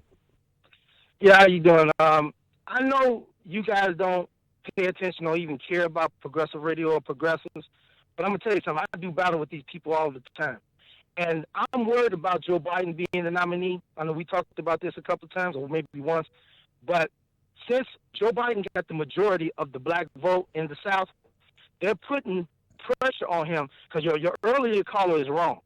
They're putting pressure on him to pick a woman, and not just any woman, a black woman named Stacey Abrams. Named Stacey Abrams. And if he picks her, I'm afraid that he may get 90 to 92% of the black vote, and that could win him the election. That's why I wanted it to be Bernie Sanders, because I just wanted it to be a test if we are still a capitalist country or a socialist country. But if he picks Stacey Abrams, I'm telling you, black people are going to come out and vote for Joe Biden en masse. Well, Verlon, a couple of things. One, I was hoping Stacey Abrams was going to be drafted by the Bears to block for David Montgomery next season. Okay. Number two, that Hillary Clinton got 92% of the black vote in 2016. So it's not a percentage issue, it's a turnout issue. And there's no reason to believe that Biden's popularity among black voters is enough to turn them out at even 2008 levels, perhaps. So I just don't see necessarily Abrams. I think is in the running. She's on the list, I assume, but I don't see the need for it to be a black person, man or woman, because of, at least it seems, the monolithic support Biden enjoys from black voters. I don't know why that's the case, but it is the case. It continues to be the case. So Abrams is a possibility, but I don't think it's a mortal lock. That's my only point. Thanks for the call, Verlon. Dave in Racine. Greetings and salutations. Just a thought that during his sentencing hearing, Harvey Weinstein might be able to use that bit from the Clinton Hulu documentary about using sex as a to relieve his inappropriate sex anxiety. as a way of dealing with anxiety. Yeah, he's anxiety riddled. That's why he was, discharging into plants and restaurants. I mean, it's so gross. And he's Thank getting you, his, Dave. I'll tell you, because he had a stent put in his heart last night. In his heart. In his heart. Yeah. A stent in his heart. Uh-huh. Because he's having high blood pressure, heart palpitations, so now we know why. And less than an hour after the surgery, they took him to Rikers Island. So he's waking fish. up Fresh fish. So he's waking up in jail this morning. Good. Holly in St. Louis. Hey, just a side note to my buddy Verlon. He doesn't need to worry about Stacey Abrams because I heard she's taking a gap year. Okay, that's not it.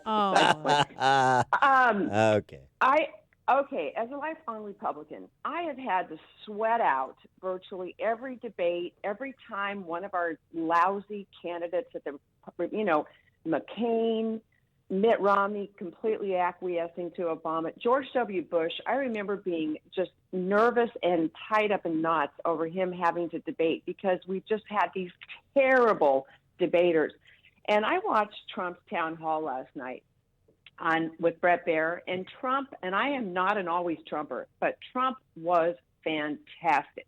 And they made the point, hey, a lot of people are saying that Chuck Schumer now is, just essentially mimicking what you said about judges. And Trump's response was beautiful. Oh, now I'm responsible for what Chuck Schumer does? He was excellent last night, and I am so thrilled that now all my smug Democrat friends are going to have to sweat it out every debate, every public appearance with Biden. I'm so glad I lived to see this because I think Trump is going to manhandle this guy while all my Democrat friends are on pins and needles. And while they get manhandled by Joe Biden if they go to any public events. Hey, Holly, can I ask you something before you get off the phone? First of all, I'm so sorry about your dog, Chloe. And you had mentioned something. I know. What happened to Chloe? Chloe died. But how did Chloe die? And no. what did you say that I should ask, Dan and I should ask our vets about? Oh, this is really tragic. We did not know our dog was even sick, and we went in. She's a little lethargic, and a blood test revealed that she had something called Evans syndrome. Evans syndrome? It's predominant in spaniels, and it's just a blood disease that and we had to put her down a week ago today. Oh, I cried my eyes out every day. It's How a tragic thing. How old was she? How old was she? She just turned 10, February 13th. We had a birthday party for her. She was great, and before the month was out, she was gone. What is it? What is Care it? of Evans syndrome. So what's the deal with the blood disease? Does it happen like particular breeds or particular ages? It's very prominent in spaniels, but she was a She was a Keishan. spaniel. Yeah. Yeah, she wasn't a spaniel, and it's just it's an autoimmune disease that your body eats your dog's red blood cells. And there's nothing they could do. She could have had a blood transfusion. And did you know that there are dog blood banks? I did not know that. That's where Keith Your Richards dog goes. can- your You know, I dog thought I can saw Hayek donate there. blood. Really? But she could have had a blood transfusion, but her chances of making it were really, really low because, and I said to the vet, had we caught it earlier, he said we might have caught it early. I mean, it's devastating and within 2 weeks. So you have to watch for your dog's diet. Okay. If your dog loses interest in food, which was sudden, and seems a little more tired than usual, but it's just severe anemia, and it's an autoimmune disease, and there's nothing you can do. It's tragic. Oh, Thanks I'm for telling us sorry, about that. Holly. Sorry I said about a prayer that, for Holly. Chloe, Yeah, too. condolences. Yeah, thank you very much, guys. Thanks, Holly. I didn't mean to bring it down, but I think people should know about that. Yeah, 'cause I'm glad you mentioned it. And I that didn't she know our explained dogs. it. Can we get paid if I have Bunky be a blood donor? Can I get some cash on this? I mean, to pay for her food. Take it easy, Michael Vick. That's disgusting. Using Bunky as some sort of cash cow. Come on. Yeah. Mike in Harwood Heights. Good morning, Dan. Good morning, Amy. Morning. I'm calling about the situation with the concealed carry. I renewed my concealed carry in November. I still haven't received it. I should have received it a month ago. Anybody else that's renewing theirs? Better do it early. yeah. They used to have a concealed. They had a phone number you can call for customer service. In the past, you'd be on hold for an hour. Yeah. Now they're not even answering the phone. Oh man. Yeah, cutbacks. Times are tough. You got to finance those 7-figure pensions. Thanks for the call, Mike. Yeah, I've heard that actually from other people too about FOID card renewals, concealed carry renewals. That it's extending beyond the 90-day commitment to turn those applications around. John in Janesville, you're on Chicago's Morning Answer. Yeah, I was just wondering why nobody's talking about the voting irregularities that occurred on Super Tuesday. For example. Well, just every time a Bernie supporter went in and tried to vote for him and swiped right on his name, nothing happened. I haven't heard much of that in I any know there were long lines in L.A. particular states. See, it was a joke. See, they tried to swipe right because they're millennials. I see. I missed But there that. were 6-hour lines in L.A. Did you see that? And people trying to vote in certain counties. Yeah, thanks for the call, John. Homeless. Eventually, they got to the home. Sean in Elmwood Park. First off, Ralph, do not worry about that island feral mutt you have. He's not sick. He's just a sissy. He's not okay? a sissy. Why do you Yeah, call you him can that? insult me. You can insult me all you want. You're not going to insult Hayek. Not on this All show. right, well, all right, go that's ahead. number one. Number two, I have been telling you for years, nothing takes the edge off like an intern that can keep a secret. I am enjoying this Bill Clinton excuse more than anybody on the planet. And the idea that his wife, I am woman, hear me roar. Yeah. She sat up and took it. Yeah. Where you going to go, honey? Yep. Come on, she's aging like a shoe in the sun. Her options are absolutely closed. I- How many Elizabeth Warren second husbands are there out there willing to put up with that nonsense? I do like Hillary Clinton, though, when she's up like in the Hamptons wearing wearing the gosh, Homer it's Simpson awful. line of muumuus. I So find that she's stunning. Been You know, so One hard to lovely older woman. I have to do say Thanks, the Sean. lighting though and the cinematography for this documentary that's going to be airing tonight. She does look really good, Hillary. Oh, I'm just Here we go again. Oh, you know what? You're right. I saw that, and it sort of reminded me of you. What? But that's a compliment, right? Because you just said she looked really good. So isn't that a compliment? Yeah, exactly. All right. Danny in Mount Prospect. Yes, MP. Hi. Oh, my wonderful people. I predict Boy. that no matter who the candidate is, particularly Biden, they will never debate with Trump, and the excuse will be that I won't lower myself to talk to a dictator or a racist or someone who was impeached. It will never happen. Thanks for the call, That's Danny. right. They'll hit that home. It's an You want to reelect an impeached president? We're gonna hear that over and over again. It's an interesting idea. They'll have to debate. They'll have to. Nobody's going to. But they'll probably do it at 3 because they're both old men. They got to go to bed. Well, I don't know about Trump with the rally schedule that he keeps, but certainly with Biden.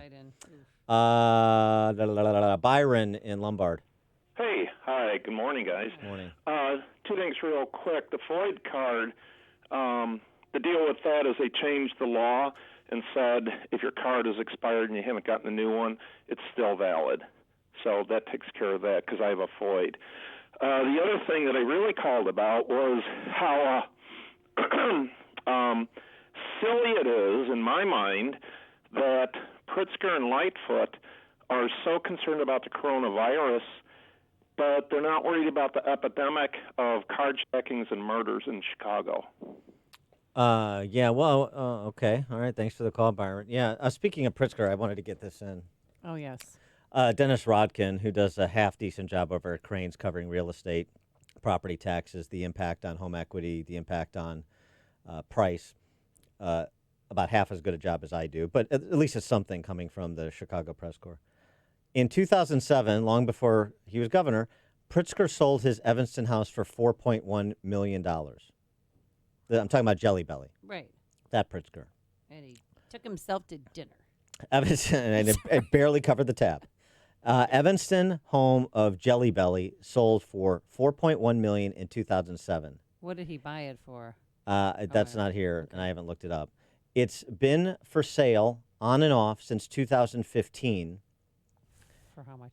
Came back on the market yesterday. This is earlier this week. Yeah. For 1.5. What? It's happening. Andrew in Twinsburg, Ohio. Thanks for taking my call. I want to talk about one of the Democrat Party's greatest propaganda tools, and that is income mobility does not exist in America. That's not true at all. America is a marvelous country for anyone who wants to increase their wages. 12% of Americans will have 1 year in the top 1%. 39% of Americans will make it in the top 5%. 56% of Americans will have 1 year in the top 10%. 73% of Americans will have 1 year in the top 20%. So most Americans have at least 1 year in the middle class, and Democrats are lying about this. Thanks for taking my call. Very good, Andrew. You're right about that, and nice to have data at the ready. Well done. Lee and Hammond. Yeah, hi, guys. Yeah, I was wondering if you guys had heard anything about this Professor Francis Boyle at the University of Illinois, what he's had to say about this coronavirus. He wants all Trump voters to get it? Inflammatory stuff, if it's true. What does he have to say? He wants all Trump voters to get it? Is that it? No, he's not. I don't know if he's a Democrat or not, but anyway, supposedly the connection back to I think it's University of North Carolina, what came out of their labs. Yeah, he says this is back and everything, but it's pretty wild stuff. I don't know if he heard anything about it, but it's definitely worth checking out. Yeah, thanks for the call, Lee. What he says is that it was a biowarfare weapon, coronavirus, developed by the U.S. That's what he says. The evidence to support that claim is rather thin from what I've read. Rick in Downers Grove. Hey, how you guys doing? Hey, as a self-proclaimed engineer, I know why Governor Jellybelly's leg collapsed. It's because he's got a 300-pound keister trying to be held up by 40-pound legs. Something's got to give. And that's exactly. Something gave. Thanks for the call, Rick. Well, I knew he did. The pressure of his weight and his body mass index. Yeah. Cue the music. Actually, put a splinter in his femur. I mean, his femur cracked. One of the biggest bones in your body. All stand as the governor enters on his rascal. It's news, opinion, insight. This is Chicago's Morning Answer on AM 560. The Answer. After 25 years of building websites for all kinds of companies in many different industries, AmericanEagle.com realized a well-designed website is also your best employee, bringing efficiency, revenue, production, showing up every day, giving above and beyond to increase your bottom line. That's what a website designed, developed, and hosted by AmericanEagle.com has brought to so many clients. An AmericanEagle.com website is a 24/7 branding exercise, building rapport and thus brand equity while you sleep. Companies like WeatherTech have relied on AmericanEagle.com's website design and development and hosting capabilities for years. When some of the world's top brands need a reliable company to prepare their sites for high-traffic events, who do they call? AmericanEagle.com. Their clients have come to rely on them for a full line of website services, from consulting and strategy to digital marketing, hosting, and maintenance. Give the team at AmericanEagle.com a call today. 1-877-WEB-NOW. The number 1 is the number. AmericanEagle.com is the website. 1-877-WEB-NOW. 1 is the number. Hey, I'm Andy. If you don't know me, it's probably because I'm not famous. But I did start a men's grooming company called Harry's. The idea for Harry's came out of a frustrating experience I had buying razor blades. Most brands were overpriced, overdesigned, and